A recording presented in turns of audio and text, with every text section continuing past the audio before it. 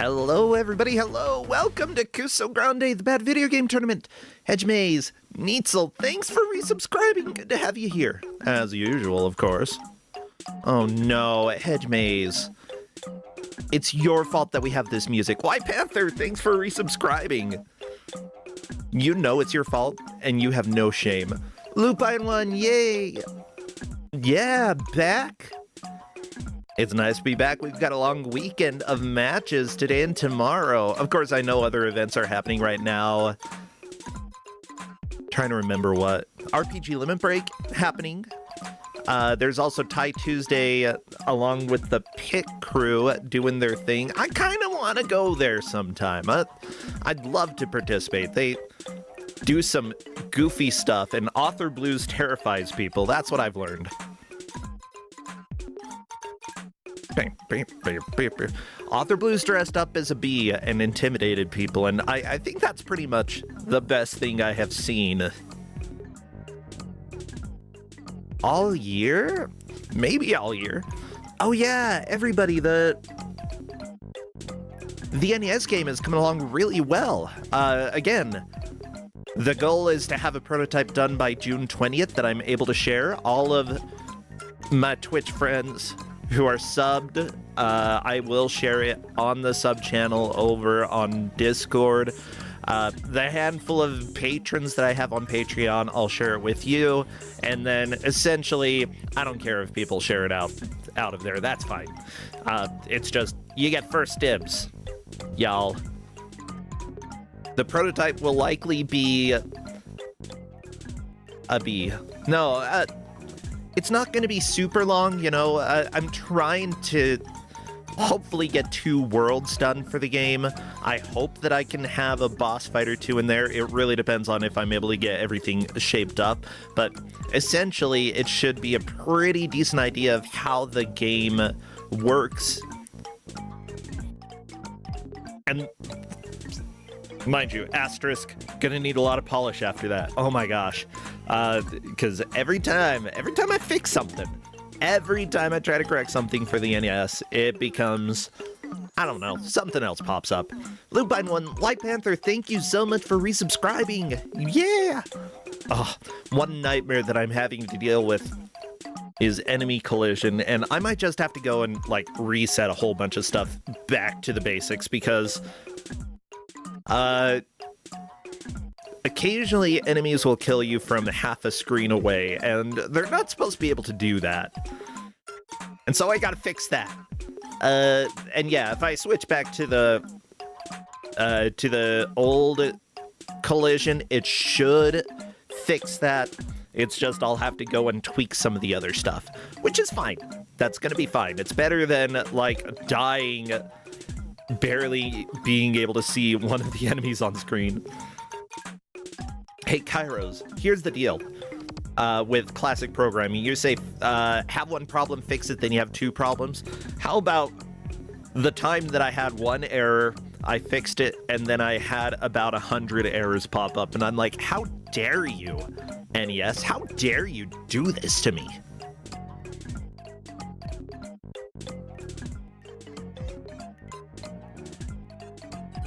Yeah, that's the NES for ya. Eggplant Wiz, thanks for resubscribing. Turns out that the easiest way to do it was to figure out how to deal with the 1 error, than to figure out how to deal with the 100 errors. I just had to make a more different fix, that's all. More different fix worked. Oh my gosh, well, I hope you're all ready to get your fix in for Kusogrande today, because we've got 1 full hour. No, we've got 4 matches. What am I talking about? We've got 4 matches here. Plasma Gun, good to see you over on YouTube. You're having some ramen. Well, I'm gonna... Nope, can't. I was gonna be like, gonna run off over here with Crappy to do the game reveal. Crappy, take us on over to the reveal, and watch out for Domo-chan. He might eat your eyebrows. Crappy doesn't know this. He doesn't have eyebrows. Oh, He can't look up there, you know? Can you see? I guess I can kind of see my own eyebrows. Like, not super well, but they're there. Well, everybody, we don't have to worry about eyebrows with our next GM, aka first GM of the day. That's a really weird segue. Say hello to our dear friend, Gray Googlich. Hello, Gray. Oh my gosh. I also forgot to get this ready. Great.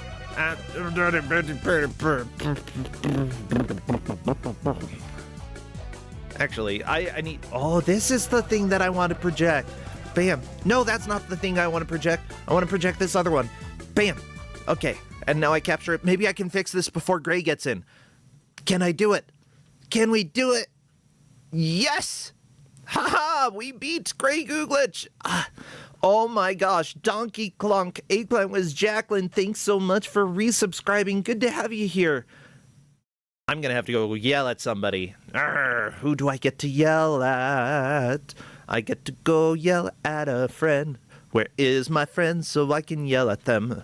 Great.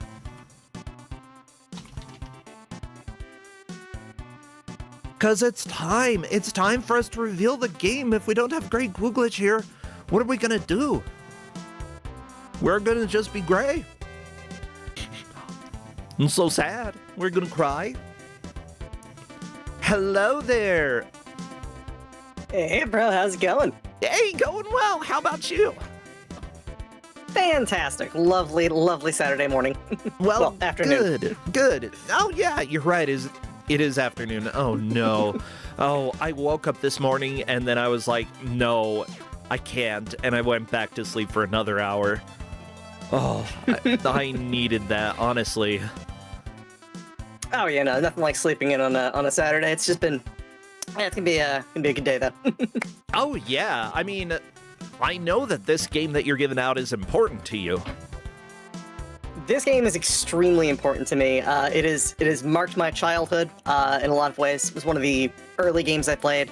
And I found out like speed running games out of spite has been a really fertile ground for me finding stuff. So yeah, am I clear to then reveal it to everybody? Yeah, go for it.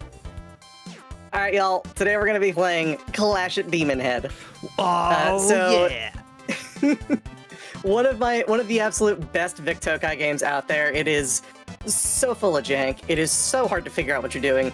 And we've done a whole lot to make this playable for everybody and fair to track. Because otherwise, if we didn't do some of the stuff we went through, it would be incredibly difficult to track. Oh, yeah. I mean, you made a Lewis script for this, which is huge. Thank you so much. You know, we've had a handful of people do that before, but I believe that this is the first time for Kuso9rande. I know that it takes a decent amount of work to do that as well. It's not just, you know, bam, there's a script. You gotta know how the memory works. I mean, if you didn't know, I'm making an NES game. Which I've only talked about like a bajillion times ever, and it's been so much fun, but also learning like all of the little in and outs of the NES has been really fascinating and kind of a nightmare at the same time. There's just so much. Like I say, I love hearing you talk about that. It's just such an awesome process to hear someone making a new NES game in 2026. It's so cool. Yeah, and everybody, we're even planning to make carts for it and everything. Hell yeah. That's awesome. Yeah, like, might make boxes for it, you know, and maybe even a manual. I gotta decide what we're gonna do. Okay, there we go. I was like, one of our players doesn't appear to be streaming, but they are now. Good. The question, so is there going to be flashing in this game? I think that's the... There will be, yes. Okay. So there's a couple places where there's going to be flashing. I'll give you the warnings right now. There's mostly the stuff related to the gem. They'll find that through the game, and then when they have to use it at certain places, it'll flash. I don't think we're going to see a clear screen, so I don't think we need to worry about the bad flashing. Just the ones that happen with the gem are a little annoying and probably deserve a warning. Gotcha. I'm just waiting for two people's games to get away from this talking so that I can actually make sure the cropping is right, because it doesn't stay on the title screen for all that long. There we go. One of our players appears to be correct. Let me just do... Nope, we're going to do a tiny nudge to the left. And then this player...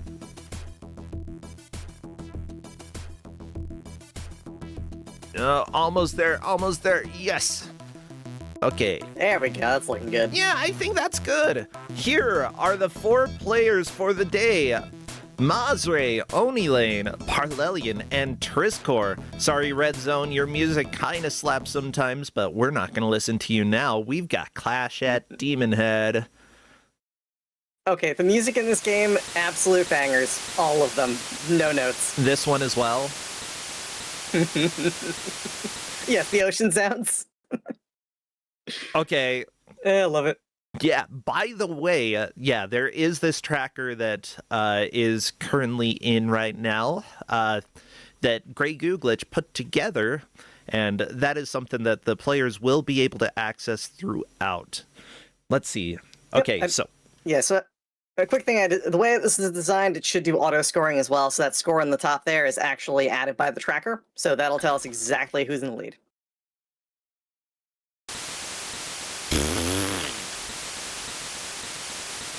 This is beautiful. Yeah, oh my gosh, this is going to be one of the easier games for us to track because it's all right there.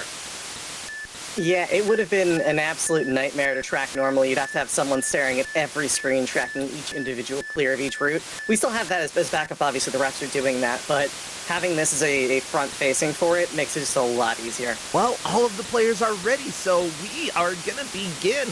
Best of luck to the players. What would be good emails for chat to spam? Obviously, anything Vic Tokai. Oh yeah, Vic Tokai themed, anything relating to yeah, honestly, just Vic Tokai stuff. That's really about it. Yeah, anything that seems related to this, spam, spam, spam, so that we can start the run. And here we go. Oh, yeah, I know this music very well. Oh yeah, I love the soundtrack of this game. I mean, the shop call is really, the shop music is the best music, bar none. But this music in general is just really, really solid. They put a lot of effort into it. Oh, we get to see our first encounter with Tom Guycott. Uh-oh. What does he do? And the first talking time, he's just a guy. Like, okay, the game tries to make him like the main villain, but you don't really interact with him through the entire story. Oh. He's just here. Okay, so he's the quote-unquote villain here. Yeah, and like he gets like top billing on the box art too. Like you see Bang fighting him on the American box art, which is just awful. My favorite kind of thing though, because it's just that worst like kind of like early NES terrible design. It's incredible. Yeah. But yeah, so Tom Guycott, just sort of the main bad guy. He just kind of hangs out. He's part of the group that govern this island nation, I guess. Like they never really explain where you are or what you're doing, other than, yeah, Professor got kidnapped. He made a doomsday bomb. You've got to go save him because he thinks they want them to make a doomsday bomb for them. It's weird. We Terrible already story. have Scott Pilgrim chat happening in Twitch, by the way, which I know that you brought up Scott Pilgrim when you were giving this game out. I did. So Brian Lee O'Malley's first video game was Clash at Demon Head, which is why he named the band that. That's so cool that this is the first game that guy played. Or, yeah. Yep. It's like that was the seminal moment, the pivotal moment for, you know, developing your sense of game design and all of that and what you think about games. Like having that be this sort of formative memory is incredible. Yeah. And especially like, you know, it being that important that you would name like a major part of your manga after it. Oh yeah, I think that's great. Whether or not this is a good game is another question. You have a lot of love for it, mind you. And it looks like all of the players already have a score of 1, which is great. You're always welcome in the Super round. Shop. This guy's mustache is incredible. The Japanese version, his mustache is way less thick. It's definitely more of a, like, just filling in kind of mustache. Yeah. Amazing. I was gonna say, this it's almost a Hulk Hogan. Oh, yeah. Yeah, style. You got that big old bushy mustache thing going on. It's incredible. Yeah. So yeah, seeing Yeah, seeing players with the shop is going to be incredibly important. I hope they heed the advice and make sure they buy shop calls, but that's a separate problem. We'll see if they remember to do. What are which item are the shop call? Oh, the one that says call. Yeah, the one that says call. You need to have one of those to call the shop down. If you don't have one, you can access the shop still if you go to Route 5. So you have to, like, go to a specific route, climb a mountain, and it'll give you a free shop call. Okay, well, yeah, buy the shop call. Yeah. Yeah. It's super important to buy the shop call. I also told them to be very careful about reading this talking time text because it will tell them where to go. We are playing on a modified version of the game that gives you route markers, so they'll know where those routes are, gives them a direction to go. Doesn't make it any easier to play the game, but it does give them less stumbling around. It's part of the idea of making it a little easier to traverse. Yeah. I do like that somebody's saying, by Kusogrande standards, this is a masterpiece. I would say that this game, like, is legendary for a lot of reasons. Like, it has a lot of good ideas. The implementation is a little, maybe not the best, but it is still, like, really, really fascinating in the way that it works. It's just so confusing that, like, without instructions, how is anybody supposed to be able to get through this game, you know? Oh yeah, and you've seen this with some of the other stuff I've handed out in the past, like Wizards and Warriors 3, for example. Really ambitious game, had some good ideas, completely failed to implement them in a way that was good. And the same for Clash of Demon Head. There are a lot of really awesome ideas, and a lot of them are just not done in a way that was well enough to use for, like, it's just not as good as it could have been in a lot of ways. Yeah, so are continues free in this game? Yeah, they can continue as much as they want. The only thing that happens when you die is you lose force power. Force power is important. They aren't gonna need it, though, for a lot of things. When you die, you lose 50 force, I think it is. Okay. And force power, in the Japanese version, it's called Guts, is what you use it to cast spells. Okay. So, Bang, our super special secret agent in the sci-fi future, is gonna learn how to use ancient hermit magic to save the people of this island nation thingy. Hermit magic!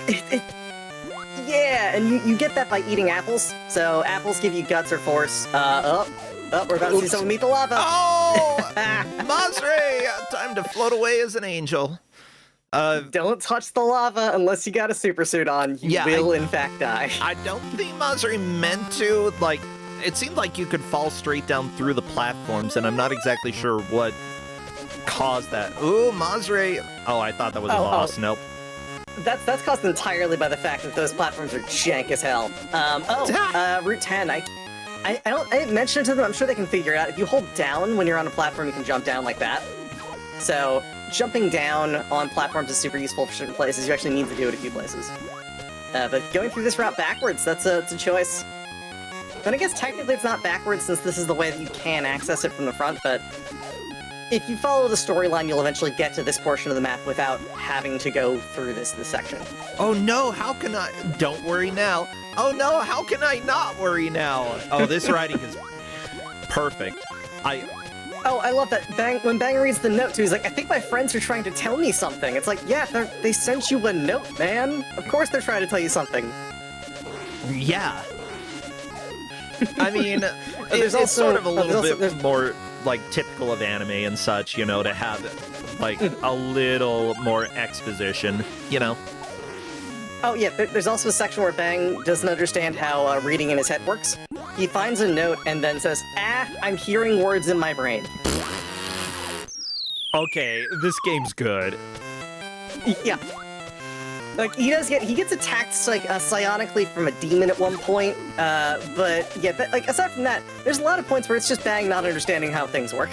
Yeah, I mean, that reminds me of a Reddit post of some kid, like, I think it was on the Kids Are Effing Stupid subreddit, which was talking about, like, yeah, my son was talking about hearing voices, and we went to the doctor in order to figure out what was going on. He was thinking.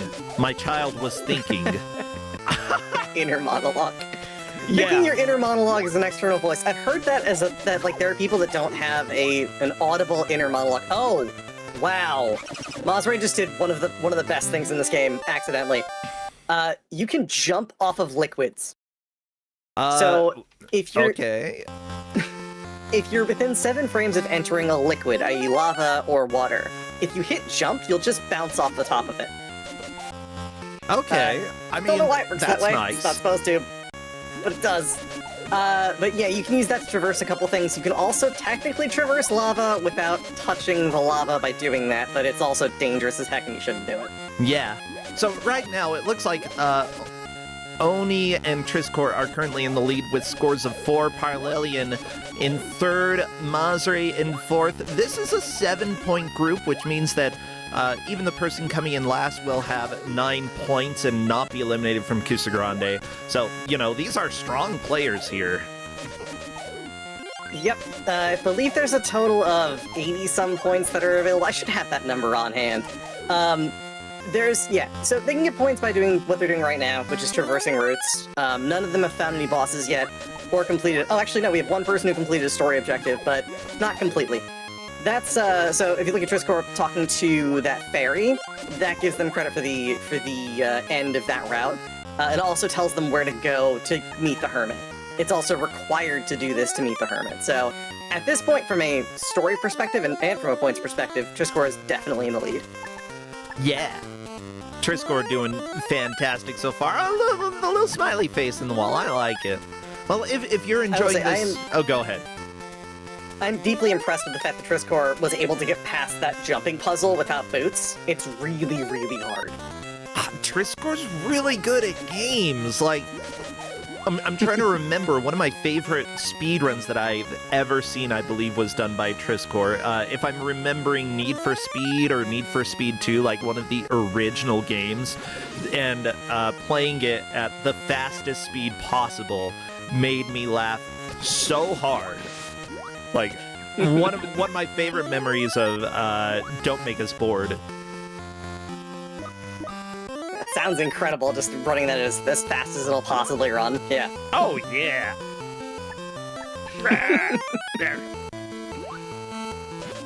Well, so it looks like you have Parallelian almost at the ferry, trying to do that same jumping puzzle I was talking about. To get a little header off the platform there. In all reality, the best way to do that is with boots, but it's also, again, pretty treacherous because the boots are incredibly finicky. They make you run really fast and jump really high, but they also they don't stop on a dime. If you hit the button, it continues moving you for 16 frames. Ooh. Okay. So I mentioned 16 frames for one reason in particular. There's a tech in the speedrun where you can preserve the amount of boots energy you're using by, instead of holding the button, you can tap the button left or right and carry it through the 16 frames and then tap it again. So 4 hertz tapping on the direction. Yeah. It's awful. It's what makes the any percent the worst thing to run. I mean, awful, but I've done speedruns with mashing. 16 frames seems like it's 16 frames for the pain. entirety of the run. Yeah. How long is the run? The run, so at this point, Gildersneeze still has the lead. Gildersneeze is the only person who ever actually did that to that level. I mean, there are a lot of people who've done it. Toad did a bit of that as well, but currently it's at 20-ish minutes, like 2016, okay, I think. That's like too that. long. Like, sure, I did Fester's Quest. That's too much mashing for me. Like, Fester's Quest was actually acceptable. Yeah, mashing for that long throughout an entire run sounds like a pain in the butt. Oh, absolutely. And I will tell you one other secret. I played Fester's Quest as a kid. That's also a game that I, at some point, plan to do at least one speedrun of. Oh, you should. It's a lot of fun, and I know that from, like, since the days that I ran it, there has really been some cool tech and some really difficult stuff, because I did easy route because I was like, other people, you can go ahead and do the hard stuff. I'm doing the first run. And, you know, I was like, I'm using light bulbs so I can see where I'm going in the dark. Other people, if you want to go ahead and get good enough to not use the light bulbs, then you do it. And people did. I think Zaki, for example, did that. Well, it's like Link to the Past. There's a lot of people who run the randomizer for Link to the Past that, you know, they've played it enough times that they don't need the lantern to do stuff that usually requires the lantern. It's that kind of thing. Yeah, that memorization. I fully support not use, like, even if you know that certain strats exist, you don't have to use them, you know? Yeah. Especially early on, have fun with runs.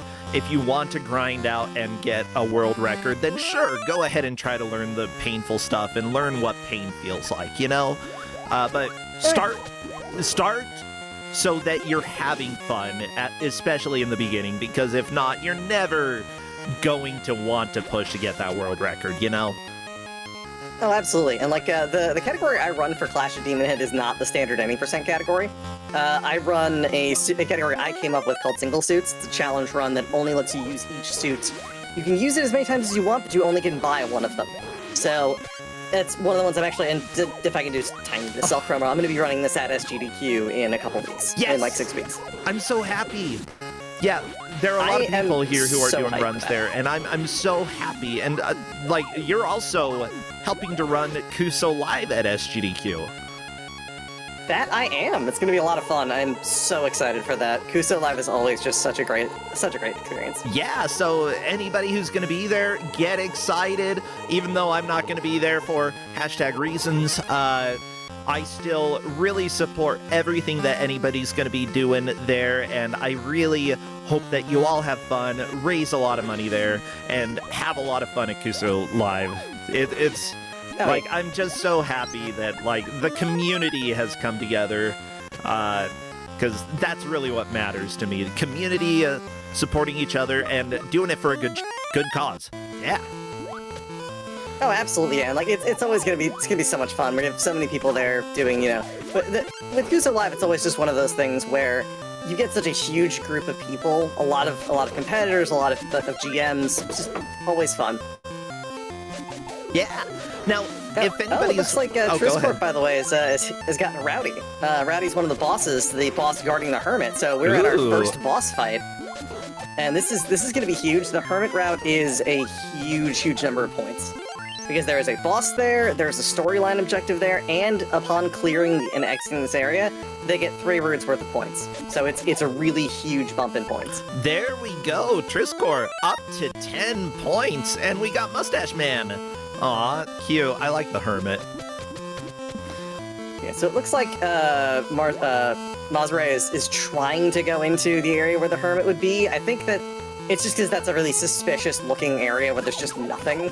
Yeah. Once you talk to the fairy, the statue appears there that you can go through. Okay, well, I appreciate the referees who are helping track this match and who are specifically writing that I am looking at the wrong tab when introducing the refs. Let me go to the right tab here, okay? As soon as I can oh my gosh, this is impossible to see. Here we go. The referees who are tracking this match are Hazel Shade, chilling in the Hermit route. Yeah, we've got the Hermit on screen. Look at him. He's kind of got a tummy. We've also got... He's such a little guy. You're so small. Oh my gosh, he did give you the power of the small micro power. He gives you little guy powers. Yeah. And right now Triscorp trying to figure out where to go. Hopefully, there we go. Yeah, you gotta go down this little pit there. Like, it doesn't distinguish good pits from bad pits either. It never does this kind of crap. Like, it's just like, nope, get throw you out here. Uh-oh.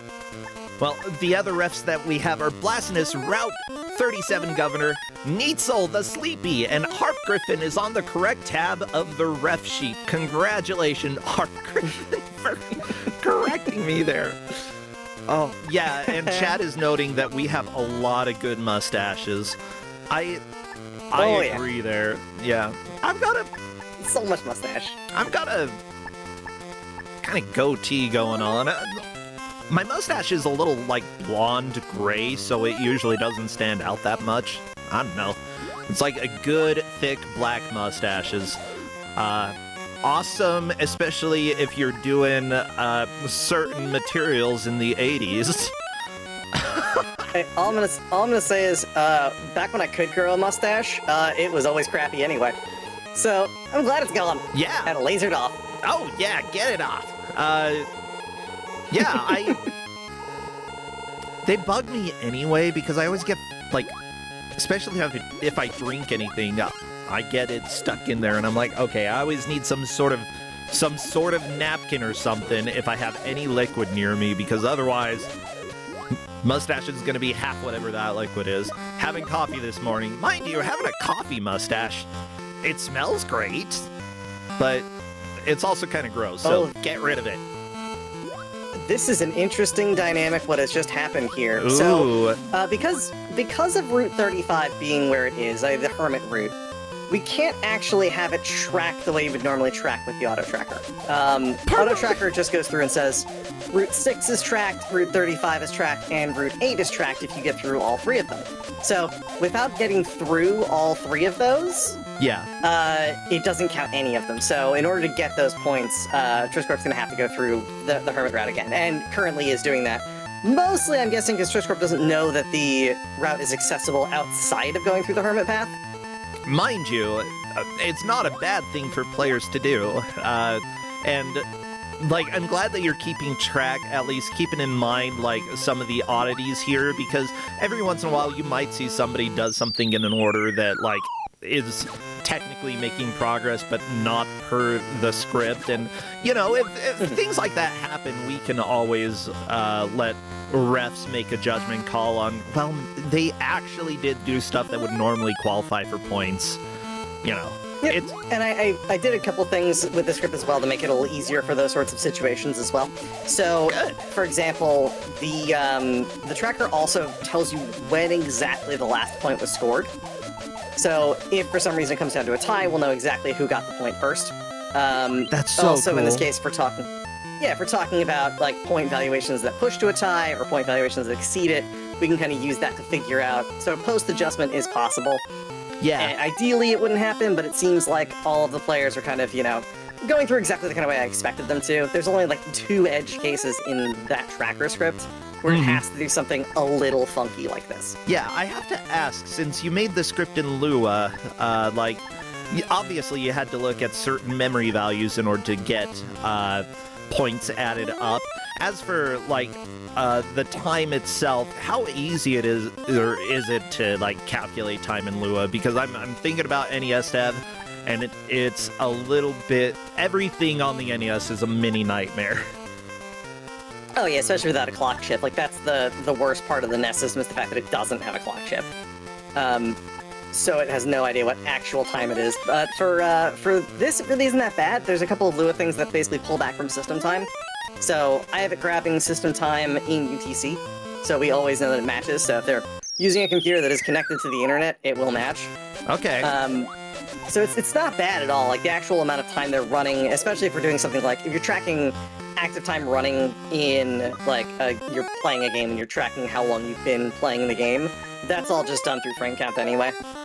Yeah, I mean, to be fair, any timer in the NES just uses frame counts anyways. You have 2 different counters. The first is your low speed counter, which you set to count 60, aka 60 frames, which is about how many frames are in 1 second. And then when you run out, when it counts up to 60, you reset that to 0, and the second increments by 1.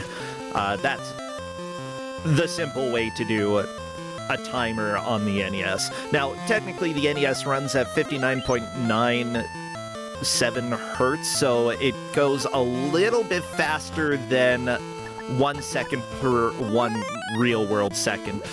Enough that in the case of Home Alone NES, which you have to play for 20 minutes to beat it, the record, which has like a 100-way tie, is 19 minutes and 58 seconds, because it's 1 second faster for every 10 minutes.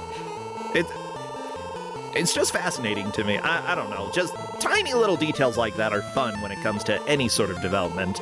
But yeah, Lua, you get to deal with the machine's clock, which is going to be accurate. Yeah, anytime these days you're gonna have a computer, it's gonna track that accurately.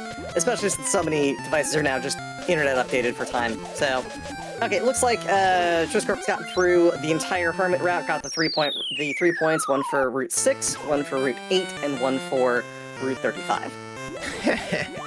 I do like over on YouTube, they love mini main character. What's his name?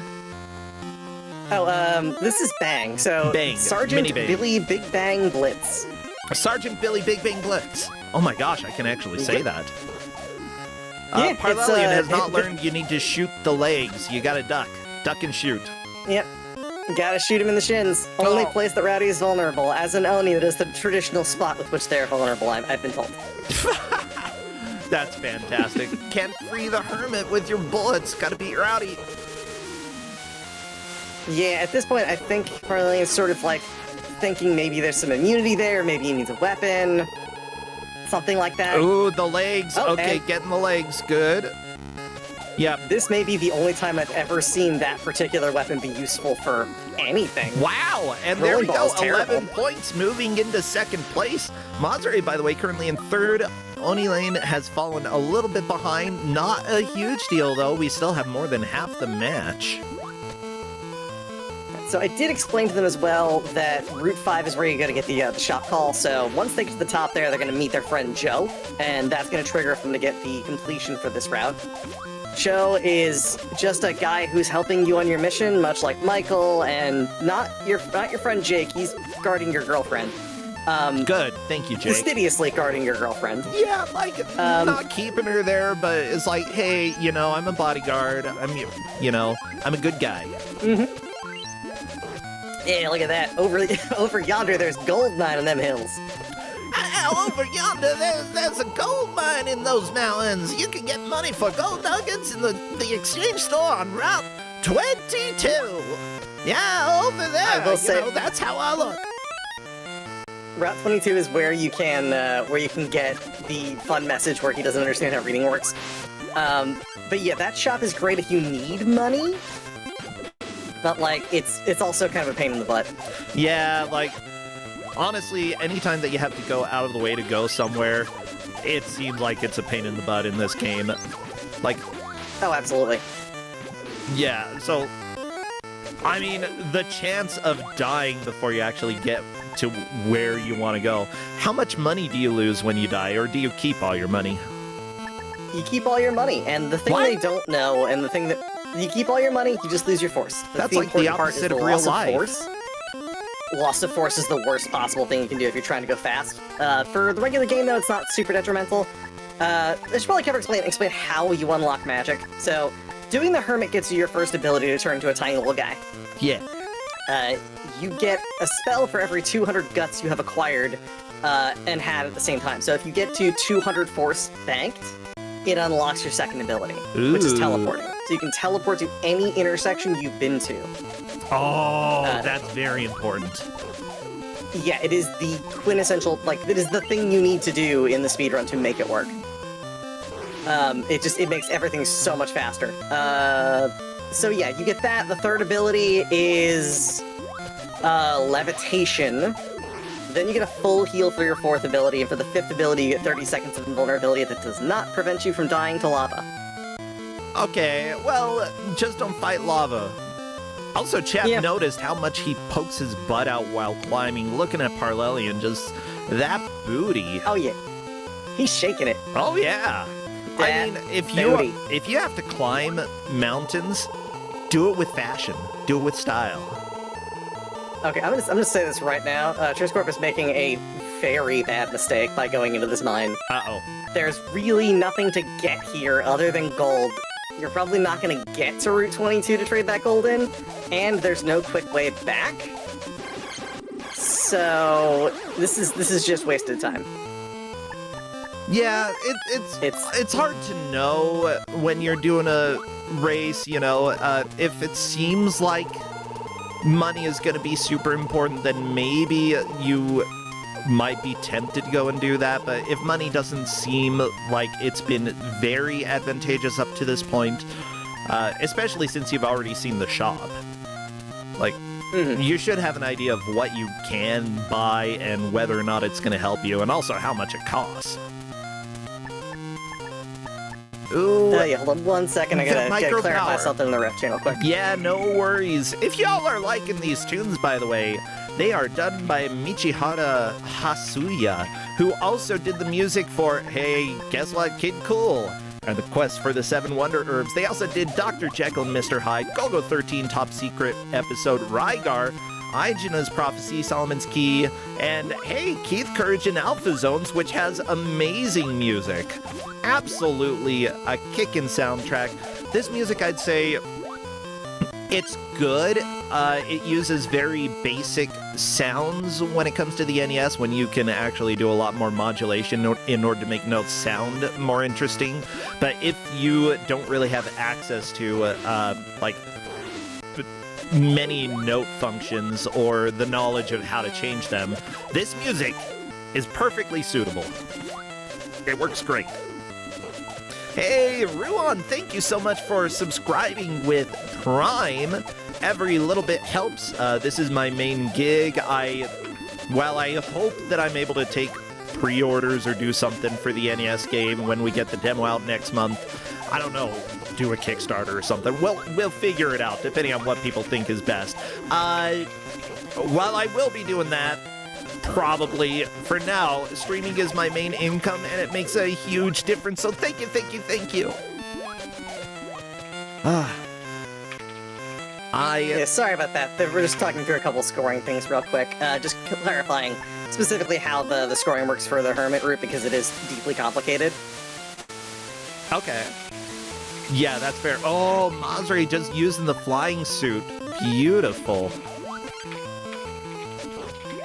Made a lot of quick progress going up the hill. Masri is currently tied for first place. Triscore, I believe, made it here first. Of course, the timer is built in, so if we need to see what time the person made the most progress, we can check that within their system.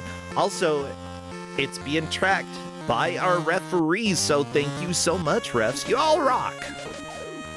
Oh, Kefka, you're saying don't partner with limited run games? Nope. At this point, no partnership planned for the NES game. It would probably just be... we would probably make the boxes ourselves and make the carts ourselves and ship them out ourselves. Sort of Neil Breen style. That's the current idea. Unless somebody watching does want to partner, in which case, that's Taki-Taki. You know, I still feel like I made a mistake by giving that man my address. I have a Neil Breen DVD copy of what was it? Cade the Tortured Crossing, yeah. His most recent one. See, I haven't seen that one yet, even though I literally... Okay, when I went to Vegas this last time, I had to walk across the university campus in order to go to... an Amazon box because I forgot some medical equipment, and I was like, wait a second, he filmed Twisted Pair here. And so I had to take pictures and be like, yeah. If you've seen his old films, you know he did a lot of like location shooting. He did the best with what he had with the limited resources he had, right? He kind of went real hard at the green screen with this one, to the point where I don't think there's any real physical locations that aren't green screen. Gotcha. I need to watch Cade. And then he had a new movie come out that's currently in film festivals, from what I understand. No actual copies out yet, but I'm excited to see that as well. I don't know. I've been tight budget, so tight budget that I can't get my Neil Breen. Wait a second, out of nowhere. Oh, never mind. That says Route 17. I thought that was the score. I was like, Oni is in the lead? What the crap? No, yeah, Triscore has moved into the lead again. Very nice. Fighting Grandpa Dino. I like it. Yep, that is Gaz. Gaz is the hardest fight in this game, and is also, in the speedrun route, the first boss you fight, and you fight him with 4 health. He's not fun. He's a really hard boss fight. You have to shoot him in the mouth to get him to fly into the air, and then shoot him in the mouth when he's coming down to deal damage. It gives you no indication that you're dealing damage. So, it's bad. It's bad design. That's great. Parlelian, by the way, I don't know what Parlelian's dealing with right now. Can you leave? That is Max. Max is another one of the governors. How can such a tiny man be governor? One might ask. Anyone can be governor. He's tiny. He's a tiny little dude. So you shoot him a bunch of times, and he turns into a slightly bigger guy. and then you shoot him more times, it becomes an even bigger guy. And then you shoot him even more times, and it becomes a really big guy, and he spews out a bunch of small versions of himself. Oh, yeah. Oh, there he goes!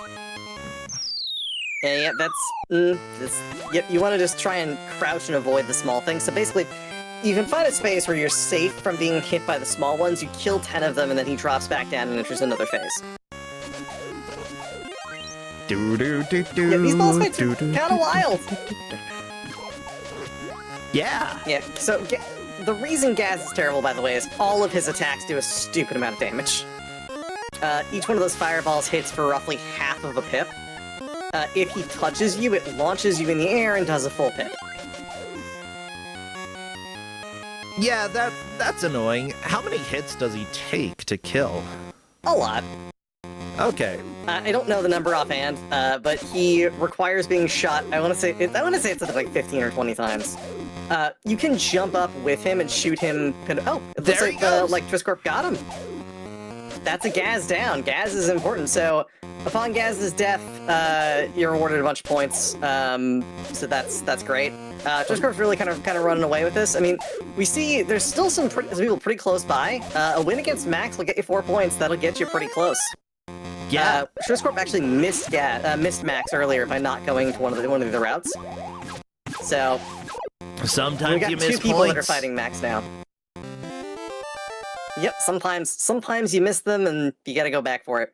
And yeah, those 2 are fighting Max. Max is difficult from a casual perspective because you don't really know his strategies.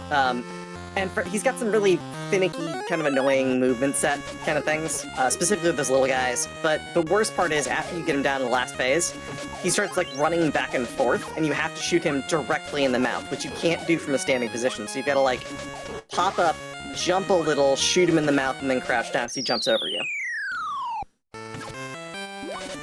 How people were supposed to figure this crap out, I have no idea. I mean, it's not... People have figured out the most BS bosses when they were kids. I'm not too surprised about figuring out bosses. Figuring out, like, obtuse where you need to go in what order is going to take a lot longer. And you do that by taking notes or by reading Nintendo Power. Notes were a lot more common when, like, the NES, before the Super Nintendo, essentially... A lot of games expected you to take notes. I mean, manuals even had note sections.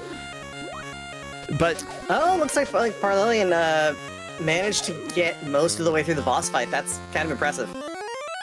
Very nice. Impressive. Yeah, Parlelian's doing pretty fantastic here. It's a hard fight. I will say Oni Lane also used the easiest possible way to do the fairy section, just by coasting directly over with a jetpack. Absolutely the best way to do it.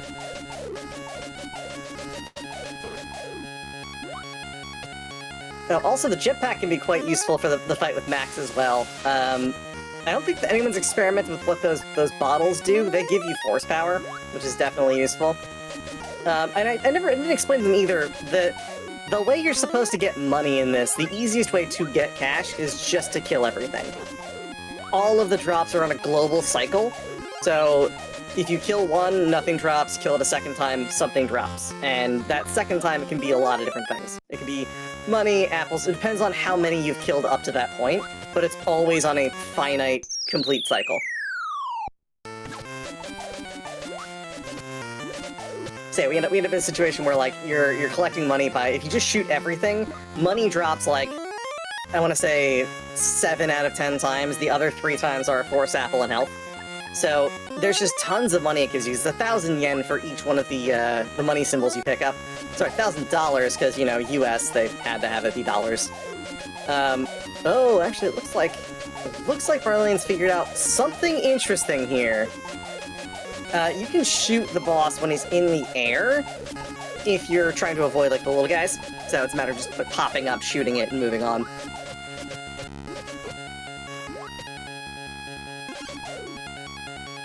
Yeah, so at this point, go ahead. We have 2 people who are fighting Max. And it looks like Triscorp's going back to where Max is. So we might see Triscorp take on Max soon. But yeah, clearing Max is going to be incredibly important. It looks like Mazare has given up on fighting Max for the moment. Or, no, I don't know if Mazare actually cleared Max or not. But this is why we have the tracker built in. That way we can kind of check that. Also, the refs are watching, so. Mm-hmm. The refs have got this. But yeah, we will know by the end who's done what. Looks like... Oh, Route 15. Excellent. So, Route 15 is actually deeply important. That's where you find out about your friend. So, that guy Michael you meet at the start tells you about the ferry. He then tells you you need to go get a gem for him after getting some eyes that look a little weirder than usual. So he tells you to go to a specific route and go get him a gem that's hidden under some lava. Oh my gosh, you can buy Ultra Food? I like Ultra Food. You can buy Ultra Food. Parlelian has a fairly decent strat. Crawl and shoot the feet. Died in the worst possible way. If your head dunks underwater, you take damage.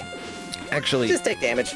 Oh no. Well, I mean, even though there's a swimming section in this game, don't duck underwater. Yep. That's what we've learned here. Yeah.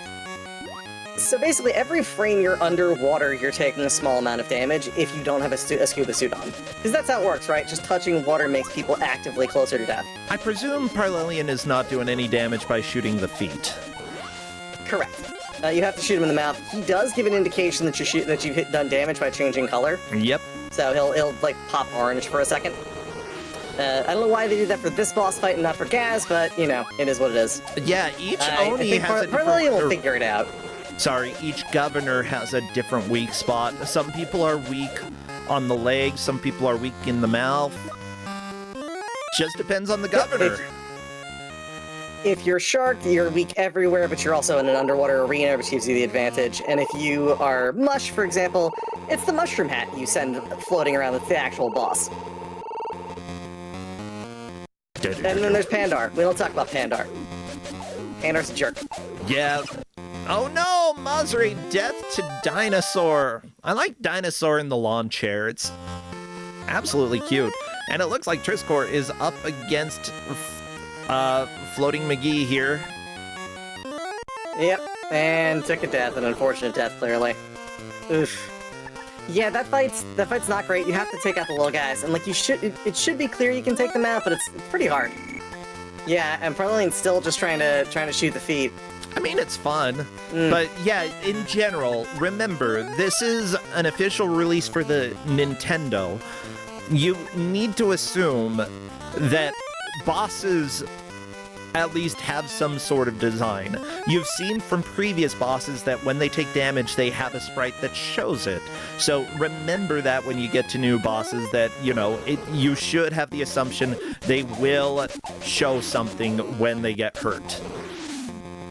Yeah, and I mean, Gaz is the only one that doesn't really do that to an extent. I mean, yes, the launching into the air thing is sort of that, but the actual damage values are only taken after he's in that phase. So it's weird. It was a weird design choice, but... yeah, so you see some people trying to use weapons. Yeah, weapons are a bad idea. All around. They're just not as good as your regular gun. Except for the one weapon that worked really well against the Shins that one time. Yeah, the PB. I don't know. That's like, the Powerball is useful for, like, one or two boss fights that are weak on the ground like that. I mean, you could probably use it to fight Shark without being in the direct line of fire, but like, for the most part, it's not great. The Shockwave is useful for a couple of fights, so you can shoot them from behind things, but it's also very slow to fire, so it's not really that good. But your regular gun, it does a substantial amount of damage. It's easy-ish to hit with. I mean, it's the easiest of them to hit with, honestly, except for, like, Shockwave is, like, a big, giant wave of attack, so technically easier. But, Parlelian is landing shots now, which is good. Good. You know, at the same time, despite the death, Parlelian learned this is how I deal damage, and, you know, if they can beat the boss, that might be enough to pass up Mazare. Not 100% sure. Mazare could earn 4 points by beating this boss, though, which is huge. Yeah, this could be a change in that position. Yeah, it's 4 points per boss. So if we do get a point value associated, if we do get a win on Max, it's a temporary win to get them above that. But like, yeah, they're both fighting bosses. If we see someone beat Mush, that's going to be interesting. Mush is a very weird fight. You'd expect you'd have to shoot the actual character, but instead you're shooting the hat that it fires back. That makes sense. I mean, so the hat's the enemy. Well, it's a mushroom. If you're fighting a guy named Mush and he's got mush on him, shoot the mush. Yeah, it's like a Krang situation if you've ever seen the Teenage Mutant Ninja Turtles. I mean, obviously there's the big hulking suit guy. Yeah. But the actual enemy is just the little brain guy. It's like that, except it's a mushroom hat. Yeah. It's that same. Well, yeah, it makes sense. Carried around Take on care a of the guy. brain. This is like one of the mushrooms that takes. It's like The Last of Us. You know, you kill the mushrooms. I will point out too, if they all, instead of going for boss fights, just kept clearing routes, they could still get a suitable number of points to take the lead. Which is interesting. It's one of those things where I tried to build out multiple ways that you could get enough points to win. Yeah, they're struggling real hard with Max here. Max is a jerk, and honestly, what I would love to see is someone figure out the jetpack strat for that. Oh, that super suit just melted away. I did not know that the super suit could be used to soak damage in this fight. It's interesting. Okay, there we go. Now we're in phase 2 with Max, and I think this is where we're gonna see Triscorp just kind of take the lead. I think there's so. a discernible pattern. It's like, yeah. Just don't accidentally get hit. That's the biggest thing. Oh yeah. At this point, well, yeah, there it is. That's all right. I have a feeling that Triscor will get back into this very quickly. Like, now, absolutely, yeah. Yeah, now they know how the fight works. Now they know what's needed in order to get there and how to actually get the boss to the final phase. This is going to work just fine. Yeah, at this point, given the progress that's been made on just clearing routes, Mazuray is looking almost like a couple more routes, and they're in the lead. I like people mentioning Commentator's Curse. Here's the deal. I don't believe in it. I don't believe in jinxes unless it's not if it's luck-based, jinxes are fake. If it is skill-based and you hear or say the jinx and you're the one who's having to execute, then yeah, sure, it exists. But otherwise, no, jinxes don't exist. And Commentator Curse is a myth. Simply put, we're watching people getting better and better at a boss. Of course they're gonna die. That's the reality of life. Death. Wow. So there's two things I can say about that. Commentator Curse, if they can't hear you, honestly, I'm of the same opinion. There's no like magic, luck situation that can be affected by it. But if they can, there is a thing called Pygmalion effect. I don't know if you're familiar with the concept. I personally haven't heard that The idea is effect. that if you treat people a certain way with a certain set of expectations, they're more likely to behave to those expectations. So if you were to say, tell somebody from the go that they were less smart than their peers, they would in turn act in a way that is similar to how you set them up, even if there's no real predisposition to it. Oh yeah. So it's a thing you see in teachers where a teacher will say, they don't like the students, they don't treat them as well as the other students, and then they start doing poor in the class because they're not treated as well in that sense, and it has an effect on their psychology in how they interact with things, and how they handle their assignment work, or how they interact with classmates. Hey, So it's behaving to expectation. Oh, there we go. Triscorp got the kill on Max. Triscorp is definitely now fully pulled into the lead. It's going to be a matter at this point of finding the other bosses and doing a little more route exploration. Triscorp's been doing a bit of both, but the big thing right now is going to be finding the gem, or clearing some more routes, finding Mush, finding Shark. I don't know that these people are going to find Shark because she's just kind of hidden away. She's buried, essentially, she's underwater in one of the routes that is an all-water route. She's just kind of hidden there. So it's going to be interesting to see if people eventually get there, but I don't think we're going to see it. I mean, we're in the last 15 minutes of the race at this point. People are going to have to start either really pushing to pull forward, or we're going to have to see, Triscorp cement that lead a little bit harder, because right now we are still seeing Mazuray kind of just push real hard. Yeah. like, the good thing is that we are seeing pretty clear separations for the players, although Oni is starting to catch up to Parlelian. Parlelian's taken a long time on this boss. Yeah, and I would have honestly said if you're having trouble with the boss, just come back to him later. They're not worth, grinding out unless you have a real clear path forward. And like it's vital, absolutely. Oh, we got a note. We got to talk about the note on Mazure's side. Yes. Pandar just said that he kidnapped your girlfriend. Not my girlfriend. Is that a lie? Yeah, Pandar's like, I got your girlfriend Mary, ha ha ha. And I took out that guy, I threw him off a cliff. As it turns out, he threw a different guy off a cliff, and he doesn't have your girlfriend. What? He just says he has your girlfriend. So he's just lying? Yeah, Pandar's a lying jerk. He says he kidnapped your girlfriend. He doesn't have a medallion because his bosses don't trust him because he's an untrustworthy jerk. And it's one of the harder boss fights in the game. That. I love having a character that just, like, says stuff that in any video game you would believe them. Literally any video game, but not this case. The point is to get you to go there and fight him, and then he tells you how to get to Tom Gaikat's camp. That's his only use. He doesn't have a medallion, and he lied to get you there. I love it so much. Like, absolutely brilliant. Oh, so we've seen, looks like Triscorp's come across the one-way path on Route 13. There is no progress through the path from this direction. It is a one-way path. Oh no! Well, with that said, Triscor is still in the lead with 28 points. Yeah, the score is shown on the screen. This is a Lewis script that Grey Goo Glitch made for this specific match. Mazre in second place with 21 points. Very nice. Parlelian and Oni in third and fourth. They're straight up tied, but Parlelian, I believe, got this score first. Of course, either of them could gain some points here in just a little bit, and if Parlelian can actually beat Max, that's going to put Parlelian in a fairly solid third place.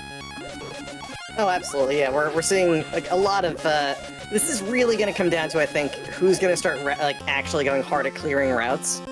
It doesn't matter if you do really well against boss fights, you're still getting a point per route. People can push to just clear a whole bunch of them without actually checking anything, and get a bunch of points that way. Wait, somebody over on YouTube is saying there's a monster in this game that flips you the bird? I don't remember that. I'm sure there is. There's always something. Maybe it just throws out a literal bird. I could imagine that. Yeah, no, there's a bunch of, like, weird choices. Yeah, that's the, I think that might actually be Pandar that does the thing. Oh, Pandar absolutely would. Parlelian is through Max. Very nice. Moving back into third place. Oni took third place for a second there, but not for long. It's still, like, we've got just under 10 minutes left. Oh, yeah, we need to see Parlelian start like actually clearing routes as fast as possible, or that's actually gonna shift real quick. The problem for Parlelian right now is that there's really no easy access to points anywhere nearby. If I remember correctly, Parlelian did a lot of this sort of exploration early on, and already had these points, so it's a matter of just sort of like, where are they gonna go for quick points? For sure. I don't remember if Parlelian cleared gas. I think they did. But that's really the next big thing for points. Ooh. Okay, Parlelian. Yeah, had to just deal with the bat. I'm glad that you can like fall and grab onto the wall pretty easily. Oh my gosh. Oh, yeah. You know, I wish I was dealing with developing an NES game that scrolled this slowly. I have been dealing with the nightmares of trying to make things fast. Well, actually, speaking of that one-way route, we just saw Oni Lane go through that one-way route through the way it's supposed to be gone through. Nice. But yeah, honestly, I was expecting to see a little bit more in the way of like shop purchases for jetpacks, because jetpacks are really fast, they're really useful. But I think because they don't have that sort of knowledge of just kill everything for money, they're kind of, taking their time a little bit. Yeah, well, also, it's like, does killing enemies take more time? Because if so, even if you get money out of it, I think most people would be tempted. Let's just go ahead and skip killing stuff. Let's move on. You know, killing stuff takes time. on the outset, you're saving a couple seconds, but you're losing the ability to buy boots frequently, you're losing the ability to buy jetpacks frequently. Okay, cool. So Triscorp just found one of the most important things in the game right now, which is talking to our friend Michael, who has lost his mind, and wants you to now just go get a gem from the lava. He was supposed to be helping us, like, save the professor, and now he's just like, go get me a magic treasure. Yeah. So this magic treasure is deeply important to the game, because Bang's gonna do a bad thing and use it to release a demon. Okay. Because, surprise, it was demons all along. Of course it's demons. It's always demons. This is called Clash at Demon Head, not Clash at Human Face. It's always demons, except when it's also aliens. Which, in this game, it's also aliens. Uh-oh. It's got magic, it's got demons, it's got aliens, it's got secret agents, it's got a doomsday bomb. This game has everything. I mean, like, I want to play this. The more that I've watched this, the more I want to play this game. Like, I've seen speed runs, I've seen... The great thing is that as much as I've watched right now, I still do not know, like, enough that it's going to help me beat the game. Sure, I might be able to figure out some of the basics now, like shoot Max in the face, but other than that, like, I feel like I'm gonna be confused, lost, and it'll be perfect. My recommendation, if you're gonna play this game, is just play it vanilla and just explore, have fun, no pressure. There's nothing you can do to soft lock the game. As long as you keep going, you'll eventually be able to win. It does have a very cruel trick at the end, which I'm not going to spoil since if you haven't seen it, you wouldn't know about it. It's the game sometimes just says you can't win. That's all I'll say. Crown Clutch, thank you so much for resubscribing, and yes, Kuso is back. We had a break because I got shingles and went to Atlanta, and oh, it's been a time. But, you know, I'm done being sick, and as far as I'm aware, and hopefully it stays that way. Yeah, glad to be here. Gotta say, the race is heating up for second place right now. It's real close. Yeah, like, I don't think anybody's gonna beat Triscorp, but Mazre barely in second place, Parallelian working a lot to catch up here. You know, they just need to work to get the last few points. You know, whatever you can do at this point, you know, you don't care about making a huge amount of progress, just make a little bit. If you can see something that gets you a quick point or two, you know, a new route that you can go down that you haven't done before, go down that route. Yeah. Oh, yeah. And we're seeing the benefit of that right now in that it's very clear right now that Mazre is just clearing as many things as possible without any regard for... Oh, it's the gold trader! I don't like It's the gold trader! Oh, we finally have the gold trader! So you can pick one of those things. It'll either give you 500 for each gold or 300 for each gold. Ooh, 500! I think you can also roll 100. So that's a bunch of cash. It was 31 gold, all converted at $500 a piece. That's a substantial dough. Hey, final girl. Yeah, I got shingles, but I'm better. Thank you for the Bezos bucks. Why not? I really appreciate the subscription there, though. Oh, this Triscorp might find Shark. I'm really hoping Triscorp finds Shark. Shark? Shark is my favorite boss in this game. She is best character. Okay. She's also just done so dirty by the box art. She's not on either the Japanese or US box art. It's sad. What? But she's hidden underwater. It doesn't tell you where. It gives you there's a thing that pops up out of the water. It gives you sort of an indication that she's there. But okay. Otherwise, there's nothing. It doesn't really tell you where to go to find her, and she is required to beat the game. It's underneath this thing right here, and right past it. Oh, how do you get under it? You just swim down. You swim down, and it'll take you to the next section. And that's what the arena is, and it's fought entirely underwater, so you have to fight her underwater. Are there clues given to you later on? Not beat Gaz. I mean, this game seems to be pretty heavy on talking time, and I assume that it tells you a little bit how to get there.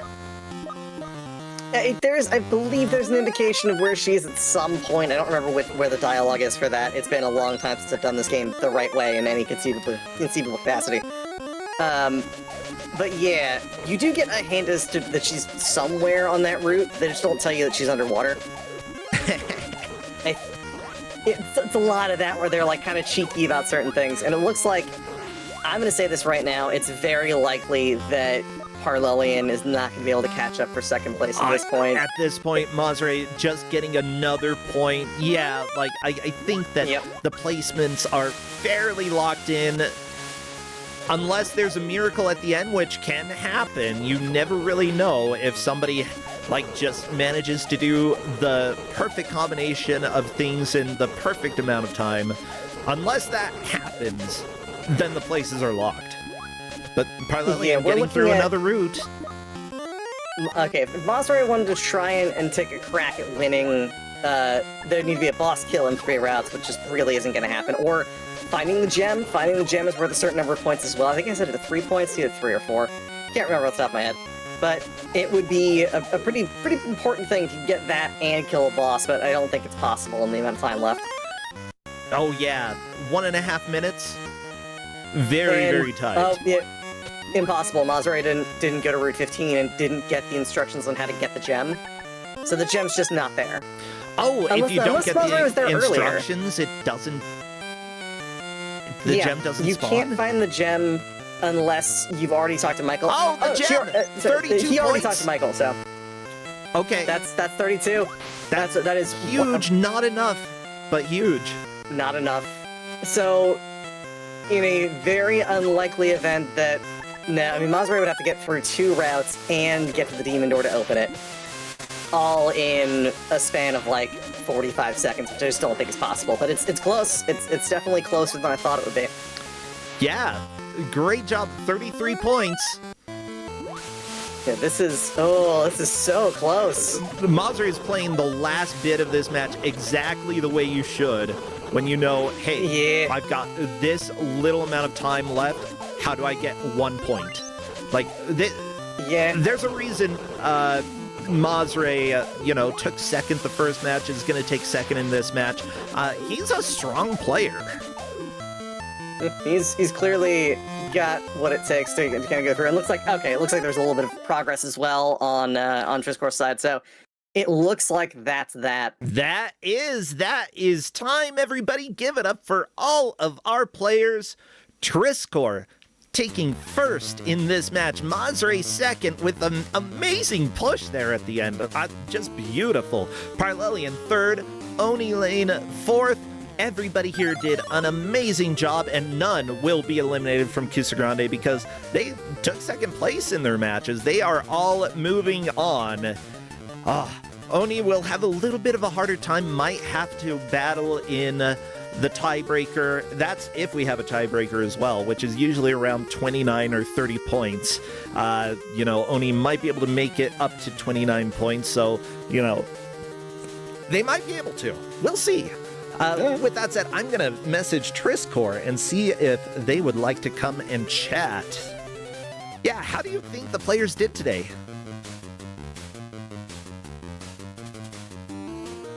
Same. Oh, the players. Sorry about that. I think they've done a fantastic job. Sorry, I was distracted looking for FChat. No, they all did excellently. Like, watching that, there are a lot of interesting choices that were made, a lot of moves that were really solid, and a lot of them did listen to that initial advice that I gave. So early before the match started, I gave the advice of go check out Route 3 and learn more about where the story is taking you. And that's why we saw people getting the Hermit route. That's why we saw a lot of progress. I was expecting to see a little more magic usage, but we didn't, and it's fine. Happens. Yeah. I mean, that's how it goes. You never know how players are going to play. It's Kusogrande, and simply put, some things are going to seem a little more stressful for a new player. You just really don't know. Okay, let me see if Triscor's here. Where are you? I don't see Triscor hopping in quite yet. But yeah, so you say magic. Is magic particularly helpful here? Magic, the teleporting in general is just really great for getting around quick. I mean, in the speedrun, for example, you basically never traverse a route more than once. And in this Okay. case, using the teleport with a second level magic kind of solves that. a Yeah, lot. that makes sense. Hello there, Triscore, and congratulations. You managed to score 36 points. The next closest was 33. They were right on your tail, Mazre. Parlelian with 24, Onilane with 18. Everyone did pretty fantastic, but you still, like, you got a lead pretty early, and you held on to that lead. Yeah. Yeah. What a weird game. Oh, really? What's weird about it for you? It has some. I think this game might have some like weird triggers that might be problematic. Okay. Do you have to like talk to the guy in 3 to rescue someone in 17? Yeah. Yeah, that's you have to do certain things in certain orders. I mean, for a game that's very open-ended, it's very strange in that regard. So yeah, talking to Michael in Route 3 gets you access to the ferry, which gets you access to the hermit. Which, again, it sort of chains through all of that. Yeah, I'm glad that you got that hint. Oh, yeah. Some of us you would usually be like all over the place and never found that maybe. Oh yeah, and that, I mean, that, again, we kind of went out of our way with this to make it fair for everyone by giving route numbers as well. The vanilla game doesn't have route numbers on the map, so you have to just kind of like mark them down and remember them as you go, and it gets kind of messy. So, do the NPCs still like give you the numbers? You can see them on the route intersections. So, like, if you look at Okami's, not Okami's, that was Parlelian's screen, the one on the bottom left, that shows you those route indicators that would normally be there, but the ones on the actual map themselves wouldn't be. Okay, so the ones that appear on the map, you added those specifically, but the route select will show you. If you go left, it's exactly. 3, to the right 6, up right 12, up 9. Yeah, that's a lot of information that it leaves out of the base game. You added those numbers then.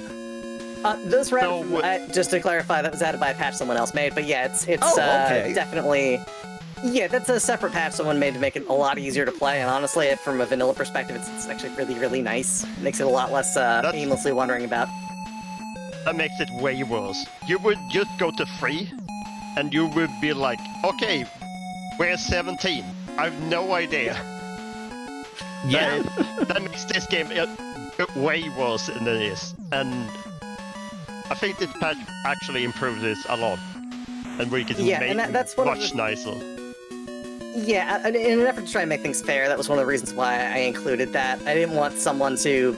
If you were like the only person that stumbled upon Route 17, that would be a huge advantage if you knew you had to go there. So it's a matter of like giving everyone that level playing field, like it's over here. So yeah, that way you have some attempt to be able to do the story as it presents. Yeah. What? Okay. One thing I will say about this, you commented on like you get 1 point for beating a route. Yes. And stuff like that. But I went to like 5. I got to the end and I just found like this massive hoard of gold. Yeah, when you talk to the... Go ahead. Yeah. And when I went back, I don't get any score for beating it. So when you talk to the guy at the top of the mountain, right before the shop call and that like little pool there, that's when it triggers for the actual point for that route. I thought I might have left that instruction out, and for that I apologize. Okay. Well, luckily that point wasn't the decider, but yeah, like there are some. What can you say? Writing a script for this, there are probably going to be a handful of things, and we made sure that we had referees watching so that if there was confusion, they could chat, and, you know, they were chatting about the things happening in the game, so, you know, they were paying attention. We've got your back, Triscore. Yeah. Yeah. I think you did a good job on it. It's just like, they use some things, like, I have no idea how many points I get for each boss, for example. Yeah, it was in about future 4 revisions, points, I I believe. might modify that. Yeah, so each boss was set to 4 points. Some of the story objectives were variable based on the actual objective, like finding the gem would have been, let's see, 3 points. But yeah, so all of the routes are one, all the bosses are a certain number, the story objectives are variable, so. Yeah. Yeah. With that said, is this a game that you could see jumping back into Trisk, or are you like, no, it's a nightmare? I mean, this pack and like what you have done, I don't know how much you have done, Grey Googich. Have you done like route, like bosses dead, or is that like the? Yeah. Okay, so yeah, I'm so I would I'm play just your the version. background. Some background on my experience with it. I am one of the main speedrunners of the game, so I've gone through and tested all of them, all of those tracking script. The tracking script keeps track of all of the bosses, including some ones that are not necessarily strictly required. And yeah, that route modification with the map, that definitely makes it way more playable. Yeah, I would definitely want to play your version of it. It seems really nice, actually. Yeah, it makes it But, approachable. Yeah, but the original version, I probably don't want to play unless I have a map or some kind. Yeah. That would be nightmare. I might try playing the original version and doing the old school strat of pulling out a notebook and writing stuff down, because that kind of is what the NES, at least in that era, expected you sometimes to do, and I feel like without doing that, I would just wander around forever until I was confused and sad. That it mimics the experience I had as a kid playing that game. Seriously, though, great job. Triskor, anything that you want to plug? Do you have anything going on, or if not, any games that you've been enjoying lately?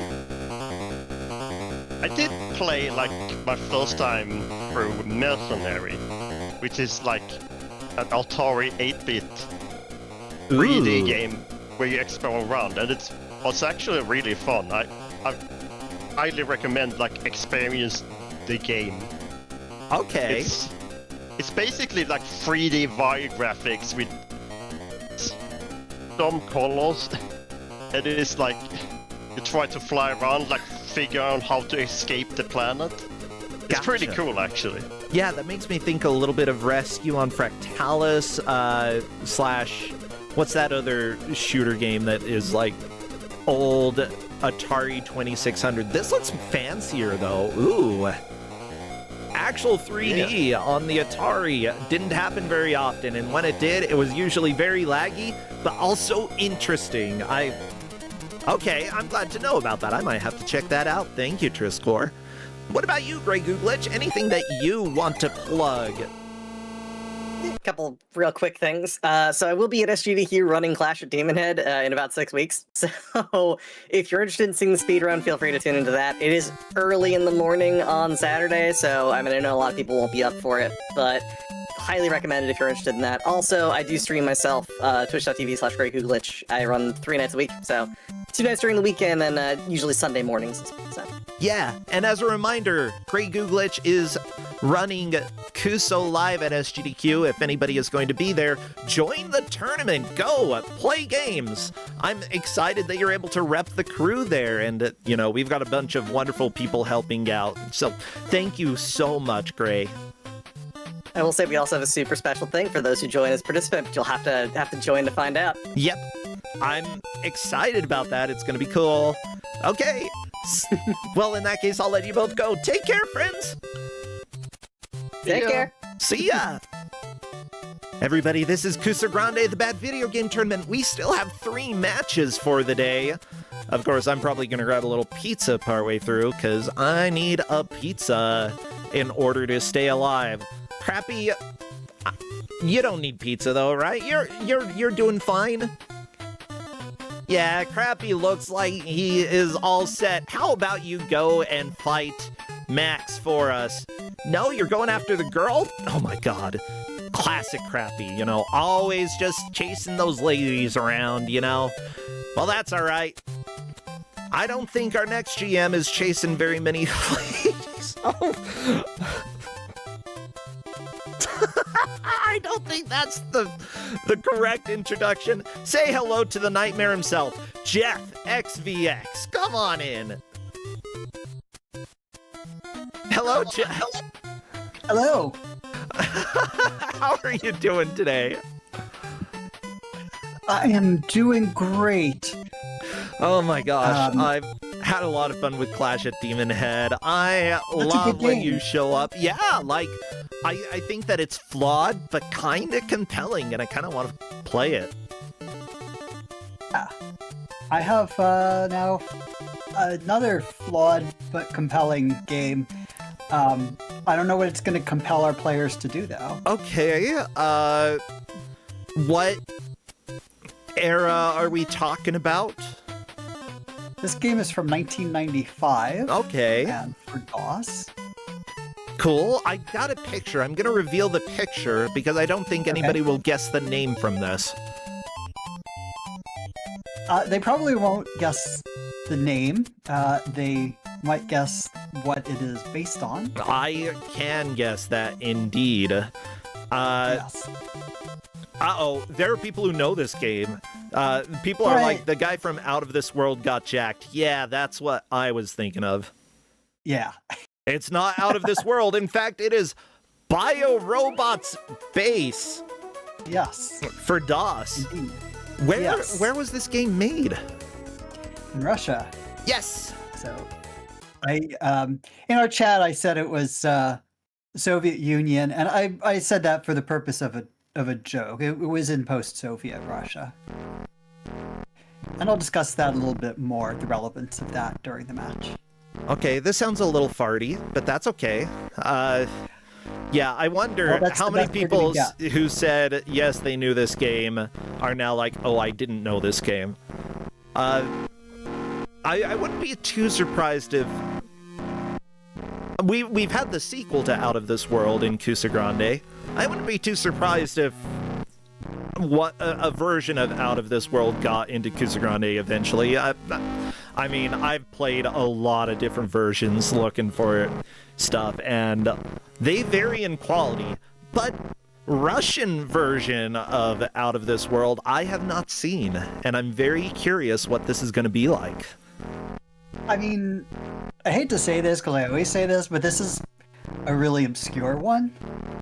There were a lot of rip-offs of Another World / Out of This World. But this one is one of the lesser-known ones.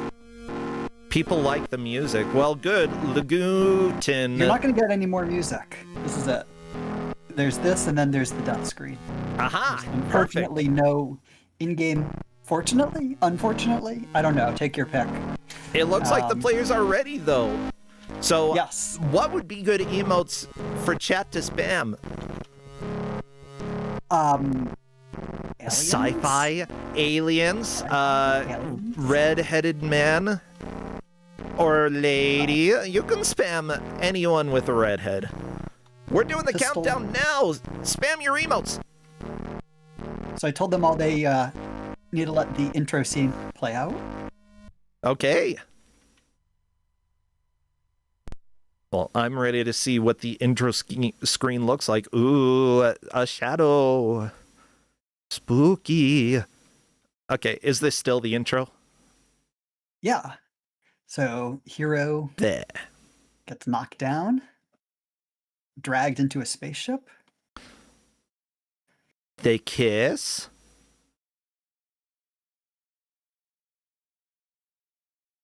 Then spaceship. Why did you spam my face? I'm not an alien. I mean, we don't know that. I know that. Or do I? We convinced one of my sisters that she was an alien. I'm not even kidding, yo. Okay, is this the beginning? Yes. Okay. So, okay, Okami will die in 3, 2, 1. What? Okay, sorry. Blood warning. This is already compelling. So yeah, people are gonna die a lot.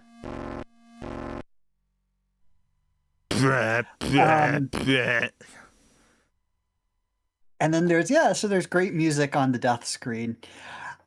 So yeah, it's what we were saying before. It's a knockoff of Another World slash Out of This World, and what was interesting, there wasn't, that game wasn't officially released in Russia because the systems it was on, Amiga and Atari, those systems were not officially available in Russia.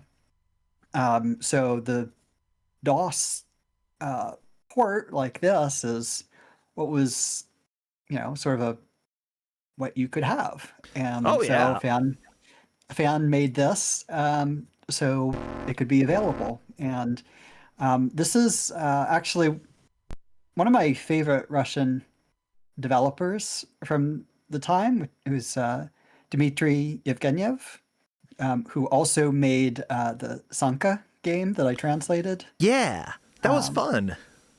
Yeah, and he just wrote these things in Turbo Pascal and basically did everything himself except for the music, which I can understand why he credited somebody else for that.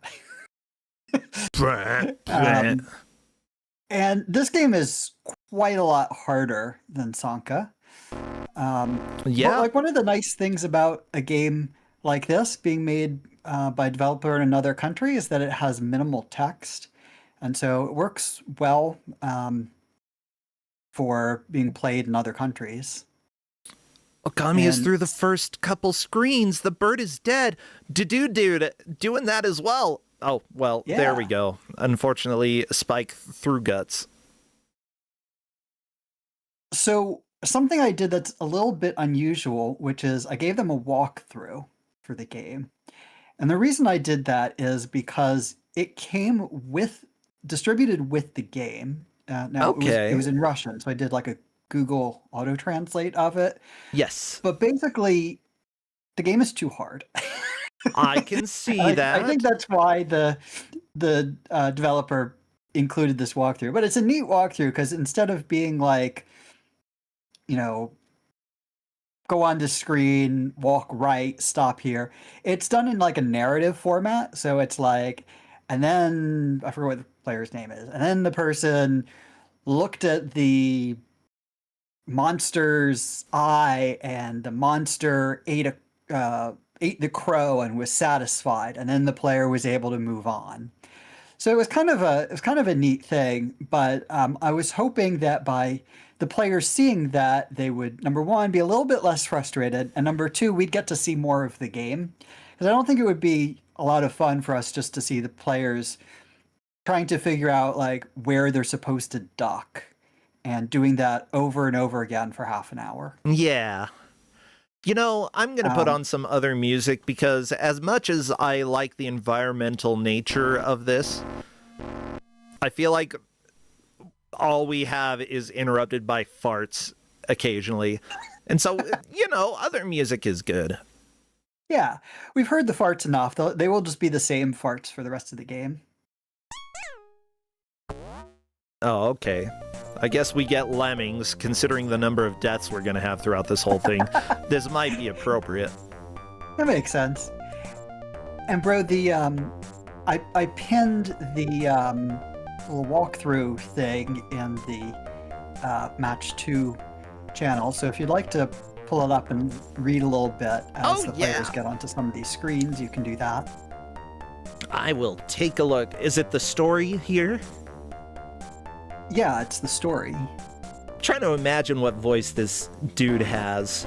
Like, what are we going for? I don't know. Can you do a Russian accent? No. Okay. I mean, can I? Question mark? I don't know. Should I? Question mark? Will it turn Italian at some point? Probably. Then just do an Italian accent. Once again, from the distant depths of the cosmos well, this isn't even Italian. Okay, I can't do Italian on purpose. Just do like generic European. Can you do that? Like anything from Europe will count. Okay,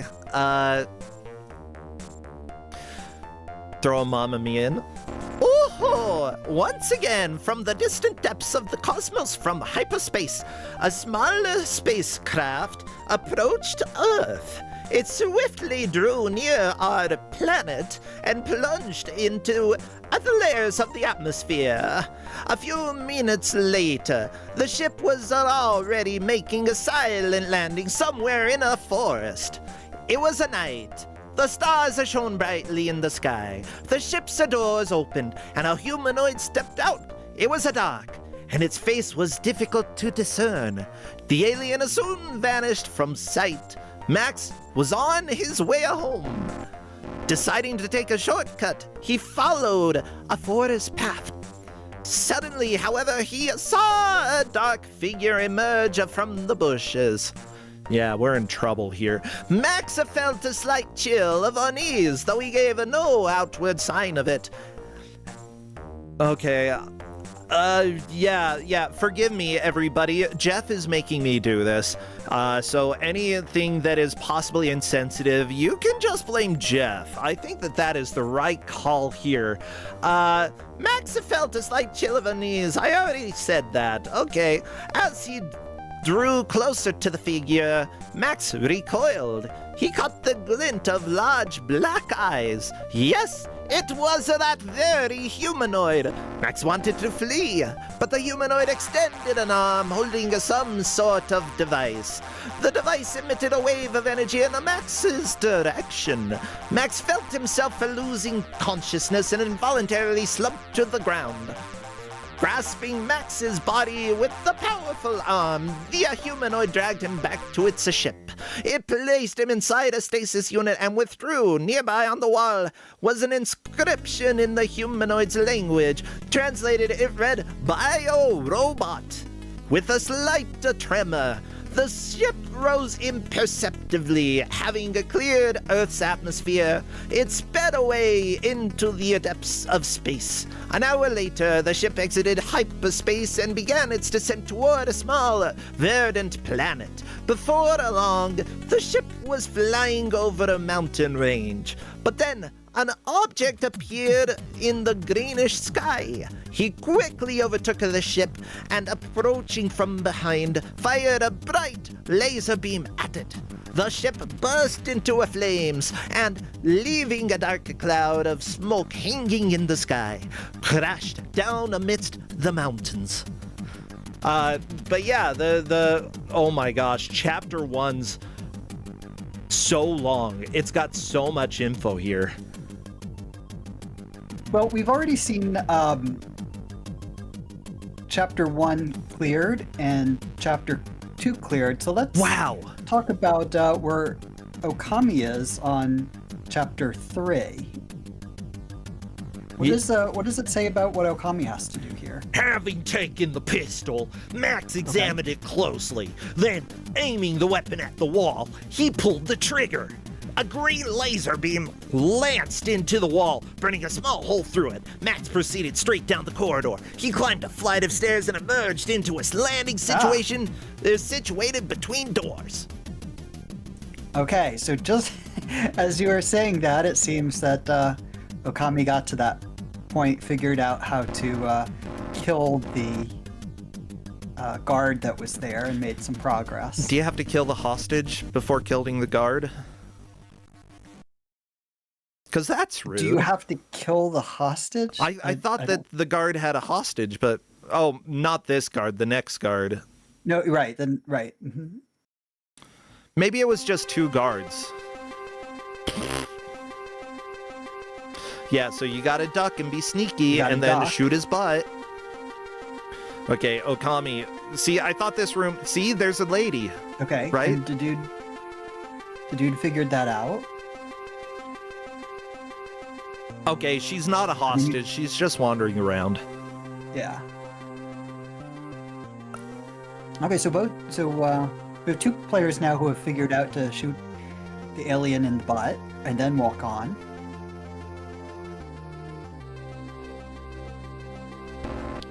So that's pretty good progress. Okay. Wait. I'm confused. Somebody is telling me that YouTube still says be on the white the Ice Palace, like, for the game? Or where does it say that? Let me know. I guess I gotta edit something.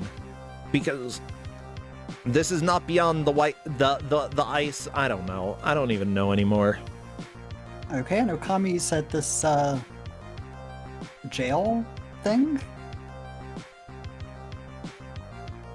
Oh, okay.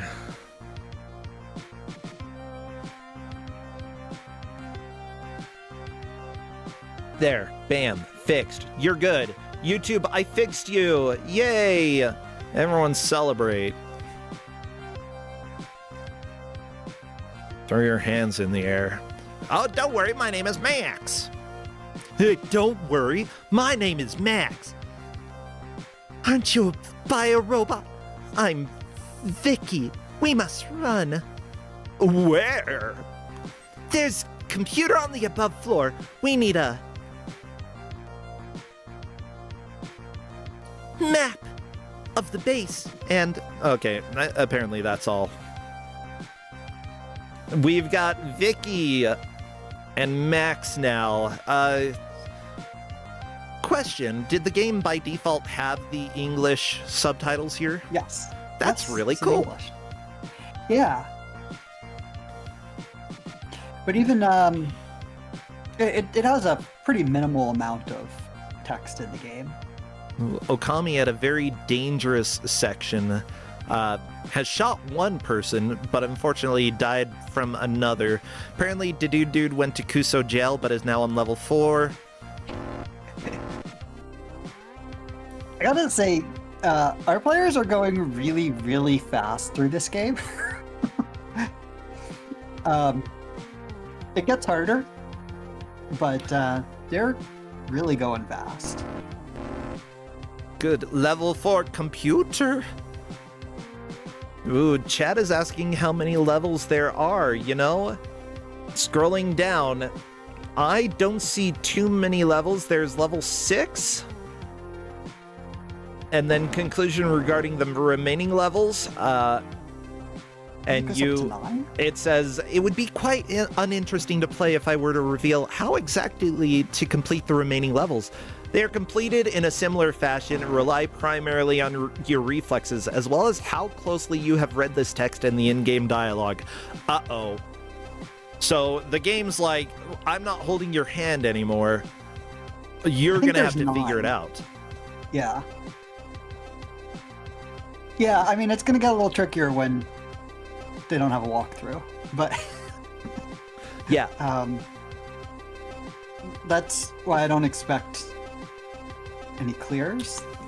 But there is also a part towards the end where there's like some BS, like pixel perfect. Like to get on an elevator, you have to be on the right pixel. Yeah, There's Jeff, like we've never seen a game you've given out require a very specific pixel to swing across a pit on a vine, you know? That's never happened. I mean... I still don't know which pixel it was. Yeah, there was kind of a similar game, wasn't it? Planeta Vermelha. Yeah. Yeah, it was. Yeah. Oh, trust me, I remember it so much because I loved it.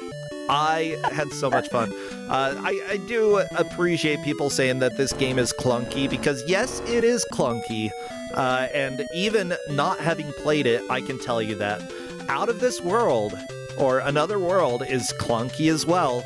Yeah. But it has better reaction time than like half of the stuff that I'm seeing here. Yeah.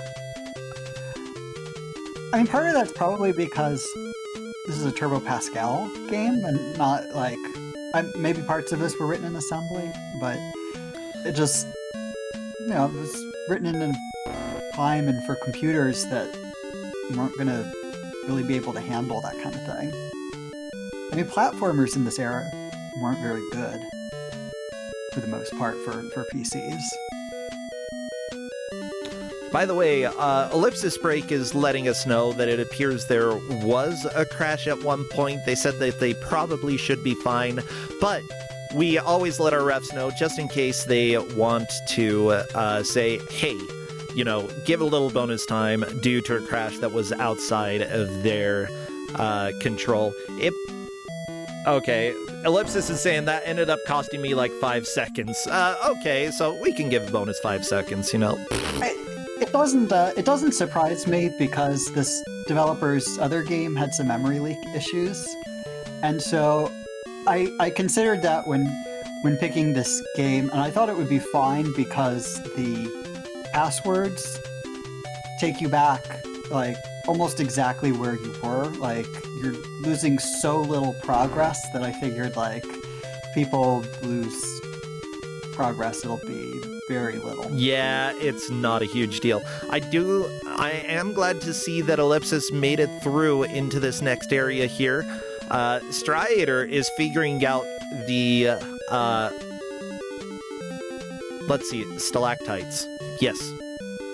Has managed to get onto at least the second or even the third stalactite. Now Chad is asking how many points this match is. I believe that these players all took first in their first match, if I'm not mistaken, and that means that, this is a strong group of competitors. They're all going to be moving on. They have 10 points. Yeah.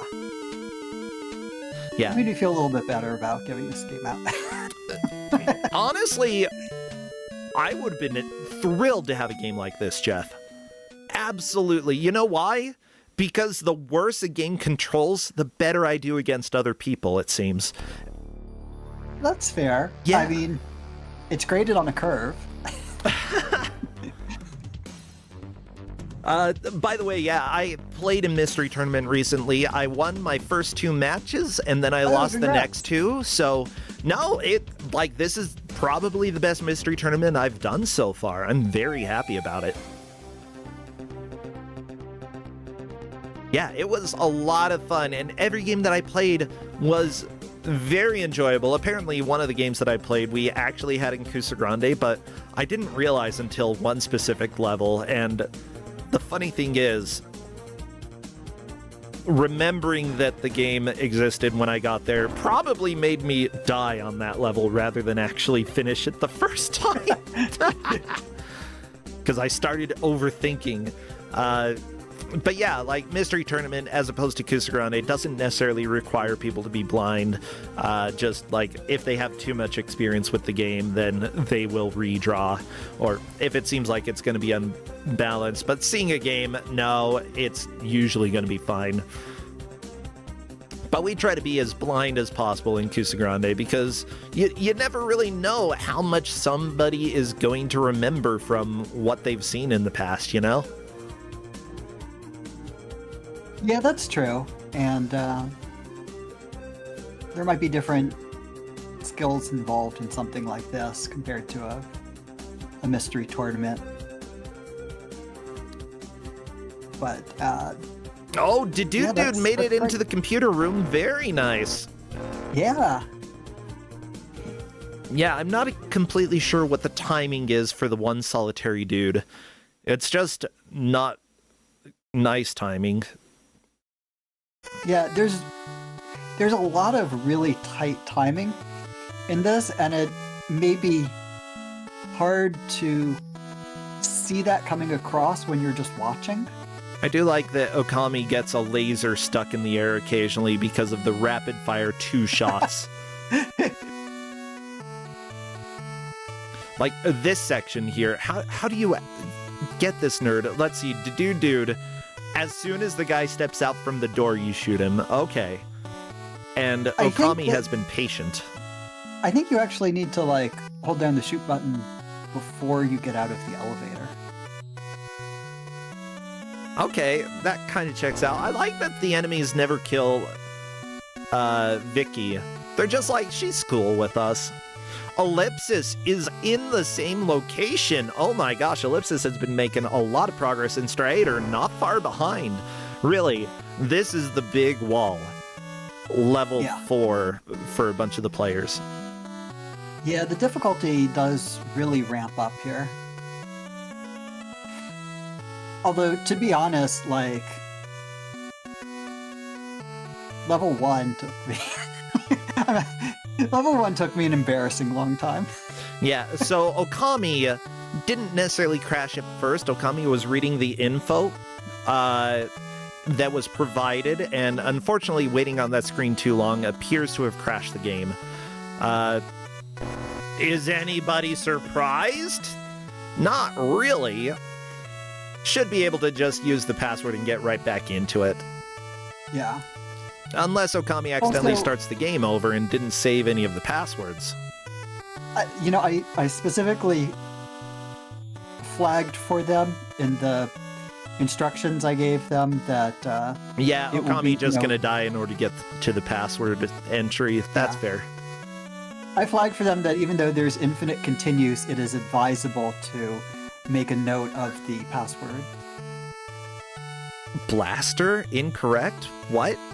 Oh, probably all caps. No? No? What? Water? Okay, water worked. Computer was the Yeah, there was fourth level. computer. Okay.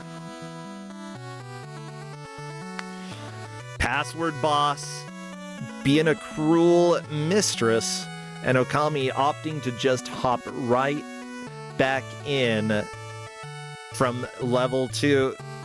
Yeah, password for... I saw computer enough times that losing a little bit of time, but you know, that's what happens if you're not paying attention to Yeah, passwords.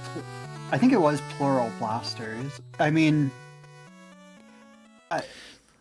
Level I 2 is so fast, level 3 is so fast, it's not going to be a big loss of time, just a little bit. And we've seen people lose because of passwords. I don't think the password is going to be the determining factor here, though. I mean, I can sympathize. It's a mistake that you don't want to have cost you a match or anything, because it's like not something related to your skill. At the same time, I'm not gonna. Why they need an I'm not gonna Earthman? step in and I found give it map! to them. Vicky Yes. found map!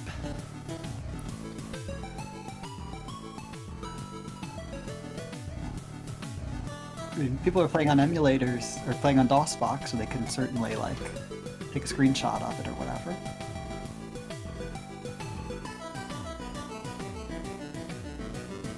But yeah, I wouldn't be surprised if everybody has a crash or two in this game. Biggest thing is remembering, yep, it was blasters with an S. Yeah. Yep, that was the trick. With that said, we have seen how quickly players can hop back into the game after the game crashes. You know, having more than one or like 2 or 3 crashes, it could end up building up a lot of time. So if at that point somebody... Ooh, microchip is the next password. Yeah, if somebody has an inordinate number of crashes, then that might be reasonable to give a little bonus time, but you can get right back into the game super quickly. Not only that, but even if you don't have the passwords, you can get back into it quickly, it seems. No, Kami, you gotta wait until the alien, quote-unquote alien, turns all the way around. Or wait, these are bio-robots. They're not aliens. What am I talking about? What? Aren't we all just bio-robots, Jeff? I mean, I'm not, and Are you now sure? I'm suspicious of you. How do you know you're not a bio-robot? You're biological, we know that, right? Yes. I agree Okay. with you on that. And your brain does computations, which is what a robot does. Yes, and there are many other things that do computations that are not robots. Okay. However, robots like... Oh, what defines a robot to you, Jeff? Other than being a Well- machine, because we're talking about bio-robot, which takes the machine part away. Okay, well, robots have they're made of steel and they have like square heads. Okay, but and then they have, they have square heads? You think every robot has a square head? they have square heads, and then they shoot lasers. You don't shoot lasers, Jeff? Now I'm starting to No. suspect you. Anti-bio robot propaganda here. I see. And some of them are dogs. You know that. Okay. Oh, a Strider got shot in the face. Yeah, biggest thing, hop into this next screen already pressing shoot. I think that, or like, as soon as you hop out from, like, the doorway, be holding shoot, that seems to be the best thing.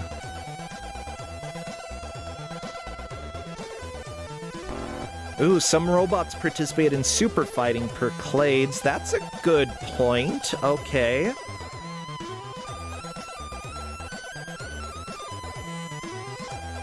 See, Jeff, I know people with square heads.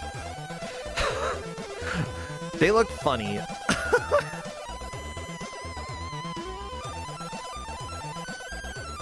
Oh, apparently Vicky kicked somebody and I didn't even see that. Dang it. Vicky, I want to see you kick someone. Dude found the hiding place here in order to kill the bio robots. Very nice, Dude in a pretty solid lead. Yeah. Ellipse is going to the computer room. Just gotta not die when you go in there. Probably gotta start by shooting immediately, or... Oh no, she kicks him in the groin. That's She kicks right. him. And then he just shoots you anyway, so I presume after she kicks his groin, you shoot. Yeah. That seems like a good Vicky way to deal with stuff. Like, kick and let the guy do the shooting. I mean, I like that kind of thing because it sort of integrates cutscenes with the gameplay. Yeah, it's a really nice touch, and very much in the spirit of Out of This World. Yeah, exactly. I do like that the guy hesitates to shoot, like, when you come into the room. As long as you stay away from him, he's like, nah, I like the lady. She's fine. What? Okay, here's a plot twist that I'm seeing from a mile away. Vicky is a bio-robot. Why else would they let her make all of this progress through here? It doesn't make sense. She's a bio-robot. I know this. That's kind of what I was thinking from their dialogue when she was in the cell with him. Yeah, let me see. Is there info in this walkthrough here? Chapter 2, Chapter 3... Okay. Ready to fire as well. He feared he was gonna... Okay. Young woman recoiled. You're holding back on the plot information. Or something. I Tell us think more. everybody is seeing the plot, okay? But I'm just trying to find information about, the young woman. You're not a bio-robot? The young woman asked, calming down slightly. I'm Vika. No, you're Vicky. We saw it on screen. We have to run. Where to? There's a computer on the floor above. We need to retrieve the blueprints for this base and free the other Earthlings. Yeah, right. You are in on this. You're a bio-robot. I know this. Okay. Like, most of this is just description of action that we've already seen, which is great. I love that it's going detailed as a walkthrough, telling you, like, what you need to do.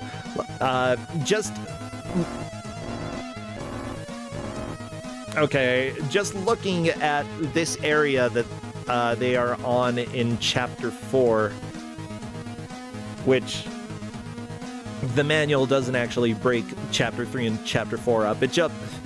Chapter 3 and 4 are in the same Chapter 3 instructions here. Okay. Let's see. Max noticed a humanoid lurking behind a wall protrusion, waiting for the right moment to strike. He and Vicky, I'm calling her Vicky because that's what it said in the game, took cover in a deep wall alcove that ended in a closed door. Realizing his ambush had failed, the humanoid leaned out from behind the protrusion, fired a few shots, and then ducked back behind cover. The sequence repeated once more. Having figured out his strategy, Max anticipated the humanoid's next appearance and gunned him down. But just then, another humanoid emerged from a doorway at the far end of the corridor. He opened fire with intense intensity. Oh my god. What's a Bio 265 chip? Intense intensity. This is killing me. But yeah, this section is describing where Striator, Okami, and Ellipsis are. Raking the corridor with bullets, he began slowly advancing towards Max, yet Max managed to lean out and take him down as well. Together with Vicky, he rushed towards the spot from which the humanoid had appeared. However, no sooner had they stepped into the room than a humanoid standing inside spun around and aimed a pistol directly at Max's face. Max froze, which means as soon as you get in that room, you need to freeze. Vicky, too, was terrified, but quickly assessing the situation, she took a step forward and delivered a swift kick to the humanoid right in a certain area that is generally considered too indelicate to mention. Oh, the humanoid doubled over in agony as Vicky stepped away from him. Max shot the humanoid dead. Vicky sat down at the computer. Max walked over to her. Why do they want humans, Max asked. They're turning us into bio-robots. Vicky sighed. It's a known fact that we only utilize 20% of our minds. Oh my god. Okay, yeah, I know. It was the 90s. I'll forgive them for using stuff that is like the Force. Scientifically inaccurate. Old man. Ooh, I like that. Okay. This developer was really into Star Wars, by the way, because his other game had a ton of Star Wars references. Yeah, dude, trying to shoot old man. That doesn't seem like it's working. Yeah, don't do that.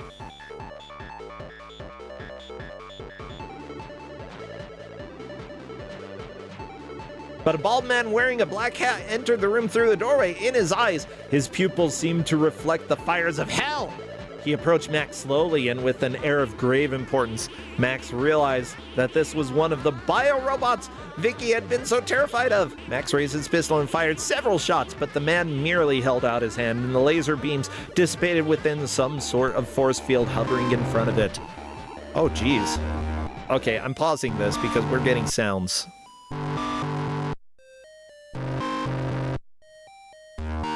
This is technically music.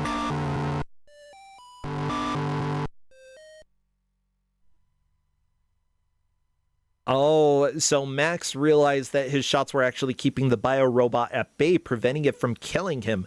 Max began firing at it once more. For a while, the bio-robot continued to deflect the shots with his hand, but then he simply held his arm straight out in front of him. Max felt an invisible force constricting his throat. He clutched at his collar, but it was no use. So yeah, using the force on Max. I got it. So the bio-robot slowly raised his overstretched arm, and Max rose right along with it. The bio-robot then drew his arm back. Max was pulled closer to the bio-robot. Max could see hell burning in the man's eyes. We already got that understanding. The bio-robot stared directly into Max's face. Something about it triggered a sudden rage within the bio-robot. He thrust his arm forward, and Max was sent flying backward, crashing into the console amidst the screens. It was then that Max realized he was lying right next to the controls for a tape recorder. Obviously. Very important, but he did not know the layout of the buttons on it. Oh, beautiful. He began fumbling through them all and soon managed to locate the power on button. Next, he started looking for the play button, which is a caret symbol. However, he kept hitting other buttons by mistake, forcing him to search for the stop, pause, or power off buttons instead. But before long, he found the play button, and a large speaker against the wall began blasting music at full volume. As is well known, the diaphragm of a loudspeaker is connected to an electromagnet. Oh my god, we are getting into hard sci-fi here. I love this. The fluctuating magnetic fields surrounding the speaker were extremely intense. This had a severely detrimental effect on the microchip housed within the bio-robot's head. It clutched its head in pain. Let's see. It could still defend against the bullets. I don't want to spoil what happens to the robot because we'll probably find out in a little bit. Yes. I'm really happy I gave them the walkthrough because this section would be completely inscrutable without that. Yeah. I mean, they're just like buttons and you're just shooting at the guy and nothing happened. Like, this wouldn't make any sense at all. Oh, power on. Okay. Yeah, gotta make sure you I turn mean, the power it still on. barely makes any sense, but at least there's an explanation that tells you, like, okay, here's what you're trying to do. Yeah, find the play button. Where's the play button? Play. No, not rewind. Too late. You get force choked to death.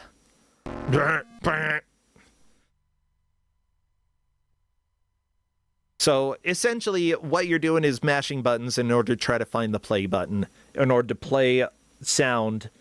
Because when you play the sound, obviously that's when magnets work. I have a feeling magnets existed before you hit the play button.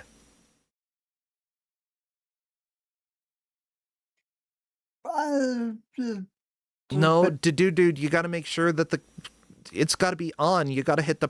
Oh, that was the power on button. Null? No. Uh-oh. Don't want null. Where's play? I feel like Record? No. it's There. worth just Yes! trying all the buttons once, figure out what they do, and then go through them in the correct sequence. Yeah. Okay, so shooting after that, good idea. Yeah, there we go. And then eventually you can dissolve it with a good laser shot. There we go. Okay, and what happened there is that Max shot the control console and it exploded. So that's cool. Anyways, that's how you get through that section. You use magnets. Okami making some progress as well. Very nice. Or Vicky. I think that somebody different wrote the manual than Evgenia, who programmed the game, because there are a lot of differences between the game and the manual in terms of, like, even how the English is written in the game. Yeah. Like, even how names are written, I mean. Oh, Strider, you had to shoot him when he was clutching his family jewels. Actually, do bio robots have families? They have jewels. We know that. Ellipsis is caught up to Okami as well. Okami climbing the pole. The section Okami's doing is pretty fast. Yes. Just grab some those chips and throw them down a hole and blow it up. Yeah, just Throw 'em make on the floor and sure, blow it up. like, having read the story, you should know more or less when to shoot enemies. Just gotta Yeah. make sure that you do that. And into the claw machine. This is kind of a gripping. Like, I don't understand exactly the nuances in the story, but, like, this is really good environmental storytelling. It is, like, here's the deal. I bet this game plays worse than it looks, which it already looks like it does not play very well. But other than that, I think that this is genuinely interesting. Like, they've done...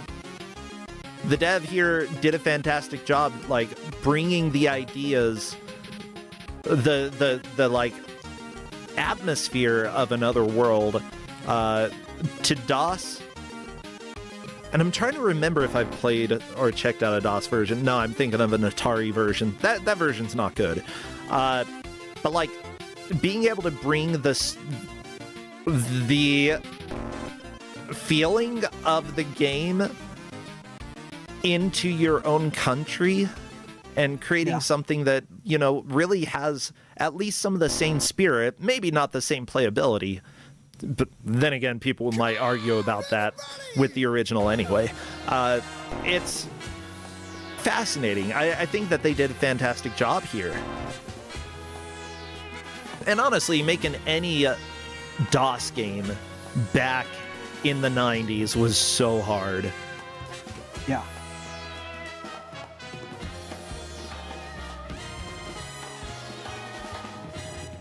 Katamari doesn't quite seem the right fit, but whatever, we're rolling with it.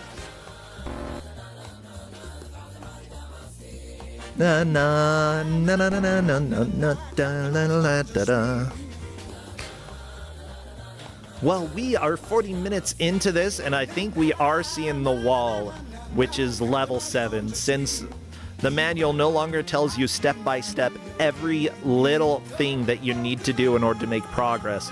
It is not surprising. Okami facing the bio-robot. Just keep shooting. Just gotta keep shooting. Ah, there we go. The force. Yeah, you gotta keep shooting. Keep old man at bay.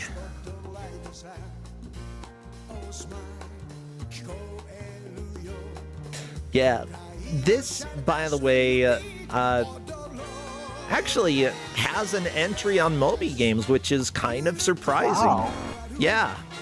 Does that mean it has a Twitch? Or no, that's IGDB. I don't know. It's on Tumblr. At least somebody mentioned this game. Yeah, I would say there are a few games that you've given out that I've found literally no information about.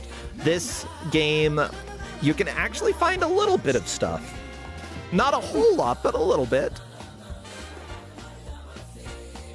But yeah, I'm a fan. You've already made me a fan of this game, and I'm very glad that we're able to see this. I mean, this kind of thing is much easier to be a fan of when you're not playing it. Look, I've played not good versions of Another World, which means that there are people who will argue that the good versions of Another World are not good. I've played the other versions. They're not good. They're very, very bad. This, I think that I would rather do this. Now, with that said, I actually think that I forgot to give a shout out to the referees for this match. Obviously, we need to give them a little love. Let me check to see who they are, and I'm gonna need to adjust the tracker on the screen because it decided, hey, I'm gonna go ahead and reset. How do you like that? Turns out I don't like it. Stupid. But yes, the referees for this match are Linker, Linker, yeah, out of this bad chop, Garfield, the Earthman. Yeah, we love the Earthmen's. Bio Mendez's base, and finally, obscure Russian Buster Curry. It's always the obscure Russians that show up. Well, one thing, Jeff, is that I like to talk about, like with people doing quote-unquote bootlegs or like games inspired by the West. A lot of the times games that were made in other countries just weren't allowed in, like, I know China was that case. Do you know if that was the case for Russia, whether or not they allowed outside media? Well, it's interesting because there were censors in the Soviet Union, and then after the collapse of the Soviet Union, there was a lot of Western media that came into the country, but there were still some things that didn't make it in because of issues with the church.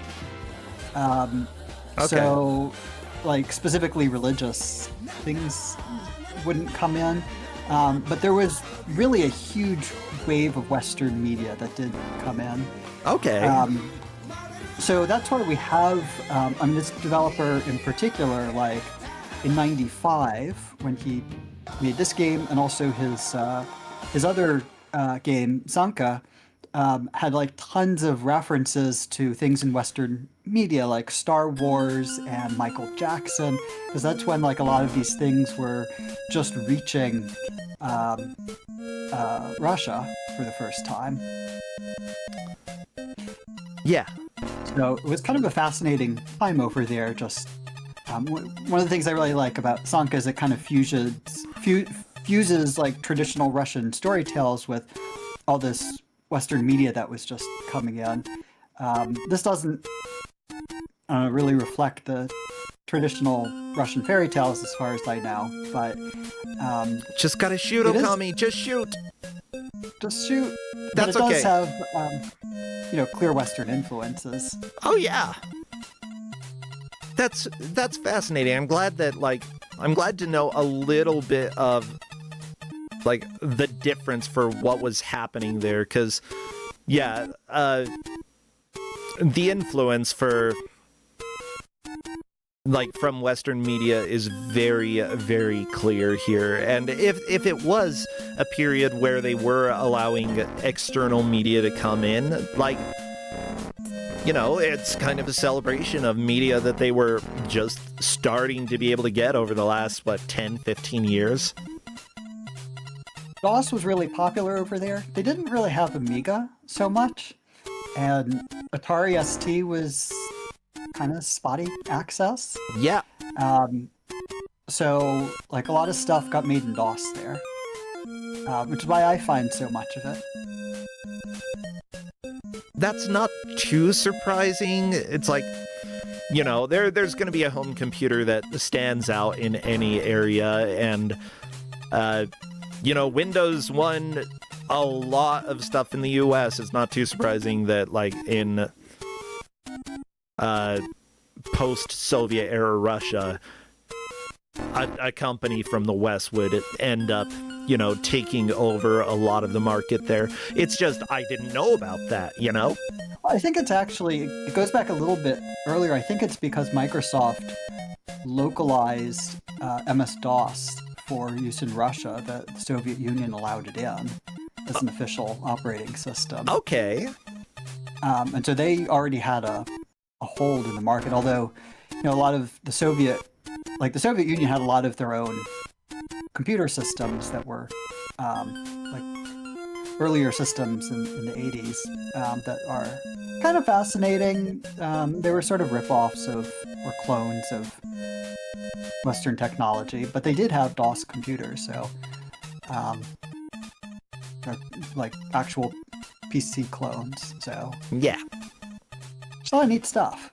Okay, it looks like we are going to be giving Okami 30 seconds. Assuming no crashes, no other crashes. That's just going to be the bonus time that Okami gets after the match is over. So there we go. Not a lot, but make up for an unexpected crash. Yeah.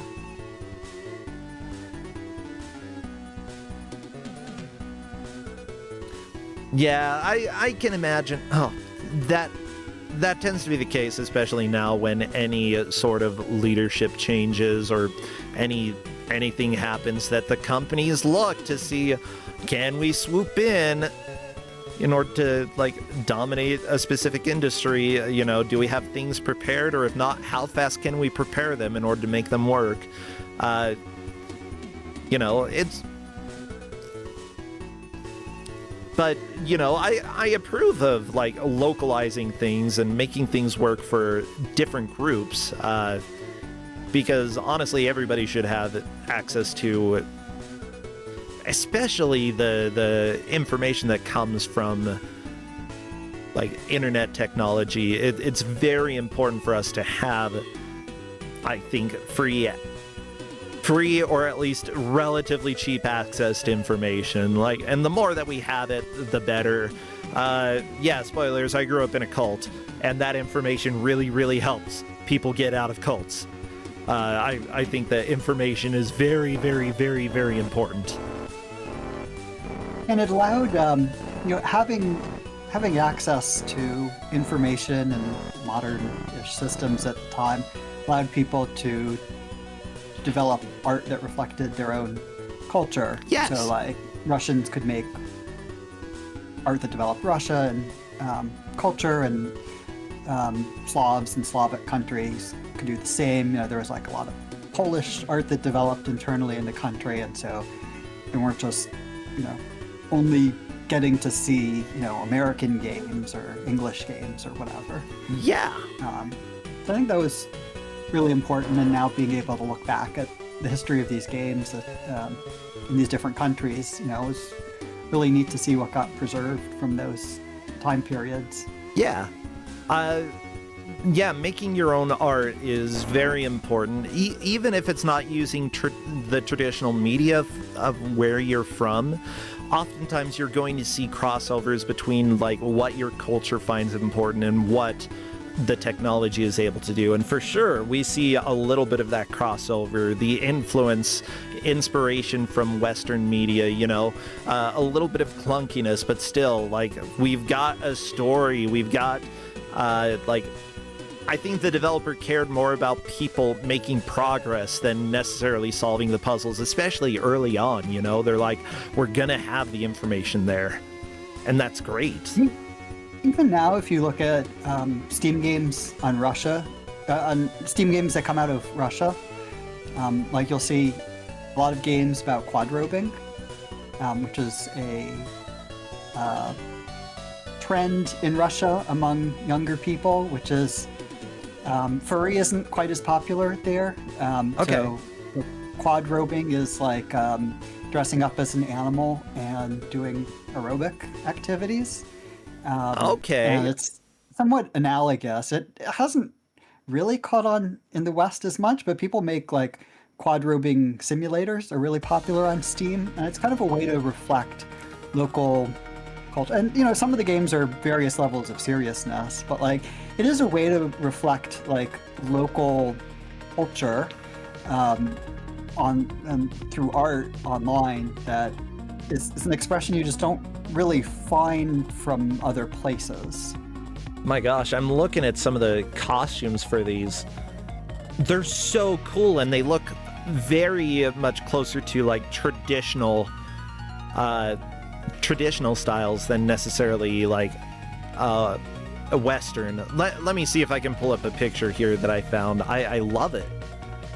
I've never heard of quadrobing before. I mean, I hesitate to compare it to furry because like it's a different thing. Yeah, and I has mean, not only its own style, but like just in terms of being a subculture that is embraced by youth and maybe not understood by the mainstream. yeah. I really like the self-expression. It's pretty cool. Having learned about it literally just now, this is silly, and I kind of love it. So don't be surprised if one day there's a Kusogrande quadrobing simulator game. I did. They're not. I'll say one thing about them: the games are not good. Oh, I believe it. Mind you, I did have somebody just send me a furry game, and they're like, it's free. You should consider giving it in Kusogrande. And I'm like, well, apparently I need to download it now. Yeah, don't be surprised if we're going to get some...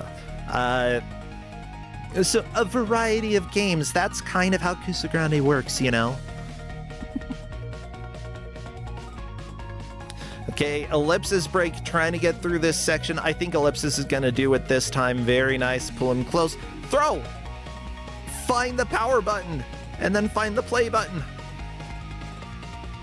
Who doesn't put the power button at the left side of their freaking audio device, you know? We have two players on the exact same screen? No, left. Oh. Better not have two people tying. No, stop turning the power off. Oh, Ellipsis is dead. I'm gonna get hacked again downloading questionable games. Mooware, no! This game's on Steam. You can't possibly get hacked by a game on Steam, right? There's no way somebody would sell a game for $60 and end up having it be spyware, literally recording your Discord messages and uploading them. No, that's not possible for Steam.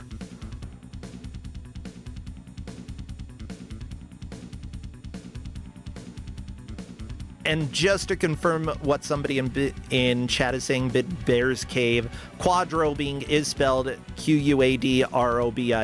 Correct. Look that up, look up images, and you will see kind of cool costumes. And you'll also see one or two very furry images in there, because that's just how life goes, you know? They always show up everywhere. Those critters.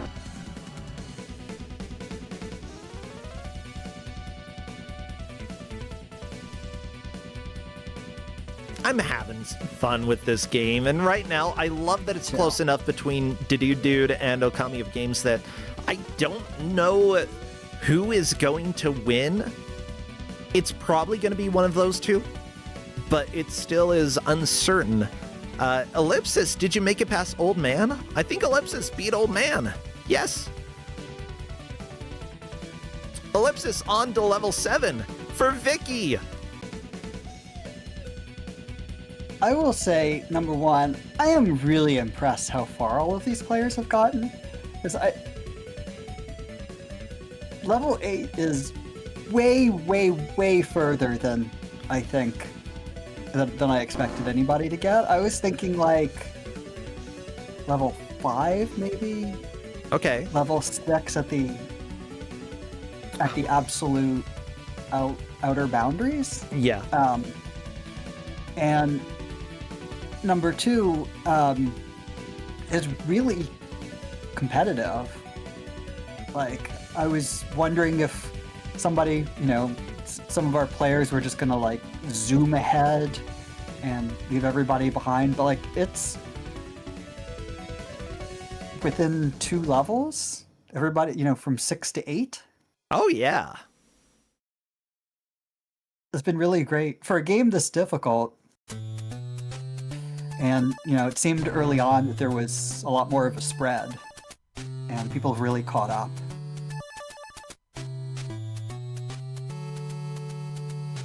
Well, right now, yeah, it appears Okami made it to level 9.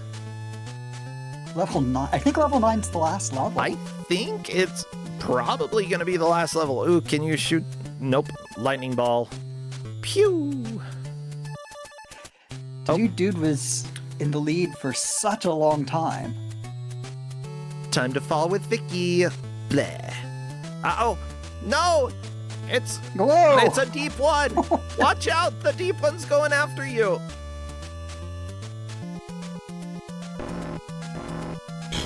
I'm gonna swap the audio to Okami just in case we get something at the end. Who knows? We might be close to the end here.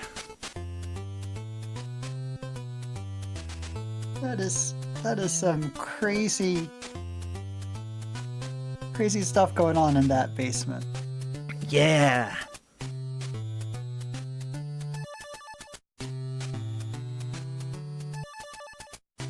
There's a remarkable amount of variety of enemies. I mean, like, some of them are like bio-robots are like the same everywhere, right? But like... I mean, this is a bio-fish man.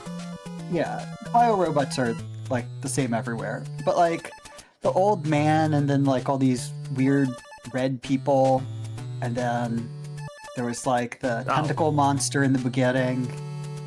No, the biofish man got you. And Vicky fell in love. Mutants. We're on level mutants. Scary. I told Okami that she can play an additional 30 seconds after time ends.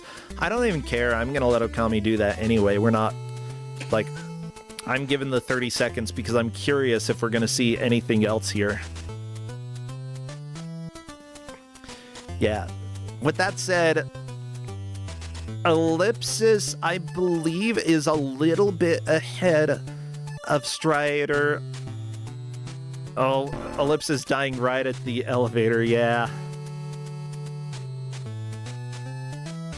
Yeah, this is technically level 7 that Ellipsis is on. Or is it level 7? I believe so, yeah.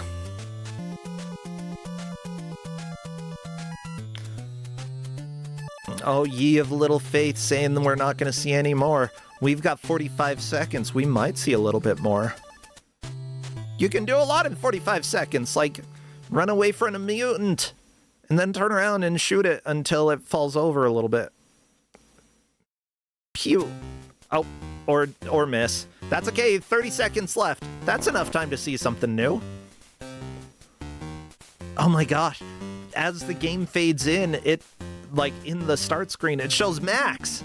I didn't know we were gonna be able to see Max's face. Oh yeah, you can see all the different characters if you wait for the death screens to fade in, or the intro screens to fade in. Yeah. Okay, here we go, and this is time. And I think this is pretty clear who has taken the victory. However,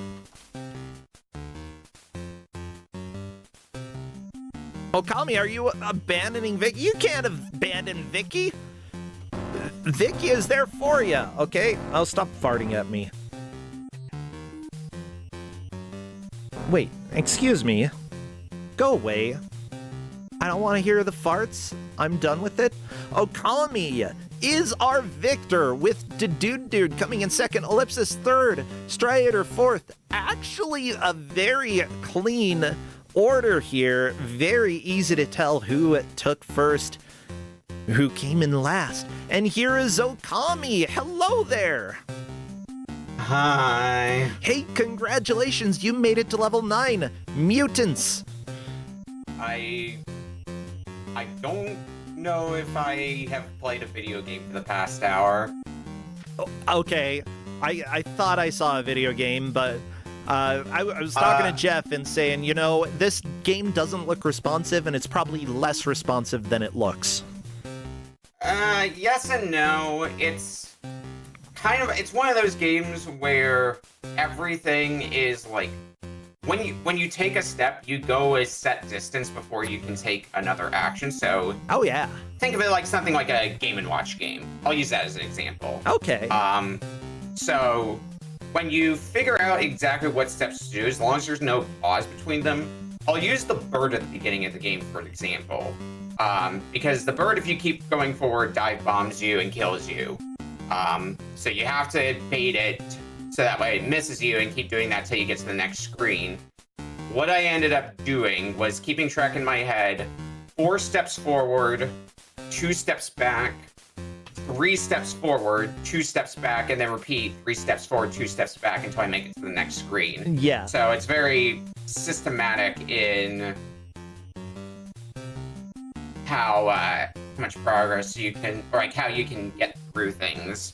It's kind of a puzzle game in that way. Okay. What actions do you take to get through each screen, and will you remember them? My biggest flub was definitely forgetting the password for level 4. For some reason, I thought it was machines and it was computers or something like that. Yeah. Yep. And so I put in I'm like, okay, I'll put in the password for level 3 because that was blaster. It's blasters, plural. Yep. Yeah. So then I had to go all the way back to stage 2. Fortunately, the game didn't crash for me again after that, but it was not a good feeling. Yeah. And especially not a good feeling when immediately after I got back to stage 4, I immediately got past the part I was stuck on. Yeah, that tends to be the case. Like, a lot of people get in their own heads if they make a mistake like that. But, you know, it didn't seem like you let it get to you, that you managed to keep going and, you know, despite the flub, still pushed and made a decent amount of progress there. Yeah, there's some really weird... I still don't have a full understanding of how the old man stage works, where he just like tries either force chokes you. That was one where reading the readme helped, because I took some time to read it, and one of the things it said was that you kept firing your blaster and didn't let up. So I tried that, and eventually I got thrown against the machine, could actually do something more than getting force choked out. Yeah. And yeah, we read through that specifically in the manual in order to see what are you doing in this. And yeah, as much as I feel like the manual actually did have all of the information needed to actually get through the levels, which is kind of neat. Like, I feel like the dev cared more about you making progress than necessarily being surprised by their ingenious tricks, you know? And I give them props for that. You say the manual covered pretty much everything. It covers up to level 6 and then stops there. Okay, so everything. I mean, it covers that stage that you were talking about, so Yeah. we've got that. Yeah, the stage following that, the main... trying to remember what exactly was the big trick of each stage. Stage 7 was waiting for the guy so that way the girl would distract them so you could shoot him. Yes. As well as shooting the pipes so that way you can make a pathway. The stage after that, the trick was... I think that's the one where you just had to keep running, ignoring the lasers, and press the elevator button. I believe so, yeah. Which, do you feel that the knowledge that you gained up until that point was sufficient to deal with the levels that didn't have instructions? For the ones that I did, for the most part, I think the stage I'm on currently would take a little bit of puzzling out. The trick of letting the girl distract the guy, that was used earlier in the game. My first thought with the elevator button was going with the girl to get behind cover and shoot whoever's coming, and then take care of the elevator. But when it wouldn't let me get into cover, I figured, okay, maybe I have to do something with the elevator button. So that's where my mind went next. Ah, gotcha. In case you're curious, all that was left in the game from where you were, so you go past the mutants, you go into an elevator that goes up to a ship, you go past some more robots, and you shoot your way out, and that's the end of the game. Yeah, you're pretty close to the end. I think you were mentioning that some part of the game was stupid hard, Jeff. Was that like, was I at that point yet? Was that later? Yeah, I mean, as the expert on this game. I think you were pretty much close to that. You were pretty much, yeah. Yeah. Like, I think I think you went past all of the stupid hard parts. Okay. I did see some people joking in the match chat of like, oh, this is a stupid hard game, countdown to Okami beating the game within an hour. I'm like, oh, well, you kidding me? DOS is not my wheelhouse. Well, it almost happened. Yeah. I mean, it tries to do something like Out of This World or Flashback, and in that respect, I guess it works decently well. Like, I don't play much of those kinds of games anyway, so I just had to take knowledge I knew from osmosis. Yeah. Well, good. That honestly is the way to go about a game that's like kind of a mystery genre for you. With that said, fantastic job, Okami. Do you have anything that you'd like to plug or shout out? Well, I run Retro Book Club every Friday evening, so if you want to see some intriguing games, we actually had a pretty good set this past week, where we had lovely games such as Kuso classic Rising Zan, the Samurai Gunman. Oh, I love Rising Zan. Everybody was a big fan of that one. Good. I recommend it for anyone who's not seen it, especially for both the opening cutscene because of how hard that goes, and the opening cutscene for when you go into stage 1 for how goofy and not serious that is. But outside of that, I've been doing shuffler streams Saturday afternoons, and then otherwise I'm doing some playthroughs here and there. Some of the main ones include Yee's Memories of Salsetta. I just finished Secret of Mana, so I'll be probably starting Battle Kid 2 next. And my Polycule, I have roped into playing the lesbian Polycule game that came out recently, Dungeon Gals. Yeah! So y'all should check that game out if you haven't already. That game was done by a longtime friend of mine. Sweet. Which game was that again? Dungeon Gals. Okay. It's if you want to equate it to like some retro game that some people might be familiar with here, think of it as something like Lost Vikings, where you have 3 characters who each excel at their own things. Gotcha. I'm sure that will intrigue some people. Well, good. Thank you so much, Okami. I'm super happy about being able to watch this match. Congratulations on the victory. You are moving on to round 3 with 2 first places under your belt. You're looking pretty likely to make it into the bracket, so great job there. Jeff, what about you? Anything you'd like to plug before I let y'all go? Nothing to plug. I will be seeing you all around. Sweet. Well, thank you, and everybody loves to see whatever chaos you unleash, Jeff, so I appreciate you being here. Thank you. All right, everybody, we're going to go to a quick break. I got to heat up some pizza and use the restroom, so be back in just a few minutes with the third match.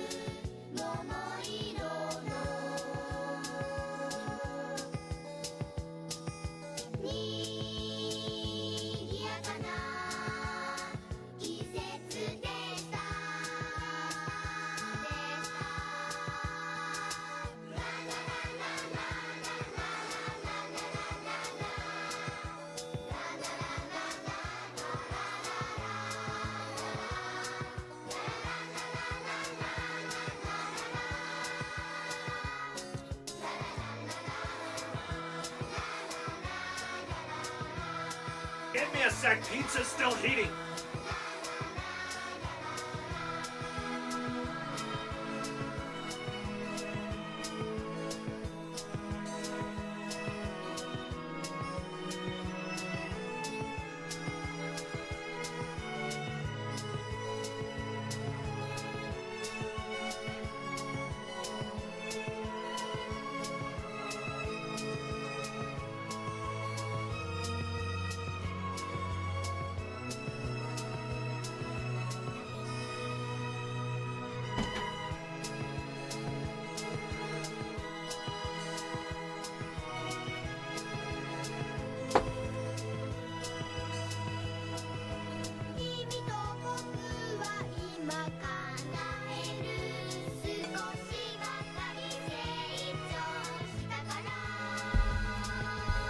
Okay, I'm back.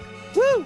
Hello, everybody. Welcome back to Kusogrande, the Bad Video Game Tournament. Maisie Ann, thank you so much for resubscribing. Again, it makes a huge difference to me since this is my main source of income. We're able to live pretty cheap right now. but everything that you do helps. So thank you, thank you, thank you. Crappy, we gotta go to the reveal. We're behind because I had to heat up pizza. Go, go, go, go, go. Oh no. Crappy wants to become a biohuman. I don't even know what Crappy is. Like a letter. A bio letter? I don't like that.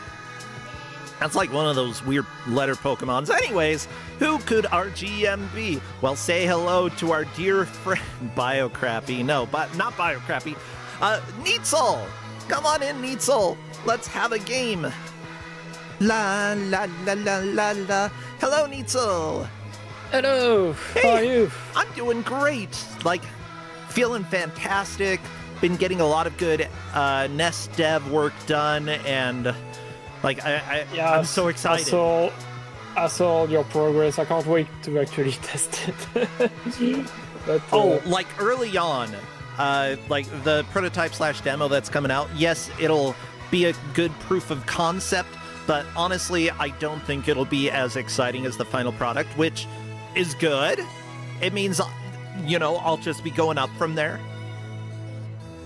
But yeah, definitely. Yeah, and everybody, if you're subscribed, I will be sharing with subscribers and people on Patreon who then, if they want to share with others, are able to do that. You're welcome to, because I do not care. But you all, the subs and people on Patreon, are the ones who are going to get the first access to it, hopefully next month. Yeah, as for... Sorry, end of my update. Hello, Neetzl. What game do we have today?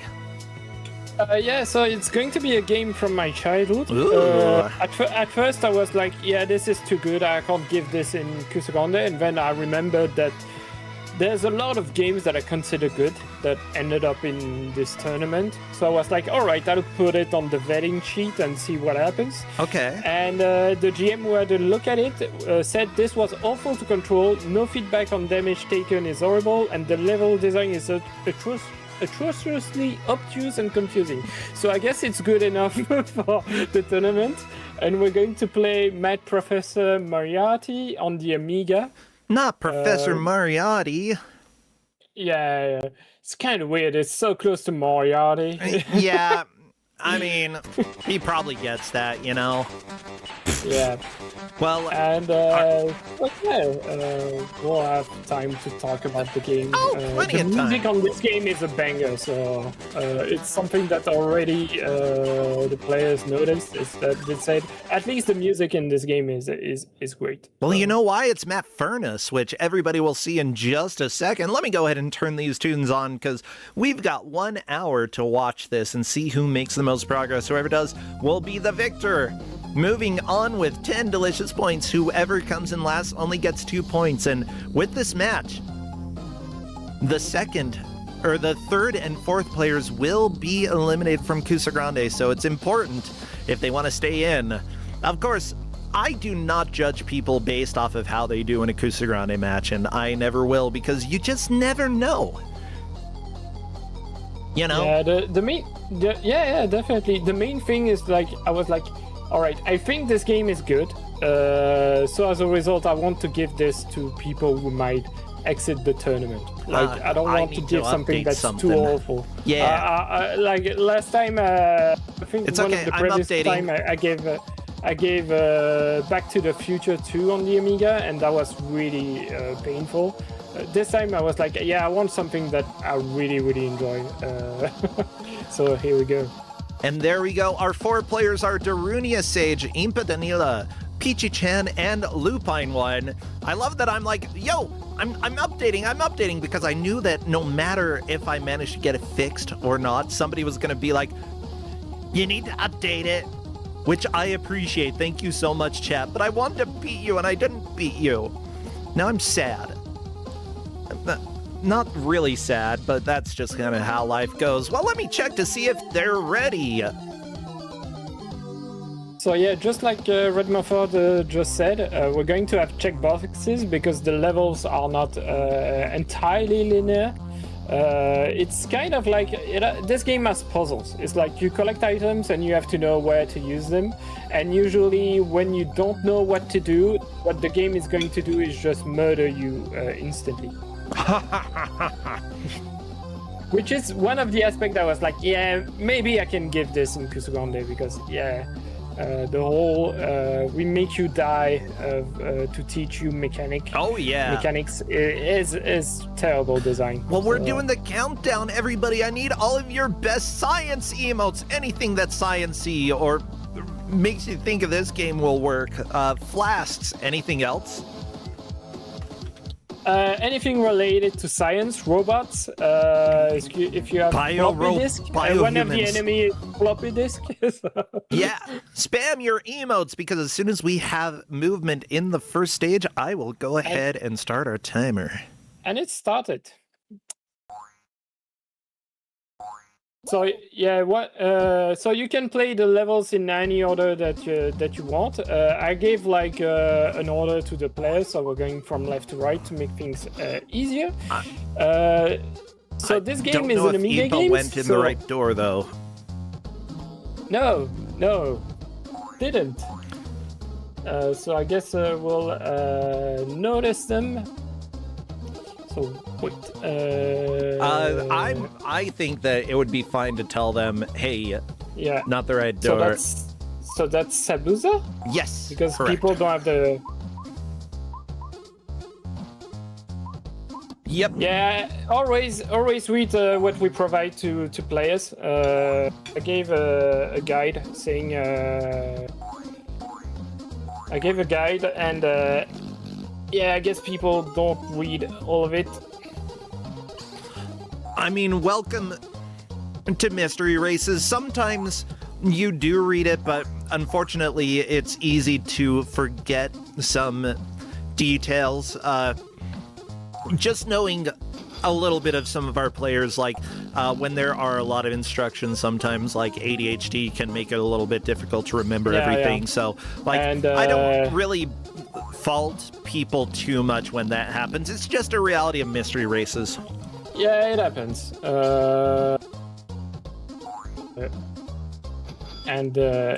Hopefully, Impa looks at Discord at some point, because otherwise it's going to be really an issue.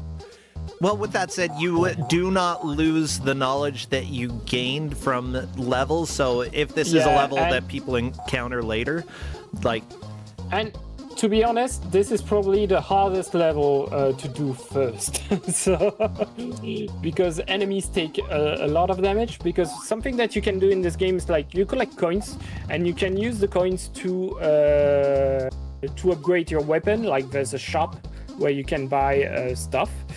And in each level you have items that you have to collect to solve puzzles. So I didn't look at the other players and what they did already. I guess they're just exploring the level for now.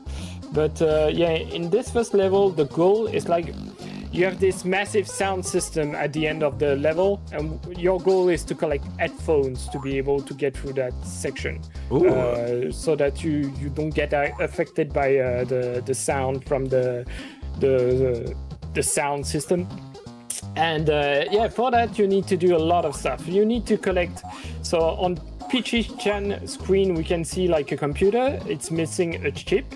What the chip does is that it activates the what's the name of that thing? Oh, I forgot the word in English. My brain today is just... What's the word in your language? Tapis roulant. It's it's a treadmill. Voilà. Oh, treadmill. Anyway, conveyor belt. So if you have the treadmill working, you can do like long jumps, and that's what you're supposed to do there. Is like you can't actually use the ropes. And so this game is all about exploration. So we have checkboxes, and the goal is to clear as many checkboxes as possible. So Peachy-chan upgraded a weapon. She's now using the screwdriver. So it's not the best. What's going to happen right now is one of the puzzles to solve in the pressure chamber. If you don't have an helmet, you just die instantly, and that's the way that the game teaches you that there are puzzles and stuff like that. It's like it just murders you, and then you have to find a solution to get through. It's a very classic, like Amiga Commodore 64 style game that it punishes you pretty heavily, and it expects you, to take those opportunities to learn. Darunia Sage unfortunately went into a place that has no oxygen, I believe, and died because of that.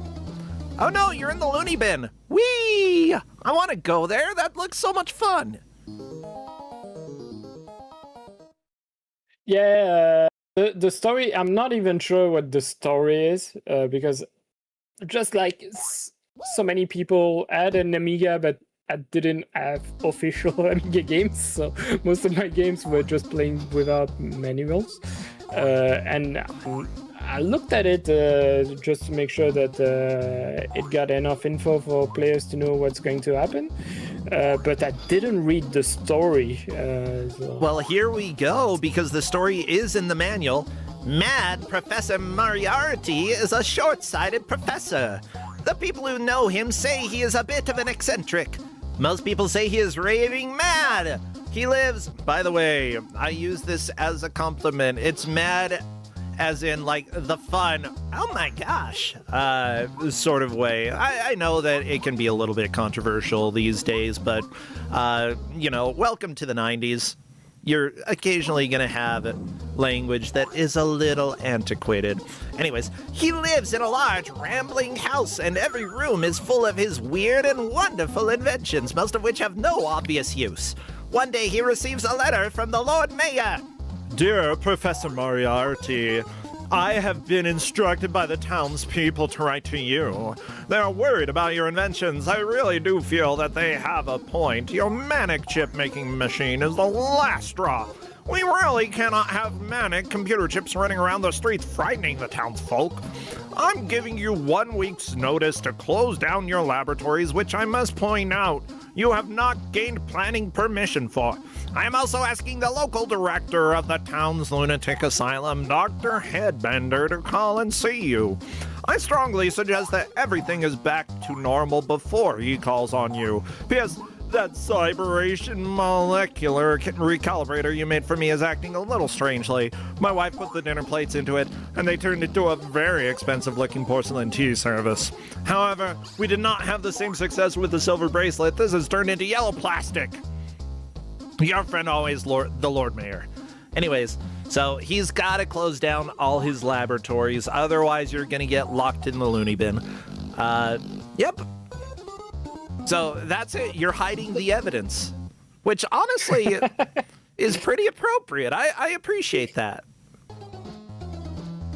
So yeah, this game. So right away, you're saying the main issue with this game is like people are just running around, not knowing what to do. The game is not great at communicating what you're supposed to do. So we're going to see a lot of game overs because in the next. In the other levels, things get even worse than on this one. It's like this level is definitely the easiest one out of all of them. Oh yeah, like the level order that you gave is specifically to help them. Yeah, yeah, definitely. Like just to make sure that like the enemies,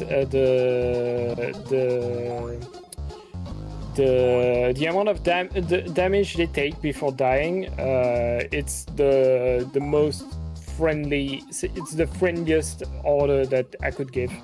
There's no connection actually between the levels. It's just the weapon that you buy. You'll keep it in the next level if you move on. So that's a nice thing. Something that's a bit confusing with the controls in this game. So you have a menu where you can see everyone has the compact disc set. The compact disc is only used to turn off the music of the game, which would be a shame because it's great. Oh, it's so good. But you can move it around by pressing the fire button and up and down. And what happens quite a lot is like you're going to be on during a fight, and while you're shooting at someone, you're going to switch the item by accident. Most of the time, that's not an issue, but in some section, like in the precious chamber, where you need the helmet to be able to stay alive, what happens quite often is that you'll face the enemy that's there, you'll shoot, you'll switch you'll remove the helmet by accident, and you'll just die. So yeah, it's. But I don't know. I really love this game, and people on Lemon Amiga really likes it. It's rated really, really well. I think it's really a game of its time. It's like if you grew up in that era and you played Amiga games, this feels like pretty good compared to other Amiga games. But I think most of our players never played Amiga, so from what they told me. I believe so. Honestly, Amiga wasn't nearly as popular in the States. My cousin did have an Amiga, my cousin who shows up quite a bit in chat here. But other than that, I don't think I know a single person who had an Amiga. And it's, like, there's a lot of gaming that we've lost because of that, or that people just don't know about. With that said, like, you know, the Amiga definitely had a style of game that really is pretty common. This is one of those. Yeah. Yeah, it's a lot of die and retry. It's like this game is pretty short. It's like I think I take like 14 minutes to clear it. So as always, let's make the difficulty really, really high, and like that we'll be sure that people don't finish it in an afternoon. And again, this game for some reason is like I know that I'm really curious to hear the reaction of our players after this match, because there's a lot of charm to it. It's like I like the enemy design, I like the art style and all that. Yeah. Like the joystick attack moving around on the Darunia screen, I think it looks really cool. Honestly, all of these sprites look fantastic. I do want to thank the referees who are helping to track this match, by the way. The refs are Dobby, loves wearing a lab coat. We've also got Hazel Shade is drowning in check marks. Nakarashi needs to microwave his cereal. Harp Griffin thinks this is a normal day in tech support. And finally, Baddie Assistant blasting us. Right now, all that we have for progress is Impa and Lupine 1 collecting the diving helmet. Otherwise, no progress in level 1 by any other player. Now, the first two placements here will be moving on in Kusogrande. The last two are getting eliminated, so it's important for the players to start figuring out how this level works and what is needed in order to beat it. There's also the bucket of sand, using the sand, collecting microchip, using the microchip, headphones, and finally finishing the level. Yeah, so yeah, people are asking what's the beaker for. The beaker is your health. The thing is that it depletes so quickly, they could have made it an instant death. Actually, the only point where you can exploit the fact that you have this amount of health is like if you keep pressing the jump button, some of the floor, the section on the floor that should be damaging you don't deal damage at all, because you jump on. You don't have to press the button every time you jump. You can just hold it, and so it does it like on the first frame. And as a result, you can avoid that. Looking at the refs, asking a few questions, but yeah, I think Lupin collected the bucket of sand. So that's very nice. A very clear lead by Lupine 1. Going to the loony bin, but I love this loony bin. Okay, if I got sent there, I would hop around so much. It would be amazing. Like, the best thing about being in the loony bin is that you're not going to hurt yourself because everything's padded and you can bounce a little bit. You get the straight jacket. I've never worn a straight jacket. Yeah, I've never been into straight jackets. It's just the flow of it is something that I don't think I would like. No, strap me in, mama. Let's give it a shot. Yeah, I know that some people like it. I don't know. I don't know whether I'd like it or not. I'd probably be like, I really like trying to escape from stuff, Neitzel. Like, that's always fun to me. Like, okay, this is gonna be one of I Brosencha's guess for 10 stories that minutes, is why like a not? fun childhood memory that people are like, oh, that's possibly abuse.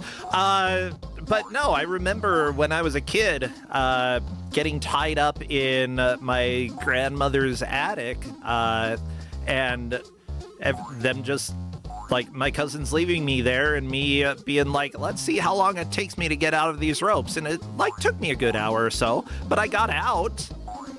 I thought it was fun. I thought it was a game. I think they were annoyed by me. I'll let chat decide. What's the opinion on that one? Bruh, bruh, bruh, bruh. Is it a game or is it abuse? Welcome to the 80s and 90s. My name is Brosencha. I mean, you could say that about video games. Oh yeah, that as well.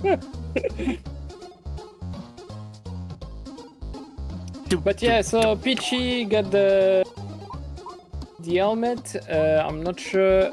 Oh, Lupin is making some good progress because I think Lupin knows got the helmet. Is about to collect the bucket again, so that's at least 2 points. So he might be in the lead. I need to check the ref sheet. Yeah. Now, one thing to note is that Blasphemous is saying, you know, there was a blind jump straight onto some exposed wires. Welcome as well to some games on Commodore 64 and Amiga. Blind jumps were not uncommon, partially because, like, you know, scrolling is limited, you know? And because of that, it's going to be very difficult to show what is super far down or high up, so there are probably going to be some blind jumps, and you're expected, at least within this world, to learn by trial and error. And if you figure something out because of trial and error, then remember it, because it'll probably come back. I also love that screwdrivers are the upgraded wrench. It's like, no, those are different tools. Yeah, the other upgrades that you have, I think you have a flamethrower, a laser, and you have also a sprinkler. The sprinkler is actually the best weapon in the game, the most powerful one at least, because it one-shots every enemy, but the range is really small. The laser is pretty nice because it shoots really far away and usually in 3 hits. That's it. So, yeah. Darunia has the helmet, indeed. The Lupin one is about to get the chip. Or is it Peachy-chan with the helmet? Darunia may have gotten the helmet. Peachy-chan got the helmet. Peachy-chan is seeing the bucket, but she didn't notice that she can go all the way around. The first level that you can pull actually gives you a path towards that. Darunia is really close to the bucket, so hopefully they get it. Which way is the bucket? Right to just on the right from where they are. Ah, gotcha. Ooh. And so yeah, something as well that this game is not good at. It's like Darunia, what? some of these traps on the electric stuff on the floor. In some levels it one-shoots you. In others it doesn't deal damage. So yeah, it's not great, not the best.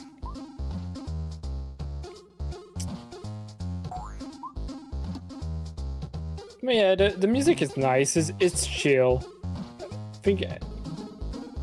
I hope they're having a good time. It's been 20 minutes and people got like 1 point, but I hope they are having a good time.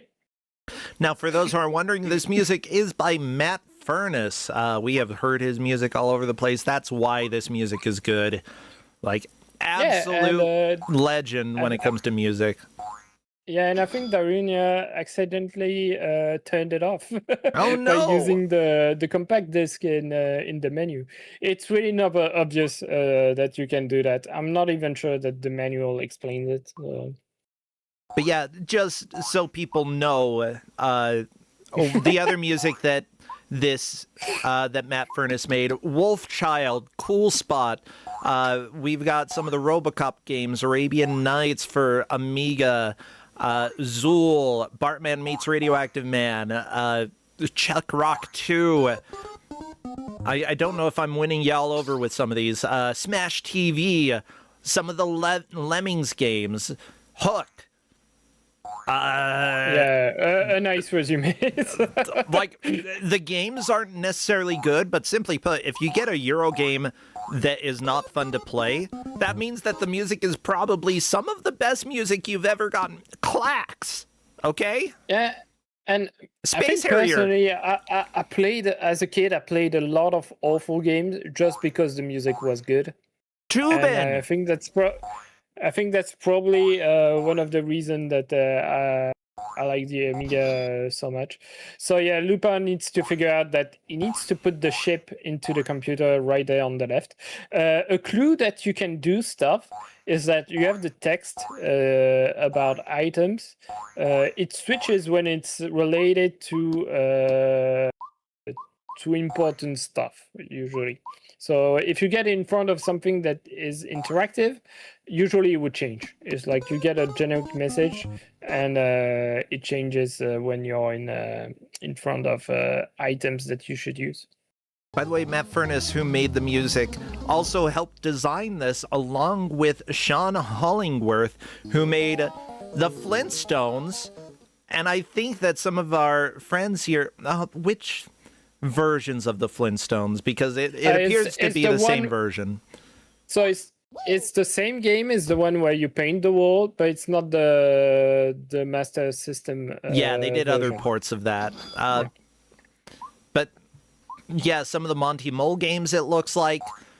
Way of the Tiger, which sounds familiar, did some of the music for Mickey Mania. Yeah, Mickey Mania. Holy crap. That was good. And Booger Man, only the best. Oh, how about making the music for Mortal Kombat for Genesis? Yeah. So yeah, Element Right. I actually didn't know about the hacker message. So if you want to share about that, I was told about it by Lupin before the match started. There's a hacker message? Yeah, apparently the composer hid a message to insult hackers in it. Oh, really? Yeah. So, the thing. Okay, apparently it's not a nice message. Let me see. Okay. Hacker message. Too bad. I'm looking it up. Mad Professor Mariart. The thing is that I played a hacked version of this, so. Hey, some really nice progress on Peachy-chan screen. She got the chip to appear. So oh my by using the bucket of sand. This is funny. I actually do think this is kind of funny. It does have some swears, and I can't read the swears. Hello, hacker effer. This is Matt Furnace. Here's the deal. If you hack this game, I will find you wherever you are and break your legs. And that's a promise. Well, I'm pretty sure somebody hacked the game, so good luck, Matt Furnace. Okay, it's if you open the game in X editor, so it's kind of normal that I've never seen it. Yeah, the one for Acorn Archimedes is a lot kinder. I only played this for free, like 4 hours and hours as a kid. It's not my fault. I was like 5. Watch out, Matt's gonna break your leg. He's gonna break your legs. Yeah, we've got the music off again. Let's swap to other audio because I want to hear the jams. You know what? Peachy and Lupine 1 are the closest to making it to level 2, so I think if we swap over there, we've got a chance to hear the jam. A really good strategy with this game is like if you get a new item, like the microchip right there, just keep it active in your inventory, and maybe if you just walk in front of something, the game will just use it.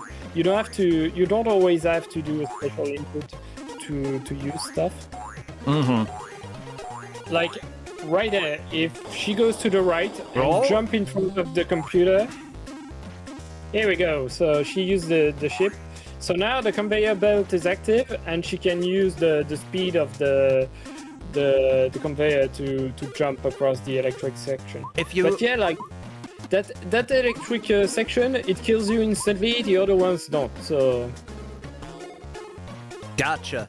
If you, so I know that enemies don't really die in this game, but if you knock them out, does it? they come back after a few seconds. No, swap so to the helmet.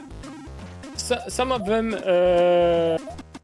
explode and come back later, and others they stay on screen, but they don't disappear. I don't think you can kill these spiders. The thing that I used to do was just jump when it's above. Yeah, here we go. Oh no, you missed the headphones. You have to do this again. But she got the idea. She got the idea. So good. Just gotta not change the item. Which, when you're dealing with a joystick and a single button, it's a lot more complicated than you'd expect. Yeah, when I run this, it happens all of the time that I switch items by accident. Especially once you start doing like fancy stuff like shooting people while jumping, it changes the item all of the time. It's really Oh, for annoying. sure. Yeah, it's probably not as bad as Karnov for NES, but No. No, again, I think this game is pretty good. It's like if you ask me which game should I play to discover the Amiga library, I would probably give this game among others. So obviously, I would give Turrican, but yeah, I think this one is pretty good. So. yeah, I think, in my opinion, this game is. This is a good game, is what I would say, at least for the era that it came out.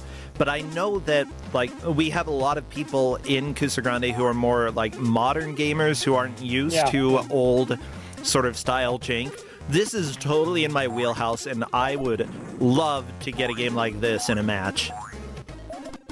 Yeah, it's like, I don't think, like, there are some Amiga classics that I think age really poorly, like Shadow of the Beast. Shadow of the Beast is really painful to play nowadays and feels really dated. This one is pretty alright. It has a few janky elements that you have to get used to. The fact that you learn by dying, and the way the jump works. But apart from that, I think it's a pretty alright game. Yeah, and, you know, just because... Just thinking about the match that's happening here, the players did come in last for their first match, and oftentimes we like to give them something a little bit kinder that might be, you know, a little bit weird, but, you know, more approachable. Mind you, that's not always the case. Sometimes you end up getting me as a GM, and I give you the biggest pile of crap that I can think of, because that's just my mood for the day. But some of our GMs have a soul, and will take that into consideration and, you know, be like, oh, okay, well, we'll give you something maybe a little nicer. I think it's because I still got the trauma of having someone rage quitting the Discord server after they played one of the game I gave. So I'm like, yeah, nowadays I'll try to be a little bit nicer in the earlier rounds. So. But I've still, had that happen plenty of times. I keep a good memory of that match. And I understand why you would leave after that. Yeah, one thing that I do think that I've seen some players doing is sort of a jump buffer, which, does this game have automatic jumping if you hold down jump? Yeah. In that case, so that is very good idea, because that allows you to make pixel perfect horizontal jumps.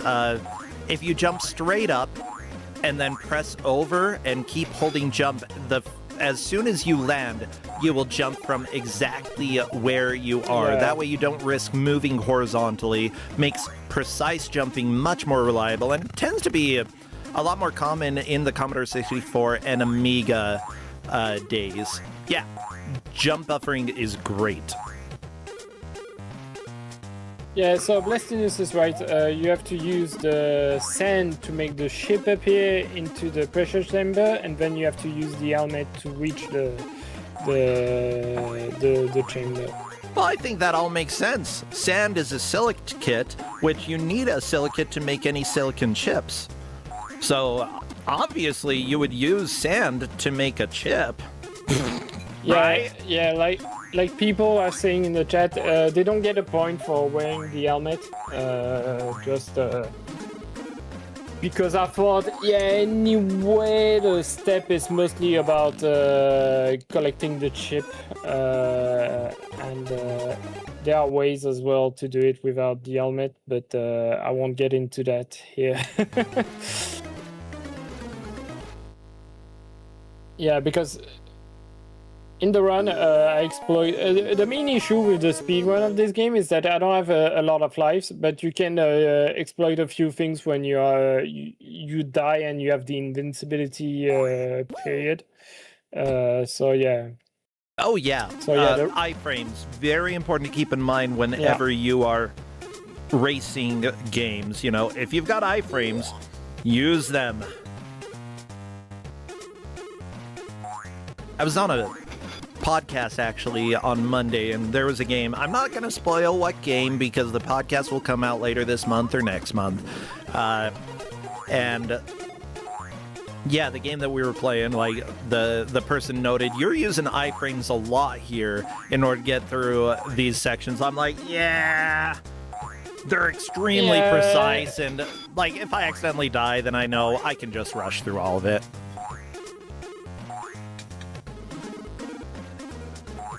Of course, it's worth knowing, like, how long the invincibility section lasts, because it's going to be different in each game. One thing to note as well is that you move faster jumping.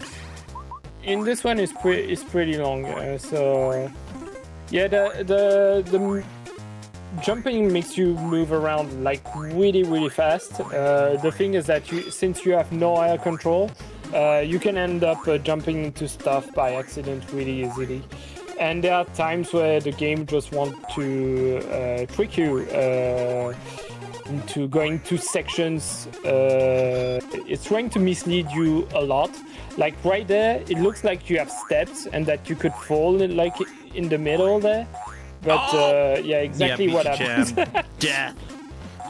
Like the steps makes you think, yeah, okay, I can go down here, and actually, no, you can't, and it's a terrible idea. Yeah, so a lot of memorization, but I'd say that, like, if you can remember certain areas are safe to jump through, you know, a small little thing that will save a reasonable number of seconds as you're playing, you know, just don't do it in any area that's risky. If you start doing that, you're going to have a lot of game overs and start over from the beginning quite often.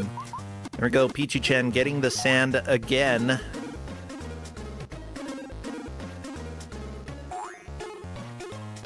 So yeah, people are confused about this game. It's kind of what I expected with this. Is like, yeah, you just have to figure out where to do stuff. That's the main challenge, I think, of this match. Mm-hmm. Because the game itself is like, the platforming is not that difficult, and the enemies, if you stay far away from them, they all have the same behavior, so it's not that complicated to deal with. Remember, in this game, all of these are your laboratories, and the mayor wants you to shut them down so that when so-and-so shows up, you don't go to the loony bin. Yeah, and the final section is like a nuclear station. You know maybe they should shut you down. The mayor's trying to hide your crimes, you know? He's on your side. You have a space rocket as well. Well, what mad scientist doesn't have a space rocket, you know? Yeah, this guy has a nuclear reactor. The final level is all about turning it off because it's about to explode. And also he has like a monster, kind of like Frankenstein as well in his lab. So yeah, this guy shouldn't be out.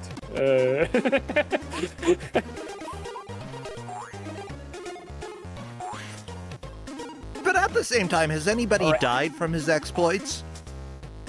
The game doesn't tell us about that, but I wouldn't be surprised if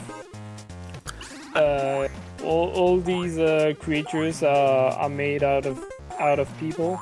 Oh God. Oh, that's horrifying. Okay, never mind. Yeah, I'm gonna say that maybe the mayor needs to be like kicked out of office as well. So yeah, I think Peachy is not far off from clearing this level. She got the chip. She knows how it works. She used the conveyor belt. So hopefully she gets the headphones, and I think she got to the sound system earlier, so she can probably figure out what she's supposed to do. Mm-hmm. Oh wait, did I miss Lupin falling from the top as well? No, he didn't use the microchip yet. It just went to the right.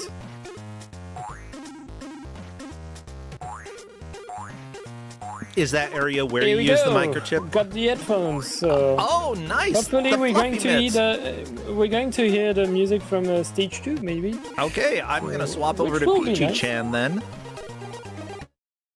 Yeah. I want to hear stage 2.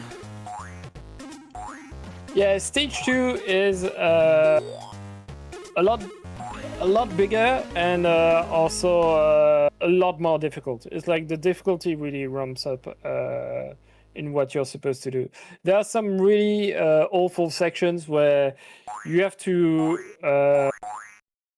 go down a tunnel, and when you land on the tunnel, you can actually just land on top of an enemy if you're unlucky. So, but yeah, the music is great.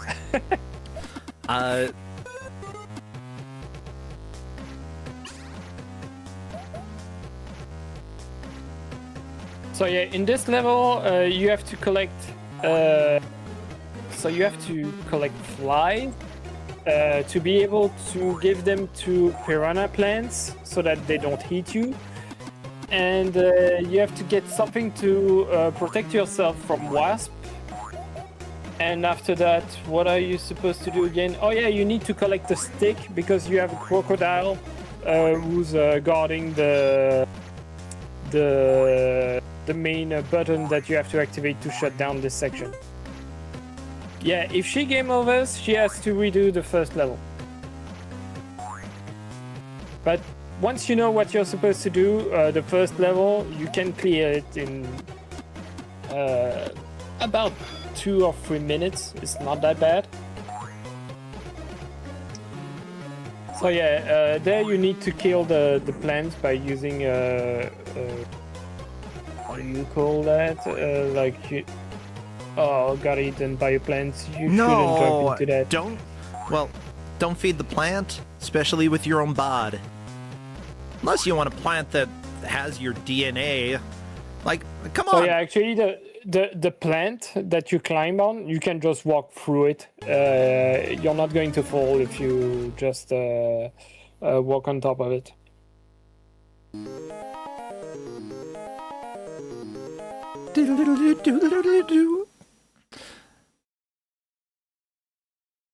And if I'm in the plant, then I'm part of the plant. Sorry, just thinking. Little Shop of Horrors. Mystery Funhouse, thanks for the raid, and thank you as well for a wonderful mystery tournament this year. I had a lot of fun playing with it. I'm eliminated, but I lasted longer than I should have, so that was fun. How far did you get? I made it round 4? My 4th match, and I got to buy the first round, so technically round 5. Oh, nice. Yeah, shocking. I never do that well. So what did you get what was your final game? I don't remember. That's like 2 days ago. Oh, that's fine. Fire. I hope people remember this game. Somebody else days. will At least the remember. players, so. Oh, the Grinch. Yeah, that's right. The Grinch on Game Boy Color eliminated me. Really good game. Yeah. Yeah, like, I would not have expected a Grinch game to be good, to be honest.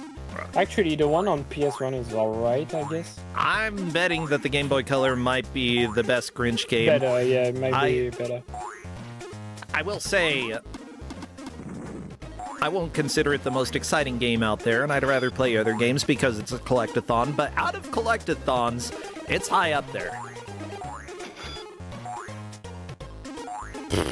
Yeah, Peachy now moves around the level really, really well. So something that you could exploit, and that I'm not doing much in the speedrun, is that when you die, you can actually still collect stuff with your body. So on that spinning thing on which she died earlier, if she was more on the right, she could collect the bucket of sand instantly without doing all the path. There's also another pretty interesting exploit with this game is like the respawn system. So when you die, you respawn like at the last position where you stayed still. So if you just keep jumping all of the time, you can do like massive teleportation the moment you die. So that's pretty nice. Massive teleportation. Yeah. Yeah, that sounds like a useful for speedrunning. Not sure that would be good in a blind playthrough or a race like this. Not really. But yeah, Lupine 1 is currently in the plant level as well. I'm going to swap music back over. I want to hear that again. Sorry, Peachy-chan. Hello, Lupine 1. So yeah, Peachy-chan is still in the lead because she collected a fly in the second stage earlier. Yeah. But yeah, there's a lot of stuff to collect in this level. So Lupin, since he has 4 lives, actually 5.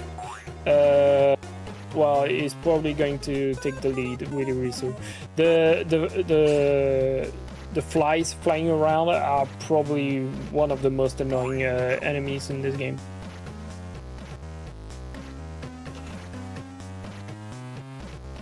So yeah, these are the piranha plants that you have to give the fly to. Okay. And you need three of them. You can soft lock if you get 2 flies and you jump over the first one. You can actually make it, but you can't come back. Oh, so no. That would be terrible if someone did that. I mean, considering the number of resets that we've had, the number of people starting over again, that wouldn't be too much of a surprise. Like, it happens. Yeah. Lupine 1 dying to plant number 1? No. I mean, you could damage boost through them, I guess. Actually, those you can't. Oh, you can't? No, yeah. There are some enemies that you can, and others where the game kills you anyway. Like the wasp in this level, they kill you if you touch them, but you can damage. You can boost through them. When you're invincible. Gotcha. Yeah. So yeah. This game has a lot of consistency problems. It's like things don't behave the same way depending on which level and which section you encounter those. Yeah, remember, the story of the game is that you are a mad scientist who is about to get inspected, and you might get sent to the loony bin, so you're shutting down all 5 of your labs so that whoever's coming in inspecting you doesn't have to worry about it. You're trying to trick the inspectors. Oh, Peachy-chan, back to level 2 again. Yeah, but I think she has like only 1 life left, so it's going to be a bit complicated. But yeah, she already knows how to collect the fly and stuff like that. Oh yeah, and chat is noting that Lupine 1 believes that the enemy or the flies are enemies, and that makes sense why Lupine 1 has been avoiding them. Yeah, because most of the items are actual items and not living creatures. You know, I like Moriarty. He's a good guy. like, even if he is doing some probably evil experimentation, is there information on each of the labs here? Okay, like, sure, I know that he has nuclear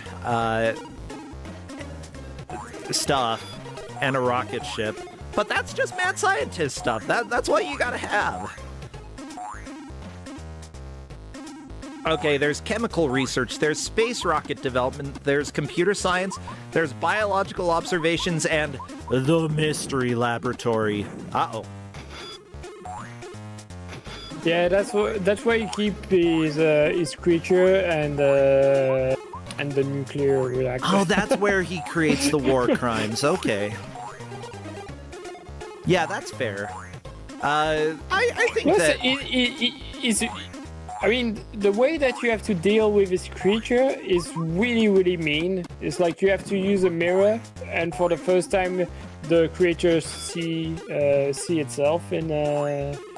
Does it die? In the mirror, and runs away because he gets scared. That So is that's ridiculously really mean. sad, and I love it. I'm ugly. Come on, be like Rocky Horror instead, where the creature looks at themselves and is like, I am hot. Yeah, exactly. Can you climb on those ropes? No, you can't. So only ladders. Yeah, so... But yeah, if you're used to game, you would think that you could do that. Yeah, in a lot of platformers, you see a rope, you can climb the rope. Yeah, he's an old man, so... Yeah. I mean, I wouldn't be able to climb a rope. Yeah, best I can do is jump like 20 feet forward. Honestly, he should be proud of himself with as much as he can do. But, you know, scientists aren't known for upper body strength, except for that one scientist that y'all are thinking of. I don't remember who, but there are a few. Like, if you see a jacked scientist, you gotta start worrying, okay? Because they are too powerful. Trying to think of jacked scientist. Doc Ock. Actually, that's a pretty good example. Yeah. Not sure how jacked he is, but he's got too many arms. Like the Hulk is technically not jacked because I mean Bruce Banner is not jacked, the Hulk is, so I guess that doesn't count. It's true. Does anybody know Anubis was a scientist? You know, Anubis Anubis was basically doing science in what, 4000 BC. I don't know how long ago. Let's say just exploring the human condition that long ago. I'll consider it science. We'll go ahead and say yes, that was science. And they recorded it. They wrote symbols. I can't read them, but they wrote it down, and that matters. Does Bane from Batman count? He actually made the rage serum. I didn't know he was a scientist. Oh, he made a serum. Yeah. I don't know. Is that enough? Depends how he did it. Was it like on accident? If he used the scientific method, then I will say he's a scientist.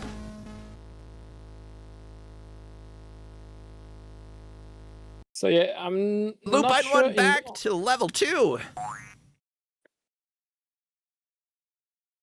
Okay, I'm looking up Bane. Yo, I know that somebody recently watched Kusogrande. I was like, this guy talks about the most random stuff, but I don't care. I know I talk about the most random stuff. That's what we're here for. That's what I'm here for. I don't know if that's what anybody else is here for, but that's what I'm here for.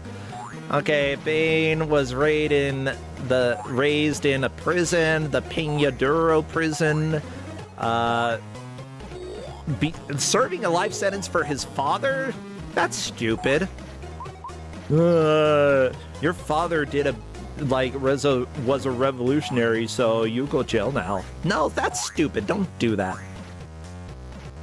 Okay, and then he went and broke Batman's back. That's cool. Oh yeah, it looks he's like highly intelligent. He genius level intellect. Okay, so he's really smart. I'll go ahead and say sure. He is a scientist. That sounds about right. So yeah, looks like Impa taking a small break. We didn't get a message, but we got the demo running. Oh, here we go. Impa is back. Which, to be fair, if you're not sure what you're supposed to do, again, looking at the demo mode is actually a pretty good idea because Oh, yeah. it can give you clues, and actually it does. It's like it tells you, it shows the buckets of sand, so that's an information that could be useful if you're not used to it. So, which ones are the flies? Are they the... So the flies are really little, like right there on the right, next to the singing flowers. Oh, yeah, You they're can so see- small. Okay. Now I know. I know the difference between a wasp and a fly. Yeah, the wasps are massive, and you need an item to get through them. Kusogrande is But all yeah, about education, after all. Yeah, and you can see one of the reasons that I gave them a level order. This is level 2, and already like the flying enemies, they take so much damage that it was way better to start with the easiest level, even though the game doesn't make it super obvious that's the easiest one. Yeah, I think that a level order in this case completely makes sense because otherwise it'll be trial and error until somebody figures out which level should be the starting level, and then whoever figures that out first will likely be the massive winner. advantage. Yeah. Because it's like stage 3 definitely I don't think anyone would solve it within an hour, and yeah, it's definitely better the order I gave them than just letting them test around. Yeah. I really love the fact that people turn off the music by accident. No, that was me. I changed over to Peachy-chan because okay. sorry, I turned off the music by accident, Neitzel. It's my life. No, that's fine. It's just it happens to me all of the time while running this. It's like it's not people's fault that this game put every action on a single button. I mean, it kind of is, because, well, okay. Here's the deal. I'm sure the Amiga had some joysticks that had more than one button, but if you want to appeal to everybody, then you have to use the basic joystick. Mind you, the Amiga also had a keyboard, and because of that, you could technically map some stuff to the keyboard if you wanted to, you know, make something that made sense. Yeah, you have some games, like actually Robocop, it mapped stuff on the keyboard, like the jump. You could just press the space bar to jump on Robocop on the Amiga. So I used to play with the controller and the keyboard on that game. And second fly for Peachy-chan. Nice, so two flies. Yeah, so we did have a question earlier. If she walks into the plants, she realizes what they are used for. But yeah, the thing as well is like only these plants can eat the flies. Like the other ones that you see, they'll just kill you. Are you serious? Yeah. Okay, that kind of frustrates me. That sucks. Yeah, having... Here's the deal. Good video game design is that seeing the plant eat the doctor. That's silly. I like it. No, good video game design, if you have an enemy do something, you gotta make it always do that whenever that exact enemy shows up. Otherwise, you're gonna piss me off. And yeah, I'm talking about me specifically. And Peachy got to that awful section that I talked about earlier, where you have to jump down the tunnel, and when you land, usually you land on top of an enemy. But at least she got the third fly, and she got the what's the name, the liquid with the it, wasp. which means that technically right now she can get 2 more items necessary that you need to complete the level.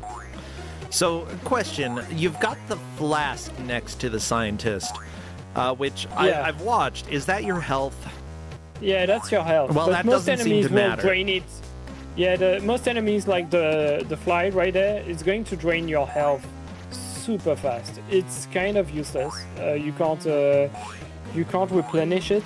It replenishes between levels, but during a level you can't make a difference. You can't change it.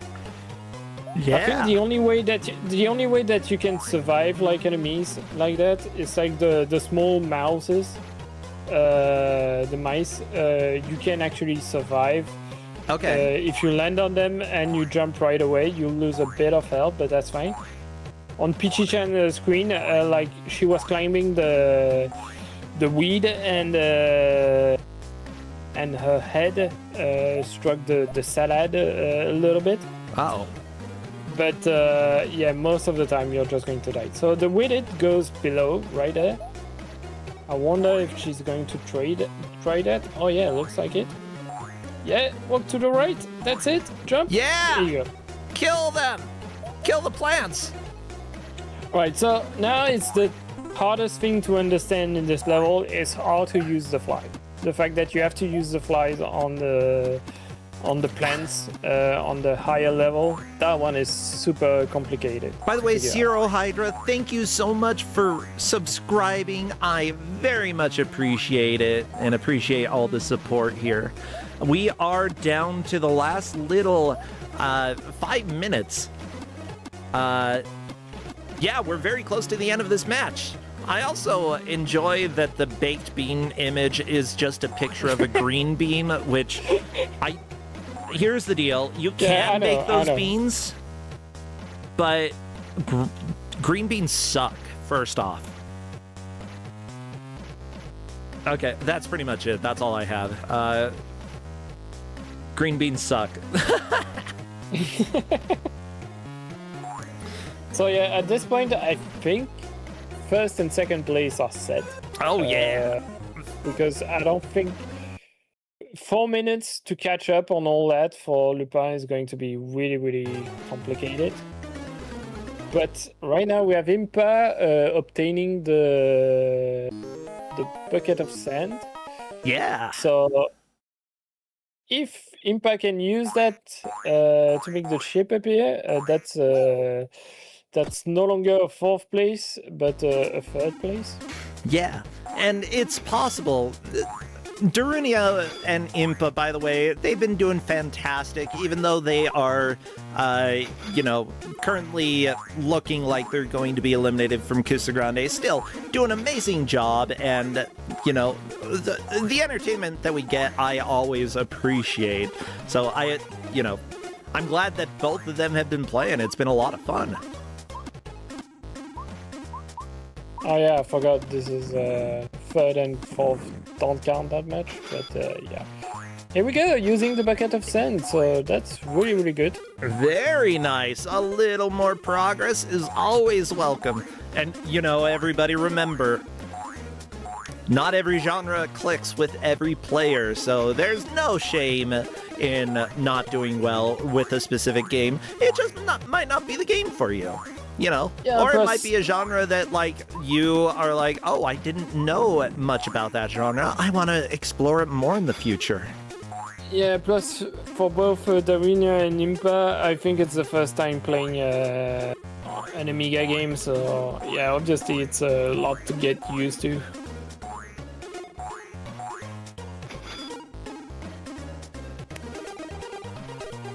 Yeah, Okay, Darunia made it to the place to put the sand. Unfortunately, I do not believe has the sand. Impa, up to 4 points already. Very nice. I mean, already as in, this specific run, moving from 1 to 4. Yeah. That's a huge push. J-Hit, by the way, thank you for the raid. Good to see you all. J-Hit is always fun to chat with, so good to see y'all. Darunia has the helmet to go into the pressure chamber. Unfortunately, I don't believe that they have made the chip, but still, Like, realizing that the helmet works for the pressure chamber is Yeah, important.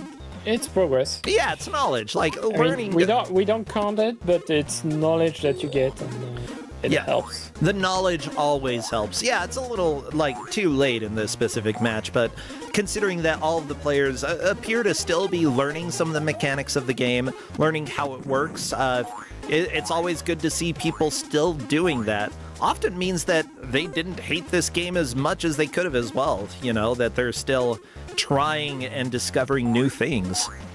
Doesn't always mean that, but, you know, there's hope. Ugh, slime. Darunia sees the earmuffs. Yeah, you gotta use those for the speaker, but unfortunately not gonna happen here. There's a pretty funny animation in the hub that we didn't see that is actually useful in the speedrun. Oh yeah. It's like there's an exit to the hub.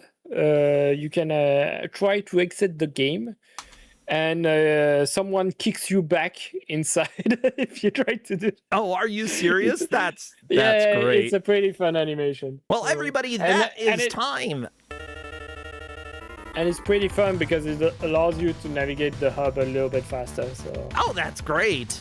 I mean, yeah, if they kick you to the other side of the hub, bam, that's a fast walk to the left.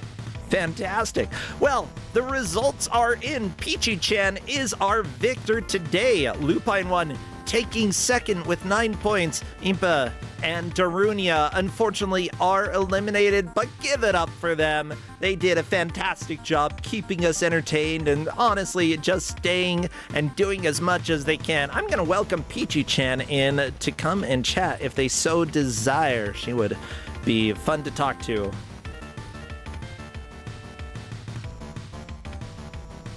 Fast left walking match. Yeah, walk to the left. Gotta walk to the left. Waka, waka, waka, waka to the left, left, left. Yeah, Peachy-chan will be joining us. I think that people did pretty well. Of course, we saw a spread between the various players here. Considering that, you know, it's learning by death is the name of the game here. The players did pretty well. Especially Peachy-chan, just lots of knowledge, especially that final push. She did fantastic. And here she is, Peachy-chan. Congratulations on taking the victory today. I think my audio isn't working. Oh, no. Well, I'll talk until it does. Hello, hello. Oh, okay. It's okay now. Oh, okay. Now I can hear you. Perfect. Hey, congratulations. You managed to get 13 points. And honestly, it was right near the end that it was pretty close between you and Lupine one, but you had such a fantastic push there at the end, getting the flies. Did you get past the plants that you use the flies on? I don't believe so. No, I didn't know where to use the flies, but I did manage to get the weed killer. Yeah, I saw you kill the plants. The plants didn't look very different when they were dead. They just kind of sat there. But yeah, there were the 3 plants in a row, the chompy plants, that those and only those, if you use the flies on, they would stop killing you. They look identical to other plants, mind you, but they're different.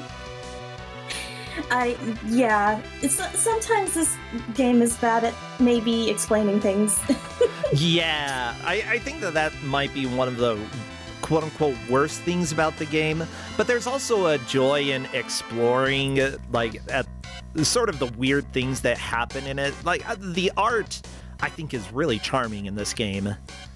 Oh, no, absolutely. No, I had a blast. This is totally my jam. So thank you so much, Neitzel, for this game. I really enjoyed it. Oh, good. Well, Neitzel, there we go. You won over somebody here. No, I love platformers like this, even if it is janky. Like, I think the main complaint is just the weird jumps. Like, it is inconsistent to get him to jump like diagonally, like actually left or right. So that's tricky. Oh yeah, that for sure. One thing that we talked about is jump buffering, which you auto jump if you hold jump, right? I think so. What I was doing was, since I'm using a PS5 controller, I was using the stick on that. Is that while I was holding left or right, I would then just roll it up a bit, and that would get pretty consistent results in terms of like jumping. Gotcha. That makes sense. Yeah. What I was thinking, jump buffering with some of the older Amiga and Commodore 64 games is when you jump straight up and then you press to hold jump at an angle, left or right, then immediately when you land, you auto jump in that direction. And I'm unsure if it works in this game, but it's a strategy that is very useful for a lot of older games, especially Commodore 64 and Amiga. They do any European game, essentially, there's a reasonable chance for jump buffering to be a thing. Okay, I'll have to test that out. yeah, like, again, I haven't played this, so I don't know 100%. Something that you could always check out later. Well, sweet. So, like, you say that this is a pretty charming game in some ways. Like, what did you like about it? I just like, I like puzzle platformers. That's probably big on me. And I love the art style. This is really charming. And the music was a bop.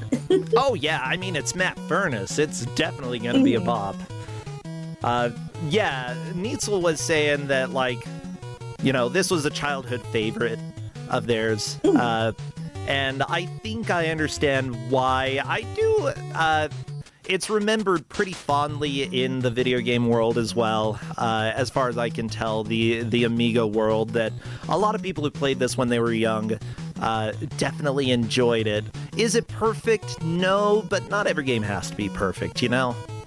Yeah, and it's definitely got that difficulty of, like, when you game over, you have to start all the way from the beginning, and that's pretty rough. Oh, especially if you're not used to that kind of difficulty from older games. Yeah, we were discussing that in the Rift channel, and the main issue with the game, I think, is that one of the big issues with the game is that if you don't know the level order and you enter the wrong level first with the just the base weapon, the wrench, some of these enemies takes like 20 hits to get rid of. It takes forever, and they come back after like 10 seconds. So it's super annoying to navigate, and it's kind of like Mega Man in the sense that if you don't know the order, you are having a terrible time. A little bit, yeah. There's definitely enemies that I could already tell that they were total, like, damage sponges as you go on. So it's actually really important to get those, like, weapon upgrades. And the big thing as well is, like, some enemies, you can see that they take damage, but I'm not sure you can actually kill them. So really, if you enter the wrong level, there are times where you don't know how to solve anything, because you're just like, all right, I'm going to attack this for 5 minutes. Is it going to die at some point or not? And that's something that's really bad about the game as well when you play. Yeah, I think I sat there for like a good minute trying to kill one of the, like, little, like, computer chip, like, spiders, and I was just like, okay, this isn't working. Yeah. Well, fantastic job here, you know, making a lot of progress and, you know, overall being the victor today. You're moving on to round 3. So, question for you, do you have anything that you'd like to plug? Anything that you're streaming at your channel? Or if not, anything that you've been enjoying offline? I stream every Friday, usually around 9:30. I just kind of play whatever I feel like. I don't really have, like, a schedule or anything. 9:30, is that Eastern? That's Pacific. Pacific, so okay. West Coast. Gotcha. But other than that, I've been playing lots of Pokopia. Pokopia's been very good. Oh yeah. Eventually I'll get Pokopia, but I gotta wait. Money's tight. Yeah. Well, good. I'm glad that you've been enjoying that. I know that it looks super charming. I'd love to try it out sometime, and I will sometime. Well, sweet. Feel free to check out Peachy-chan and any of the gamers that we have today. A lot of them stream at their own channels. Neitzel, what about you? Anything you want to plug? Nothing at all. I'm doing nothing at the Nothing? Oh, yeah. Yeah, what I've been doing is that for the last month, I've been trying to get the taste of speedrunning back. So I've been learning like a new game every week. So like last week I did Rags to Riches because maybe we're going to do a race at some point on that. I'm not sure if that will happen. Like this week I learned, I started rolling this game for a speedrun. And yeah, and that's it, more or less. Well, sweet. Yeah, I'm glad that like you've been helping out with the French community, and I know helped out with some of the restream for Fastest Furs, and I really appreciate that. And I'm excited as well. Like if anybody wants to race me, I'll hop in. I'll do a race. That'd be fun. Well, I'll go ahead and let both of you go then. Thank you so much. We've got one more match coming up. Take care, you two. See ya. See ya. Yeah. Everybody, we are in the final match for today. Remember, though, we have 4 more matches tomorrow, and then occasionally we have matches during the week. Of course, they will be put on the schedule when we have those made. Otherwise, I am doing a lot of NES development right now, and that is my main focus. Crappy, what's your main focus, huh? Oh no, Crappy saw the nuclear reactor. He's gonna go... I don't think Crappy's smart enough to do anything nefarious there. He's just gonna go splash around. Yeah. Crappy goes and grows a third eye. That's cool. Say hello to the last GM of the day, Kazuya ZX. Come on in. Let's chat a little bit about your game. Hello? Hello. Hello. How you doing today? Pretty good. Excited to get back into this after that little hiatus. Yeah, I know it's been a hot minute, but we're here. We're ready to go. Yep. So I guess we'll just hop right into it. Today they're playing through Power Rangers Dino Thunder.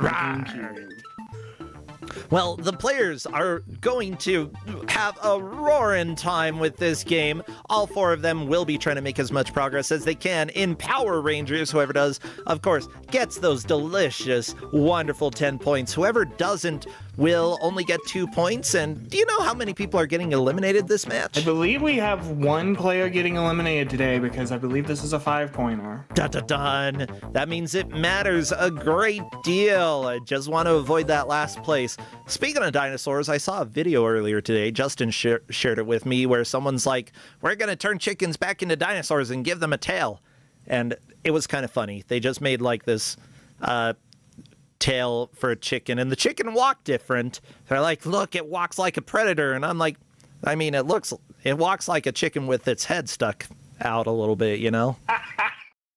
Which I guess that's what... But they're like, we have fixed 65 million years of mistakes. And I'm like, yeah, that's right. The chicken can now be feared because it now has a tail. Chickens will screw you up. Like, those beaks are sharp. I could beat a chicken. Easy.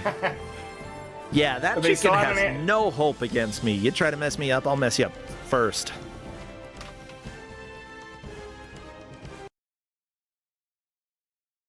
Okay, I'm checking with the players to see if they're ready to begin. I'll just need to have them take down their picks. It looks like Hedgemaze is going to let them know. Hedgemaze, thank you so much for being the sneaky person behind the scenes who makes everything run smoothly. Yes, we love Hedgemaze. Yeah. They were a big help because this took a few games to get here. So yeah, and of course Tristan for the server, Corndan for doing a lot of the tech and emulator work. Like, we have a lot of fantastic staff who are helping out. Yeah, Crazy Sunshine with the social media. Anyways, we got to do the countdown. Okay, wish them the best of luck, and anybody in chat, if you have prehistoric emotes or Power Ranger emotes, go ahead and spam them because we're doing the countdown now. Best of luck. Eggs will work as well if anyone has any eggs. Yeah, if you have neither Power Rangers or dinosaurs, eggs! Do it! Spam, spam, spam! As soon as I see movement in the first stage, I will start our timer. Rawr. There we go. See, we've got Why are the dinosaurs not showing up on my screen? There's a turtle. There they are. You got it, Dr. O. You got it, Dr. Ock. Uh-oh. Yes. Doc Ock. Start mission 1. Good work. So this is Power Rangers Dino Thunder for the GameCube. Basically, it's a mech game, for lack of a better term. Dino egg collected. Okay, so this is like Gundam. Kind of. So they just need, these early missions are mostly going to be a tutorial for them getting used to the controls and how it works. Tracking for this one simply going to be which mission did they reach and do they grab the dino egg? Because one of them is hidden in every mission, and they have been told they do need to get the dino eggs before they can move on to the next mission. Ooh, are you going to warn them if they didn't manage to get egg? I'm going to need to do a little recapture here because somehow things got off. It's fine. Welcome to streaming. Well, yeah, so what are we seeing here? We've got the tutorial missions. T-Rex is obviously the first here. So what are the quirks collecting or controlling the T-Rex? Very tanky controls, just the camera can also be really wonky, so you definitely maybe a motion sickness warning on this one. Okay.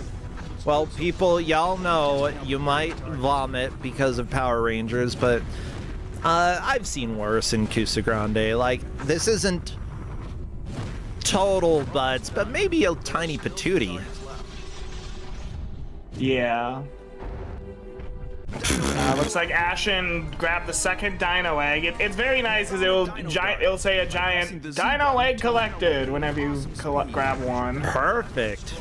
Good. There's no way to miss that we've got dino egg. And that certainly is going to make the refs' lives easier. I appreciate what they're doing. I will read out who's helping out with this match in a little bit after I finish doing the final recapture, because from the title screen it was impossible to see exactly what the resolution was going to be. There we go. The refs for this match are Blastinus is eager for the Zord games. We've also got Fahrenheit, but with tank controls. Nakarashi's Morpher is not mighty. Mendez finds a way. And finally, Garfield the Thunder. Ooh. Dino Egg. I hear a lot of dialogue here. Yeah, Tommy Oliver, Dr. O as he's called, never shuts up. Is he the villain? He is the team's mentor, and a former Power Ranger himself. We should fight him anyway. This is what you get for not shutting up, dude. Whoa, you just farted. By farting, you can clear cave entrances. I mean, yeah. Yeah. Oh. Mission complete. Oh my gosh. Sorry. Oh yeah? Sorry, I'm talking to myself. Looks like Shotgun did not get the mission 2 egg. In that case, I will let him know. Yeah, gotta let him know. Is there an easy way to know how to get back to the previous mission? There should be the mission marker should still be on the map where it was. Gotcha. Well, as you are doing that, I'd just like to say that, we are currently on round 2 of the group stage for Kusogrande. This is the round where people start to get eliminated. So, tightening up your gameplay, especially if you didn't come in first or second during your first match, definitely is important. Little mistakes can cost you a lot of time, so very important If you're going to make a mistake, make it in the first 5 minutes, you know.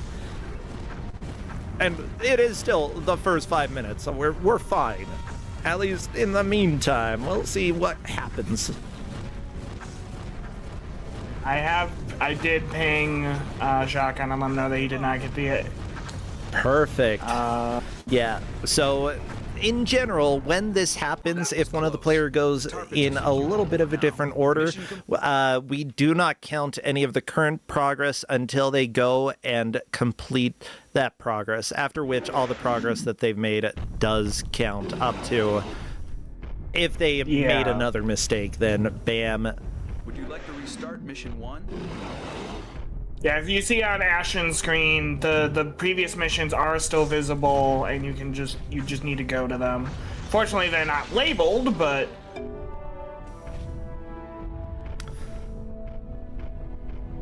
yeah, that makes it a little hard. Okay, lack of a minimap. Don't like that. Like to restart mission 4? There's the first wave of Ashen Strict starting mission 4 over again. This seems like it's a little bit of a timed mission, so yeah, not a bad idea. Looks like he also might be looking for the egg, because the eggs do get a little hidden afterwards. You know, the further in you get, so... Oh, yeah. Oh, my gosh. Well, I mean, hide your eggs, you know? You don't want people stealing your dinosaur eggs. Except, wait, you're the dinosaur. Why don't you know where your own egg is? Oh, looks like Shotgun is moving on to mission 4, though he does still need to go back to mission 2 and get the egg. I don't know if he got the egg for 3. Well, Shotgun should definitely be aware. Yeah, if the referee for Shotgun John is able to let us know, yeah. No 3 egg either. Well, yeah, that's from one of the chatters. Oh. Yeah, so Nakarashi is the one watching specifically. And yeah, this is one of the reasons why you want to make sure that you have the chat up as well.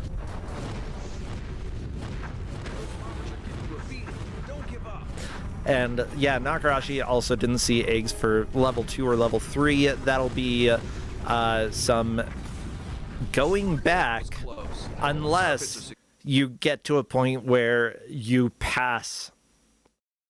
I don't know. Is it possible once you get through these tutorials that you can't go back?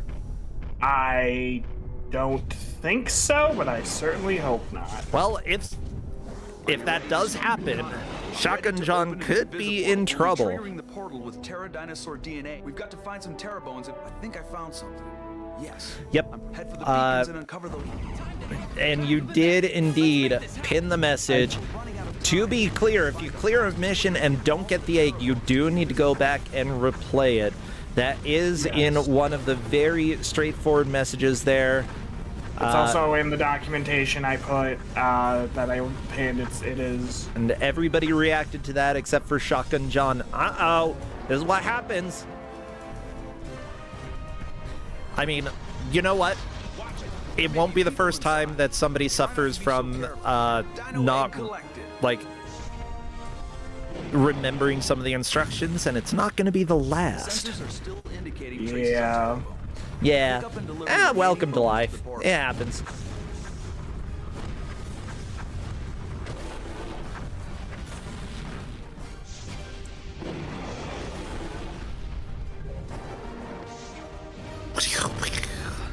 With that said, there could be an additional strategy. This is just theorizing and giving him a bit of... All you have to do now is summon the Terrazord. You press the a bit of, like, kindness here. Essentially, sometimes just clearing the missions and then if you didn't get an egg in one, going back and doing those again.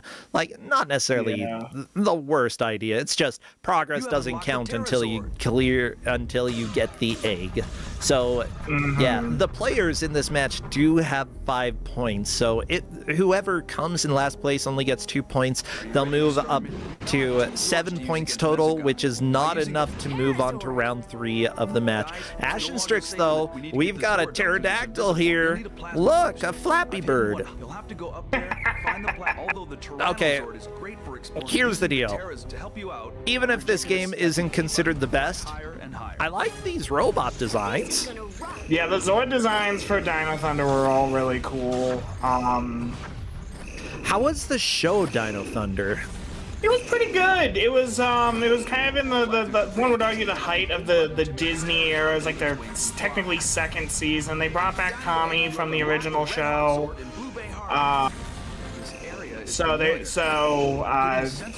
It was fairly popular. The theme song's a banger. Okay, good to know. This tree is out of place. Oh my gosh. You know what?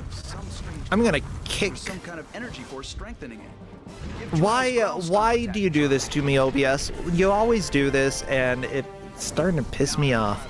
You're like, let's go ahead and just make everything a nightmare here. Yeah, it's okay, we're gonna get this. Okay, it looks like I'm just gonna have to go like so. Yeah, so right now, Ashen Strix definitely doing the best at starting the game. Dragus doing a pretty reasonable job as well. Shotgun John and Yoshi Chief behind. Shotgun John appears to be significantly ahead, but unfortunately is not following the rules of the match, and because of that, none of the progress, even in Mission 2, none of this progress counts. The funny thing is on his screen, you could see the egg for Mission 6. Like he literally flew past it. Yep. But, you know, this is what happens. And we've had people lose to various bosses, password boss, instruction boss. We've had people lose to softlock bosses before, which isn't always the happiest thing to happen. But, you know, sometimes this is Kusogrande. The games aren't great. So why... Okay, I like the designs in this. Why is this game considered bad, in your opinion? The controls are not the greatest. Like I said, the camera is pretty bad. None of the enemies are things from the actual show. Like you fight, like they don't ever fight weird flying robot things, or the acting is not the greatest. Okay. But it's just not a, like, Power Rangers has had some good games. Power Rangers has also had some really bad games, but they I really hope sorry, my brain is apparently fried right now.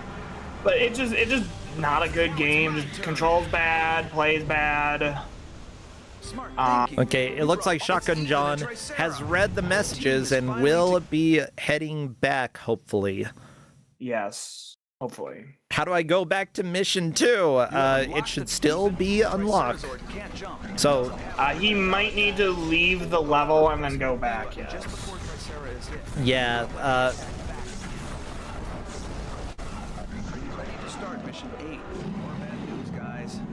yeah. Tricera was rescued from the portal. We've got to destroy them, or they will. Triceratron, maximum speed. Got one. Got to clear out the rail. The sooner, the better. So I'm saying may need to leave the level and return. I don't believe you got any eggs after Mission 1, so that is something that they will need to do. And if not, restarting the game might be the best option. And, you know, we'll go ahead and let them figure that out. You can go ahead and communicate as needed. Ashen Strix, meanwhile, being a pretty burb, Which, knowing Ashen Strix, this is absolutely the correct vibe for him. Dragus Cloud, Yoshi Chief. Yoshi Chief just wants to be the T-Rex. I know this. I mean, to be fair, I would also want to be that T-Rex. They don't show it in the game, but that tail doubles as a drill. More of them down the river. Right. How do you go all the way back? Guys, Yeah, Shotgun John is going to start the game over. Well, I mean, he didn't make a ton of progress, like, so that's not, like it's not like he's on, like, mission, like, 20 or something, so he should be, as long as he finds the eggs, he should be able to catch back up pretty quickly. Yep. Hey, Anonymous, thank you so much for gifting all those gift subs. I very much appreciate that. You are freaking awesome.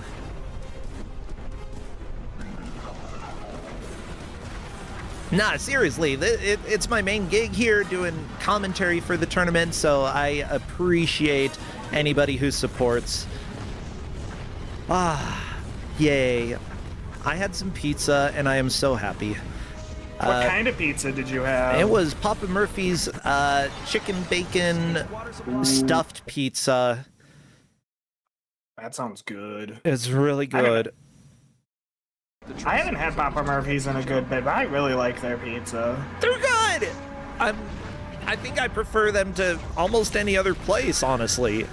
Their pizzas are so big, and especially, like, depending on the day, super cheap.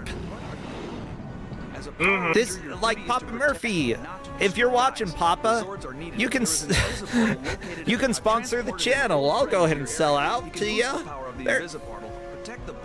Any day. Reaches the Invisiportal on the opposite end of the highway. Yeah, Papa.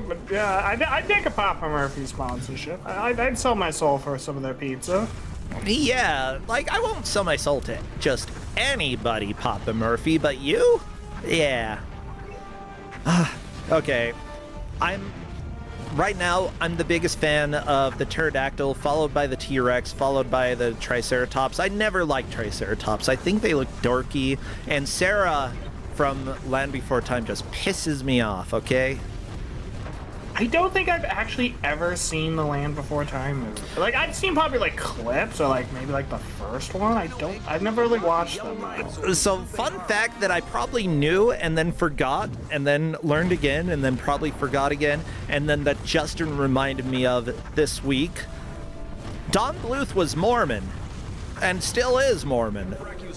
And let me just tell you, a lot of the stories make a little more sense. Oh my gosh. Yeah. I don't think I knew that. Yeah.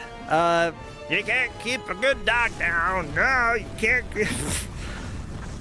I'll never forget that match. What a game. What game was that? Oh, All Dogs Go to Heaven.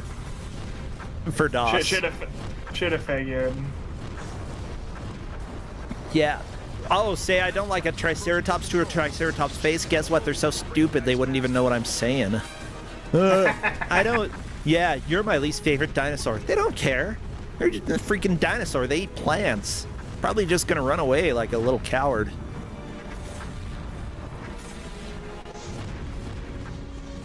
Like, Shotgun is looking around for the egg for mission 3, which I legit do not remember where it is. Oh no, don't let the Brachiosaur die! Don't let the Brachiosaur die! Or do, I don't care. Oh, made it to the end? He's there. Great work. Great work. Portal power is... You might not have gotten an egg. Yeah. But maybe so. I don't know. The ref's watching better than I am.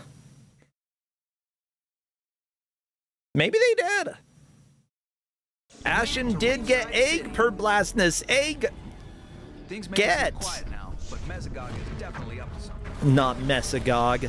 I hate Mesogog. I mean, he's his whole plan is like, I'm gonna basically turn everyone into dinosaurs, or like send the world back to the dinosaur age. Yeah, I mean, Meso, as in Mesozoic, I get it. Guess what? All you have to do is have a little science comprehension in order to understand why the Zords are named that way.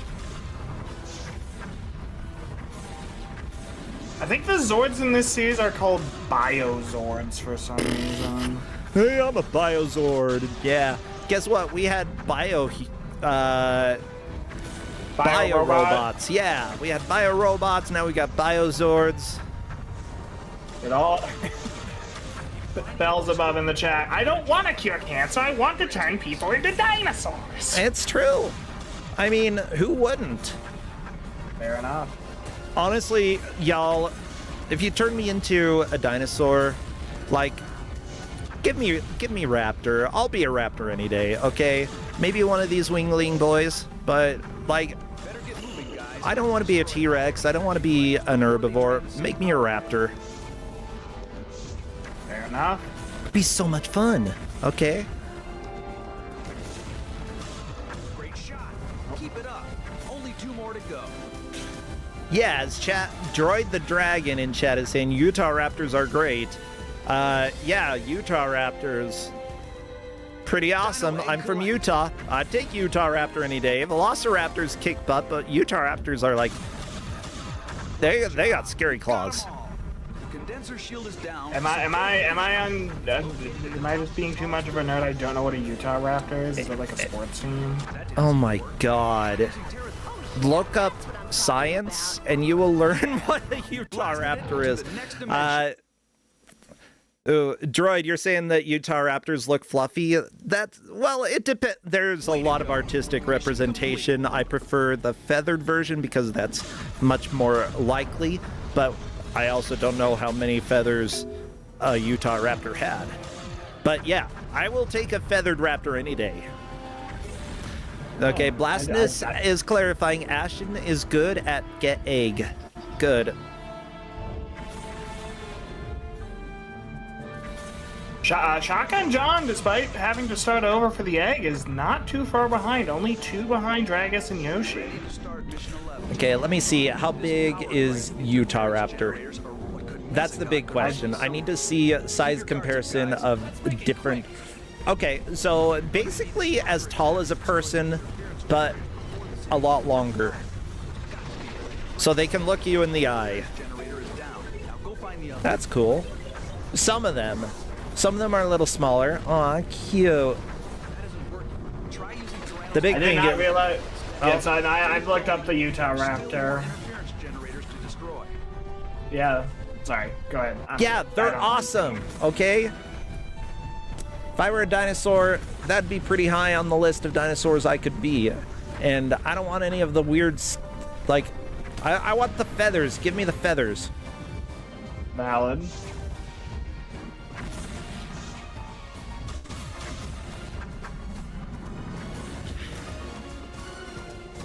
Someone is saying, so basically a long emu. You know, a long and toothed emu, I would say a Utah Raptor could be, sure.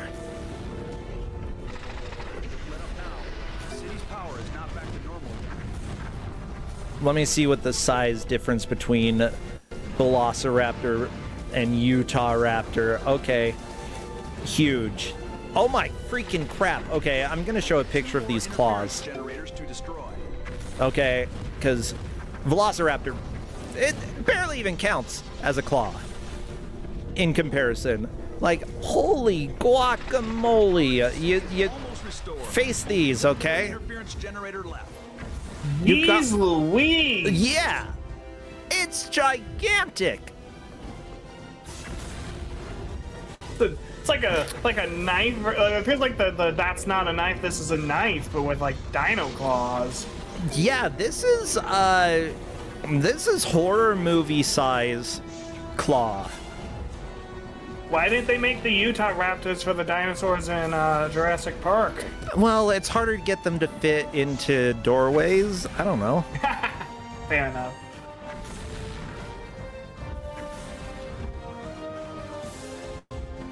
And like, I'm trying to look up a picture, Because I know that there's a picture showing the size difference, but I click on the preview and it takes me to a Reddit post that, as far as I can tell, doesn't have one of the pictures. The picture that I want to look at. Stupid internet. Dead internet.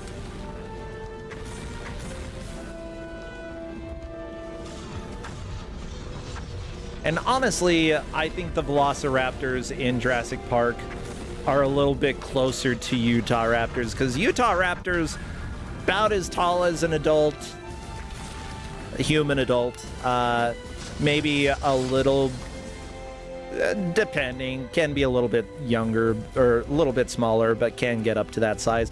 Velociraptor comes up to like halfway up your thigh, maybe. Oh wow, I always thought they were bigger. Nope. Guess shows how much I know about dinosaurs. We're learning about dinosaurs here, people. Education. I do think that I like Velociraptor's mouth shapes a little bit better, though. And honestly, I don't mind if I'm just come up to someone's thigh. That means that I can look at thighs. Jacqueline, thank you for the raid. Good to have you here.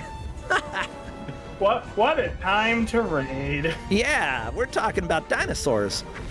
And specifically, dinosaurs looking at my body. Looking at Dino egg collected.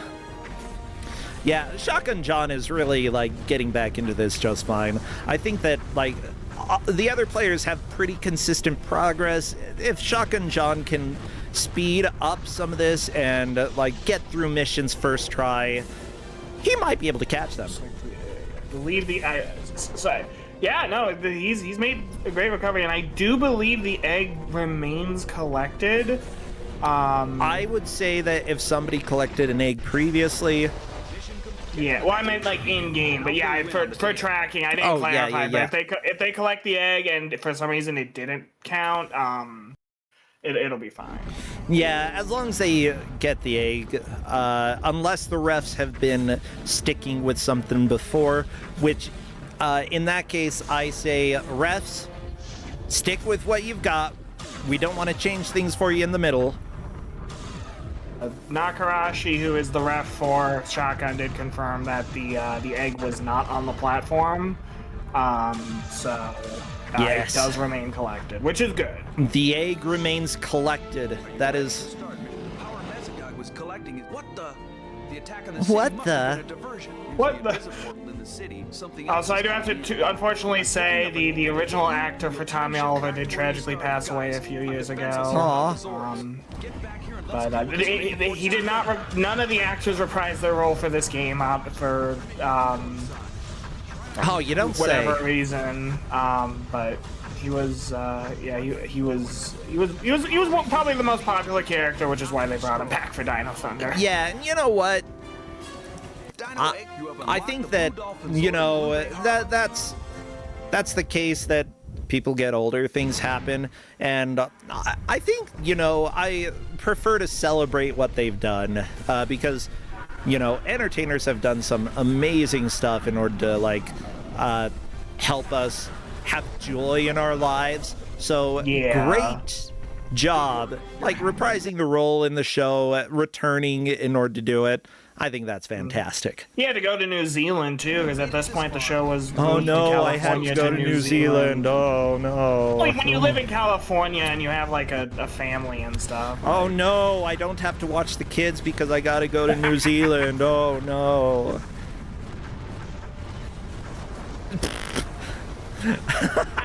You know, speak to me more about other things that I can leave behind when I go to New Zealand.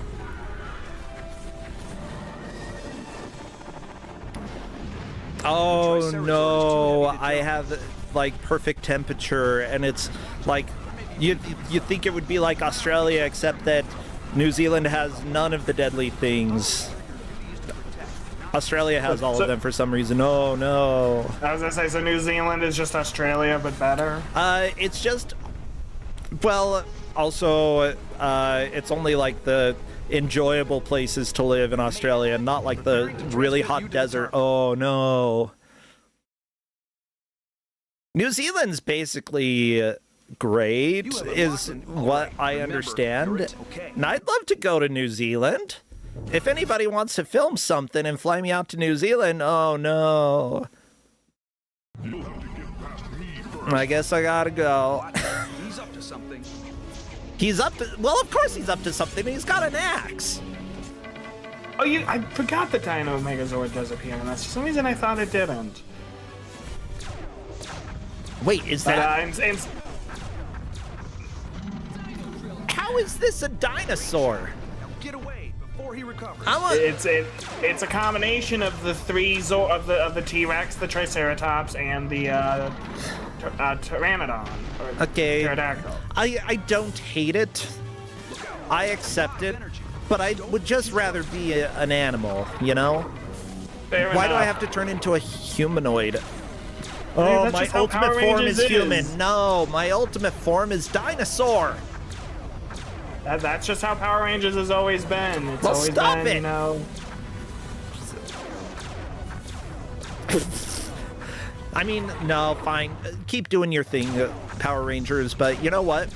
If I were a Power Ranger, I would never merge. I would just stay my dinosaur. I'd be like, you want to form giant humanoid? Too bad, suckers. I'm a dinosaur. I feel like you'd be a perfect 6th Ranger then. You're like, I ain't part of the team. But yeah, put me in as the 6th Ranger. Do they have a latex suit that would fit me? I don't think I would be the sexy Ranger. I gotta be honest, you know?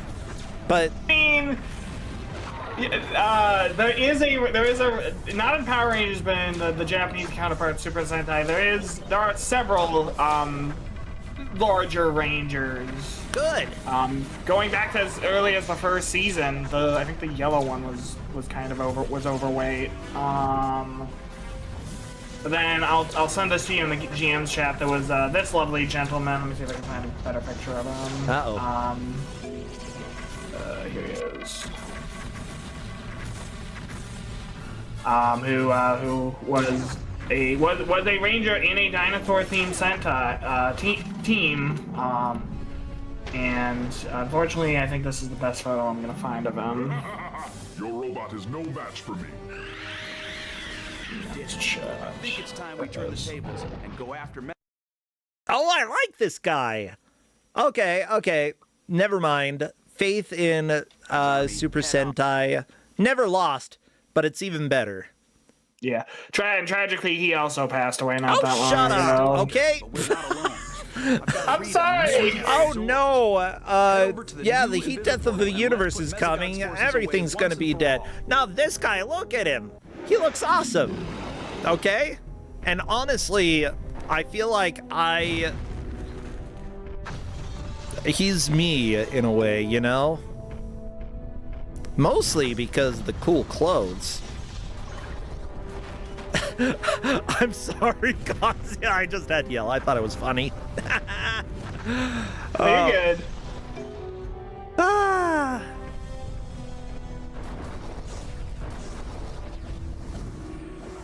But yeah, everybody working to get into this. I think everybody's, like, honestly showing a good push, and Shotgun John, surprisingly, is making a pretty strong comeback.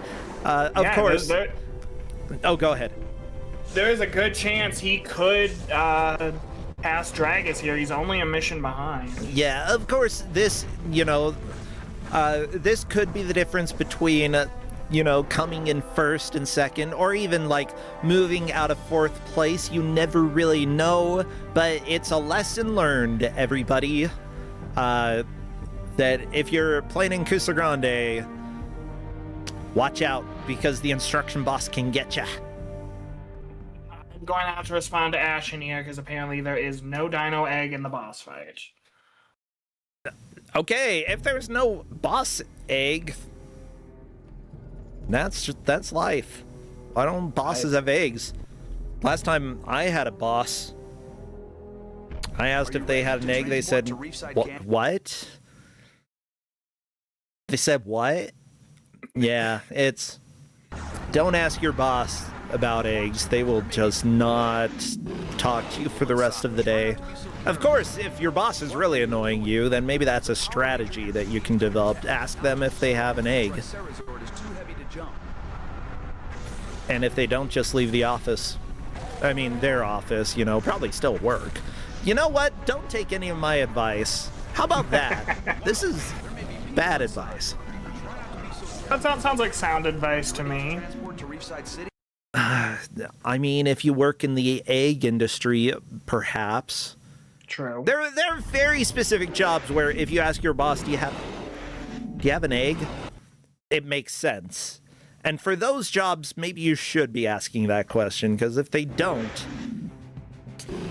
are they really a good manager? I don't know.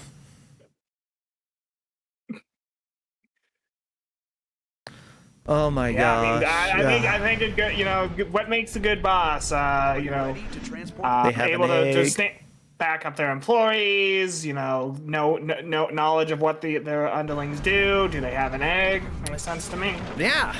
I mean, based on... Oh my god. I did some management seminars one time when I was working in an office, and eventually I left that office because it was it was too stressful, and the work was not rewarding at all. I enjoyed the people there, but it just was too stressful. But yeah, I took some management seminars, and I remember one where specifically the CEO of the company taught us about the benefits of slavery, and I'm like, I don't like this. I don't like this at all. Jesus. Yeah. Are you like, ready to transport to That is certainly. I don't know how to even respond to that. Well, like, the whole idea was he was talking about the history of management types and, like, the upsides to the different management types. And let me just say, having slavery as a management type is probably not what you should be doing. I'm going to go ahead and say that should not be discussed as part of the history of management. No. Yeah, no, that's a fair point to make. Yeah, this was Utah, mind you. And I know that guy is a Mormon leader as well. Oh my god. Don't need to explain any further on that one. Nope, not at all. Utah, let me just say, very forwards in some odd ways and very backwards in ways that might shock people. And maybe backwards in ways that don't shock people. You never know. Also, I can almost guarantee that, like, he didn't realize how problematic that was either. It's a very Utah thing. Yeah. That's just... Oh, sorry, go ahead. Anyways, so we've got other stuff going on the screen. Pterodactyls flying around cities, shooting bombs or something. I don't know. What do you shoot as a pterodactyl? Shoot as a pterodactyl. The same energy ball every Zord in this game shoots. You shoot bombs? Okay, cool. Like little energy blasts or whatever. Yeah, okay. I was gonna look up the story of this game and completely forgot. There is a manual link in the documentation in the match and ref chat that includes the story. I was actually about to bring that up. Yeah, sure. Let me see. The manual's for the PS2 version, but the only difference is the controls, which is because unfortunately I could not find a PDF of the manual for the GameCube version. Yeah, that's fair. I mean, simply put, since the PS2 era, ports have largely been the same. Even PS1 era, they were mostly the same, just varying levels of quality. But yeah, recently, ports are significantly similar to each other. So, oh my gosh, let me take a look. Let me take a look. Where is it? Okay, The Zord Adventure. Dr. Tommy Oliver, the Black Ranger, along with Dr. Anton Mercer, originally constructed the Dinozords by combining actual dinosaur DNA with technology. Built to aid the Rangers in their fight to protect humanity, they link up to form the Thundersaurus Megazord. Grown weary of countless defeats at the hands of the Power Rangers' mighty Thundersaurus Megazord, Mesogog formulates a sinister plan to remove the pesky Power Rangers from his path once and for all. He realizes that while the Megazord has been invincible thus far, perhaps he can divide and conquer. He devises a devious trap for each of the Power Rangers' Dinozords. By separating them, he will prevent them from forming the Megazord and foiling his plans. See, he doesn't even need to do that. All he needs to do is put me as one of the Power Rangers, and then I will keep them divided. It's true. True. Yeah. Mesogog places Zeltrax in charge and creates an army of obedient giants with a single purpose: cripple the dinosaurs by draining their energy and imprisoning them in a prison dimension. Without the dinosaurs, the Power Rangers cannot form the Megazord, and Mesogog would have an unstoppable force. One by one, the dinosaurs begin to vanish. From his secret lab under the Reefside City tar pits, Dr. Oliver detects the dinosaurs disappearing. He sends Connor, Kira, and Ethan on a mission, taking their dinosaurs to the last known location of the missing Parasaur Zord. When they arrive, the Parasaur Zord is gone without a trace. Mesogog wants... Okay, anyway, bam. Yeah, we understand. Blah, blah, blah, blah, blah. Trying to separate dinosaurs so that they can't form the Megazord. Dinosaur Megazord. Question though, like, we see 3 of the Dinozords here, but are there others? So there are, there are other Zords. Technically we see 4, the mission where they had to protect the Brachiozord. Okay, I see a woolly mammoth. Wait, is there a saber-toothed cat? Is there in Dino Thunder? There might be. Maybe not in Dino Thunder, but I do see a saber-toothed cat. Well, if you're looking at the manual, then that just shows the Zords from Dino Thunder. I mean, I'm not looking at the manual. I'm looking elsewhere. Also, that is a crotch shot for the Red Ranger there. My gosh. He is almost more crotch than human at this point. Okay, Red Ranger, Yellow Ranger, Blue Ranger. Black Ranger is the Brachio one, and then it doesn't have information about any of the others. There's the Parasaur Zord, which I think I saw briefly on one of the screens here. This is just Dinozord data. Okay, Terrazord is probably my favorite. The birdie Parasaur Zord, kind of cool. Dimetrozord? That's just a freaking dinosaur with a saw blade on its back. I don't think that... Yeah, that's the Dimetrozord just has a saw blade. Cephalozord, okay.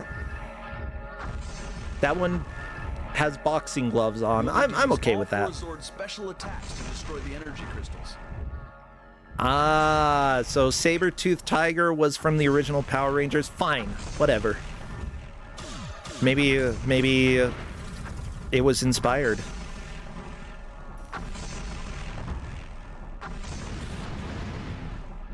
Yeah, well, I mean, there's been multiple Saber-Tooth Tiger Zords in the series. Yeah.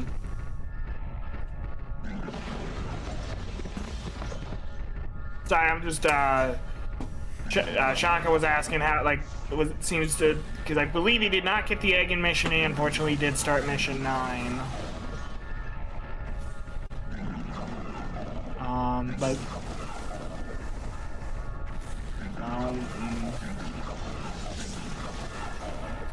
Yeah, you may wish Let Shaka know that they'll need to go back to Mission 8. As long as they haven't moved on to the next level, hopefully they can. He's in Mission 9 right now, unfortunately, so he might need to quit and reload the save. Yeah.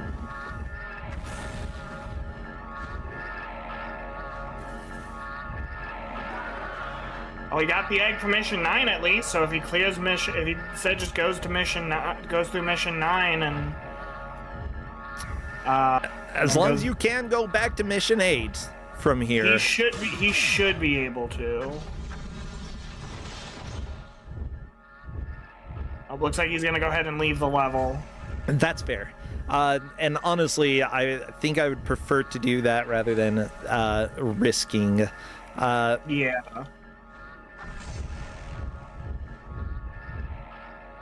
Unfortunately, Shotgun just kind of got. Are you sure you want to leave this level? That's the tricky question here. Well, it's if the mission is in the same level. Well, yeah, the mission 8 marker is like right next to the mission 9 marker. Funnily enough, he just needs to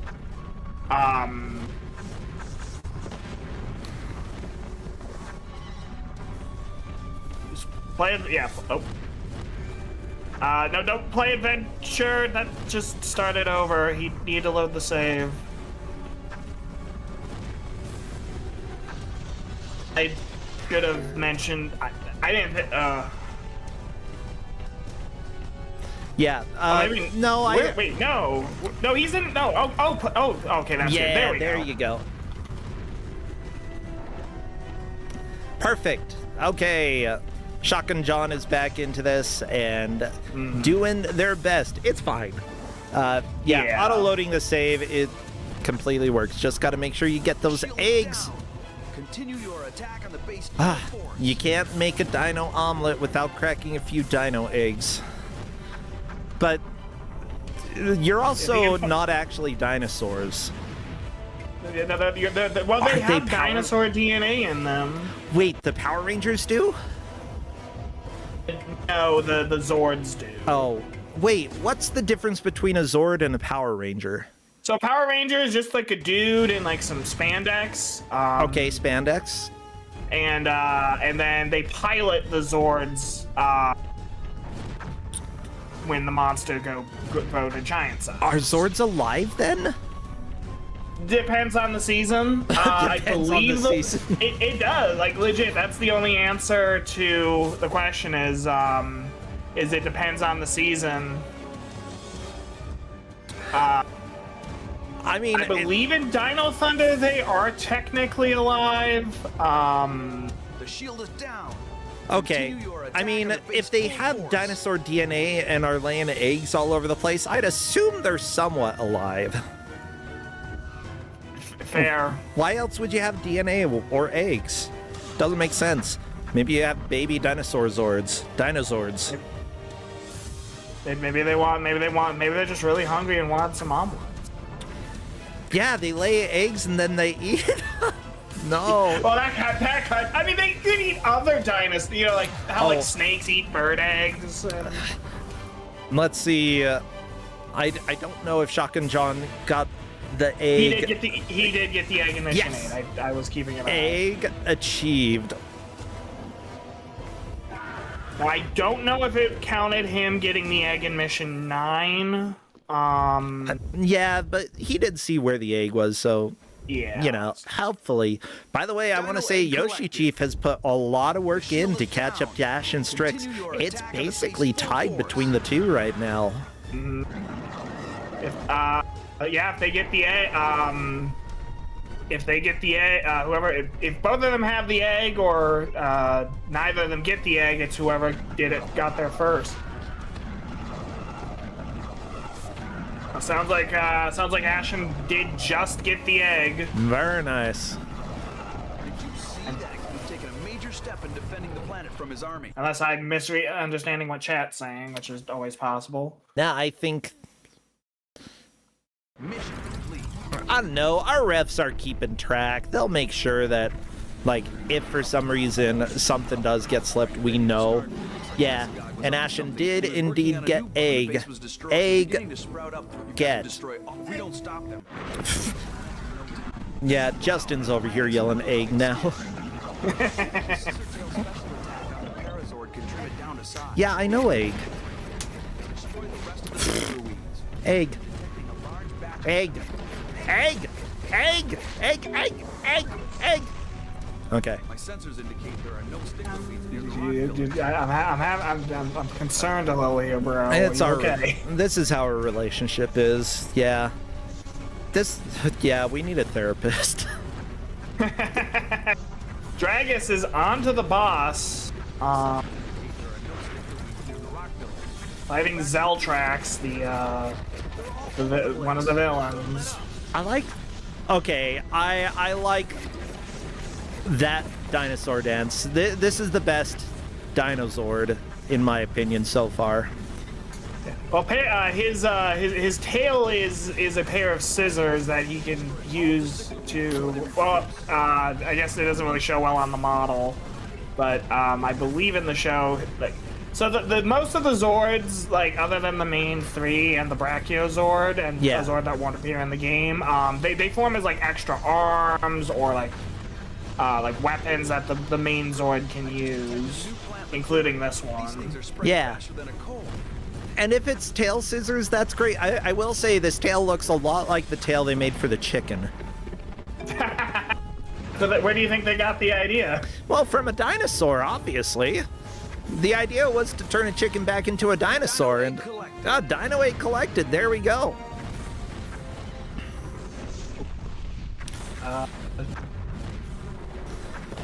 Shotgun John might have thrown in the proverbial towel here.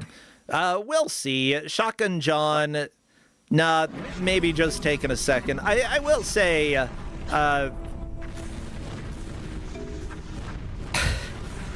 no, it was private match chat stuff. Do not worry about Shotgun John, everybody. Do not be concerned. Shotgun John is absolutely okay. That sounds vaguely ominous when you say it like that. We are not holding Shotgun John hostage. We are not filming him. Yeah, nope.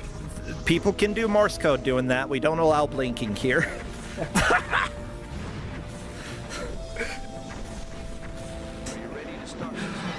Oh. I'm also picking up a new portal leading. Mesagog must be up. You're going to need some extra time for him to navigate.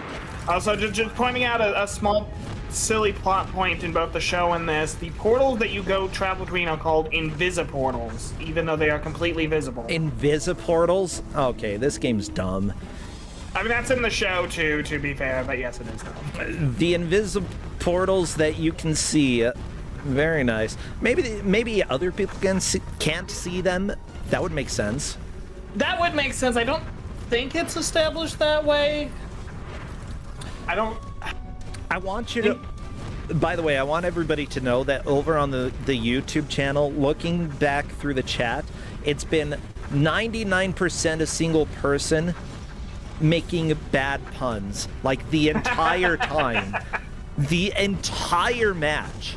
No, the entire day, every match, it's just bad pun after bad pun. And I have to give you shout-outs because, holy crap, you are tenacious.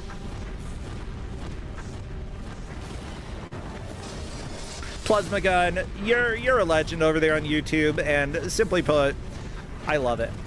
Thank you. So that's what you're missing by not checking out the YouTube chat is bad puns. Yeah, but Twitch pays more. Fair. I was talking to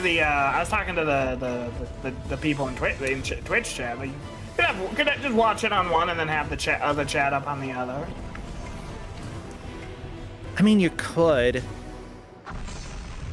I guess I sort of do that. I've got chats up all over the place. Yeah, I've got both the Twitch chat and the YouTube chat up on my one monitor, and then the Discord screen share up on the other, so I can see the match. Oh yeah.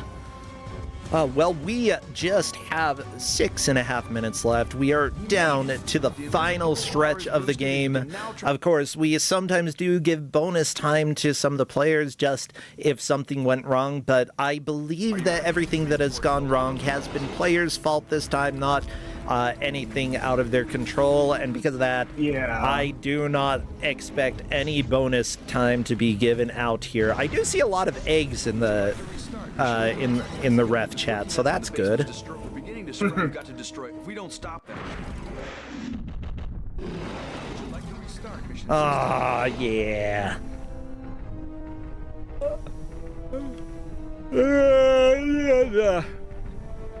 You know? Ah, dang it. I literally just went to look up the name of the 4th Zord that they have, and I was like, oh, okay, cool. And then I closed it, and I forgot what the name is. Not the green one, the one that does the tail dance. Plessus? Plesiozord. Parazord. Yeah. That's the best one. It's a Parasaurus. Yeah, see? Do the tail dance. Do it. I know you want to. Do the tail dance.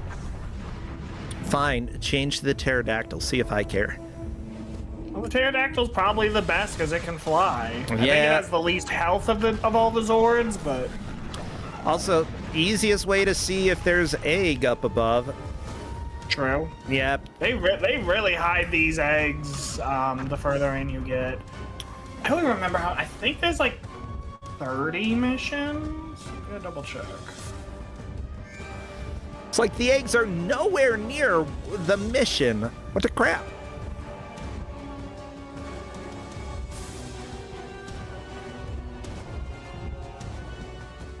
There are 24 missions in the entire in the game. Oh, there's egg right behind you, I think, Ashen Strix. Maybe I saw fake egg. There are some collectibles that kind of look like for enemies in his immediate area. non-eggs. Oh, but I think I do see the egg on top of that hill, though. Oh, egg. Gotta protect your Brachiozord. These missions are the meanest for hunting for the egg, is like, you're supposed to protect the Zord, and like, you can easily mission fail if it just takes too much damage. Yeah, what I do is abandon what I'm supposed to protect, look for egg, and just let Brachiozord die. Fair enough. Especially since we know it saves the egg between attempts. Yep. Like if you get the egg. Yep, egg is higher priority. I might consider collecting the other collectibles while doing it, if I'm flying around, just because I don't think they respawn when you restart a mission, and if they don't, that means that they're no longer gonna distract me. Like, if it's in the way, I'm grabbing it. Fair enough. Yeah, the only collectible we're worried about is the eggs. There is the Dino Morphers, which are mostly just used to unlock other side activity things, but we're not worried about those. I'm just like, let's just focus on the Dino Egg, because I know there's one per mission except boss fights, and yeah. You know what? My biggest complaint about this game is it feels a little too repetitive, and for a game based off of a series that is bright and colorful and so over the top, it's too muddy. Too muddy. Yeah, I can see that. Looks like poop.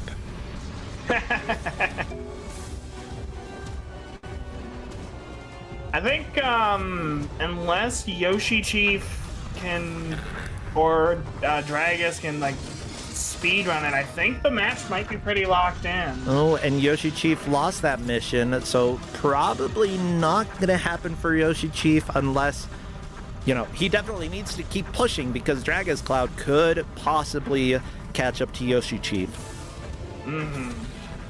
Unfortunately, Shotgun John just kind of getting stuck there, having to start over.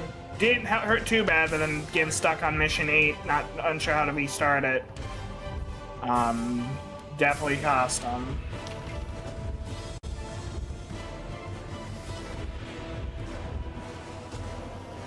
We have seen crazier finishes though. So Oh yeah, absolutely.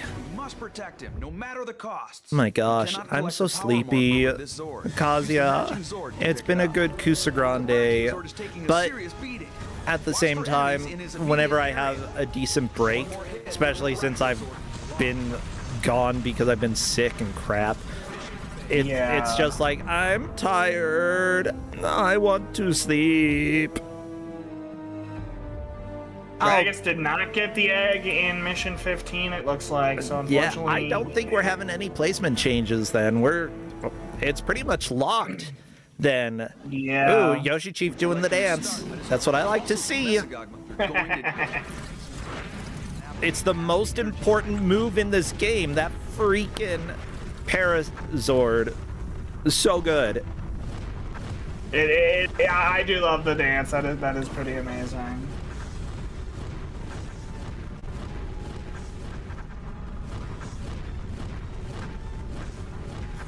Oh, I'm happy. I think I ate a lot of pizza, but that's okay. That, everybody, is time. There we go. Oh no, I stopped it too early. Guess they have to play another hour. Nah, that's time, everybody. Give it up for all of our players. Ashen Strix coming in first, Yoshi Chief second, Dragus Cloud third, Shotgun John coming in fourth, and unfortunately eliminated from Kusogrande. That is how it goes. Of course, they are checking. Referees will be confirming that as we go along, but I will welcome Ashen to come and join Voice if they wish. Yeah, I think the players did pretty well here. I mean, we actually got pretty close to the end of the game.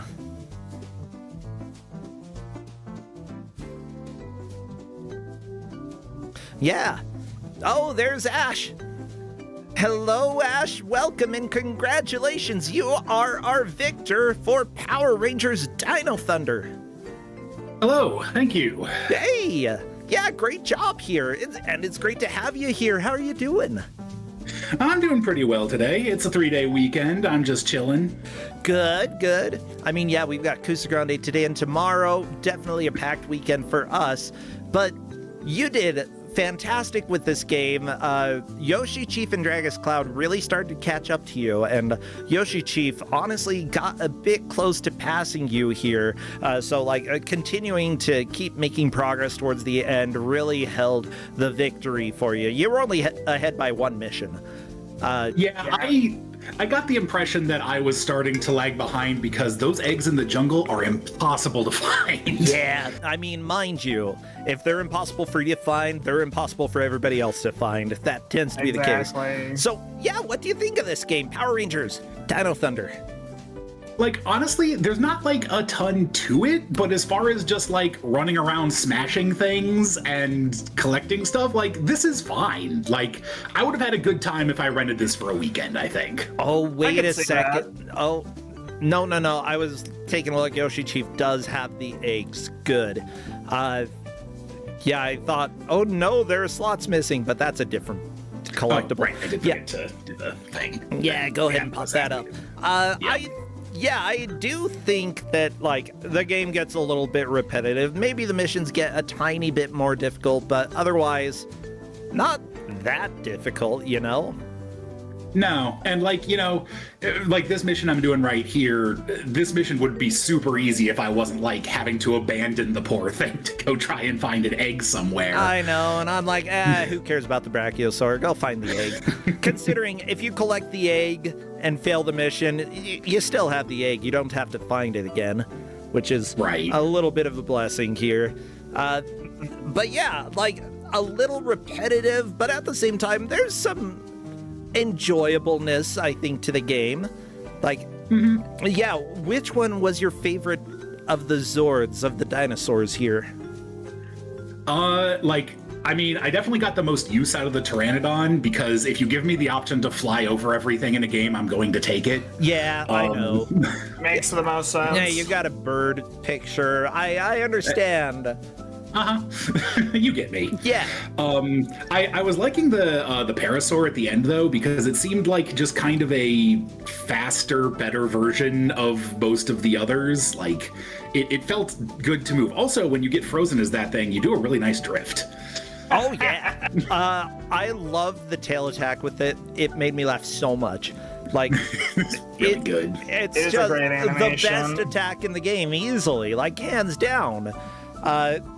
Useful, kind of. Like you actually were able to destroy quite a bit around it. Yeah. Terrazord, I put you right up there. Great. What was your least favorite of the Zords to use then? I mean, probably by the time I got to it, the Tyrannosaur, like, it just kind of felt outclassed by the Parasaur. Or do you mean the Tyranno? Oh. The red one. Oh, yeah, I actually didn't realize that you got that. That's the one you start with. Oh, yeah. That's fair. Yeah, my least favorite was the Triceratops, just because they're overrated, but that's all. Oh, I mean, if we're talking like dinosaurs, that's a completely different rating. As far I'm just talking about like how fun they were using this. How fun to use, gotcha. And actually, yeah, that's probably the best comparison. But yeah, overall, like, I feel like with some changes with the game, I think that it could be, like, enjoyable and fun and not muddy looking. Like, that's my biggest complaint. Power Rangers is supposed to be really, like, colorful, bright, over the top, and this is too muddy. It looks... Ugh. GameCube, come on. I know you can do better. Also, they kept yelling at me for crushing cars, and I'm a dinosaur. What else am I supposed to do? What's even better is that like the cars will drive into you because they don't stop. And Tommy was like, "Don't run over cars." It's like I didn't do anything. Car ran over me.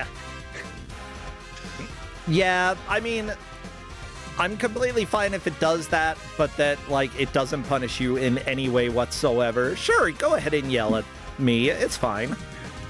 He was getting annoyed enough that I was afraid that eventually it would cause a game over if I did it too much in one mission, but... Now I wonder if it will. If so... I don't think great. It does, but I wouldn't know, unfortunately. We're gonna turn this Zord around! Yeah. I will turn this Zord around, so help me! We're going back to the Jurassic Age! Yeah. Well, great job here. You did fantastic, and good job to everybody who played in this match. 3 out of 4 of you moving on, and Ash, you're in a pretty good position now, you know, doing well in the next 2 matches. You're in the bracket, so, best of luck in the future. Do you have anything that you'd like to plug, any stream that you're doing, or if not, any game that you've been playing and that people should check out? I do stream on Friday evenings and Sunday mornings, just kind of general variety stuff. I've also modified the BizHawk Shuffler to shuffle in Final Fantasy games when you get into a random encounter. That's you great. can make me do some shuffles of that in, by subbing or whatever. The actual thing I would like to plug, though, is over on Tie Tuesday's stream right now. We're gonna raid there.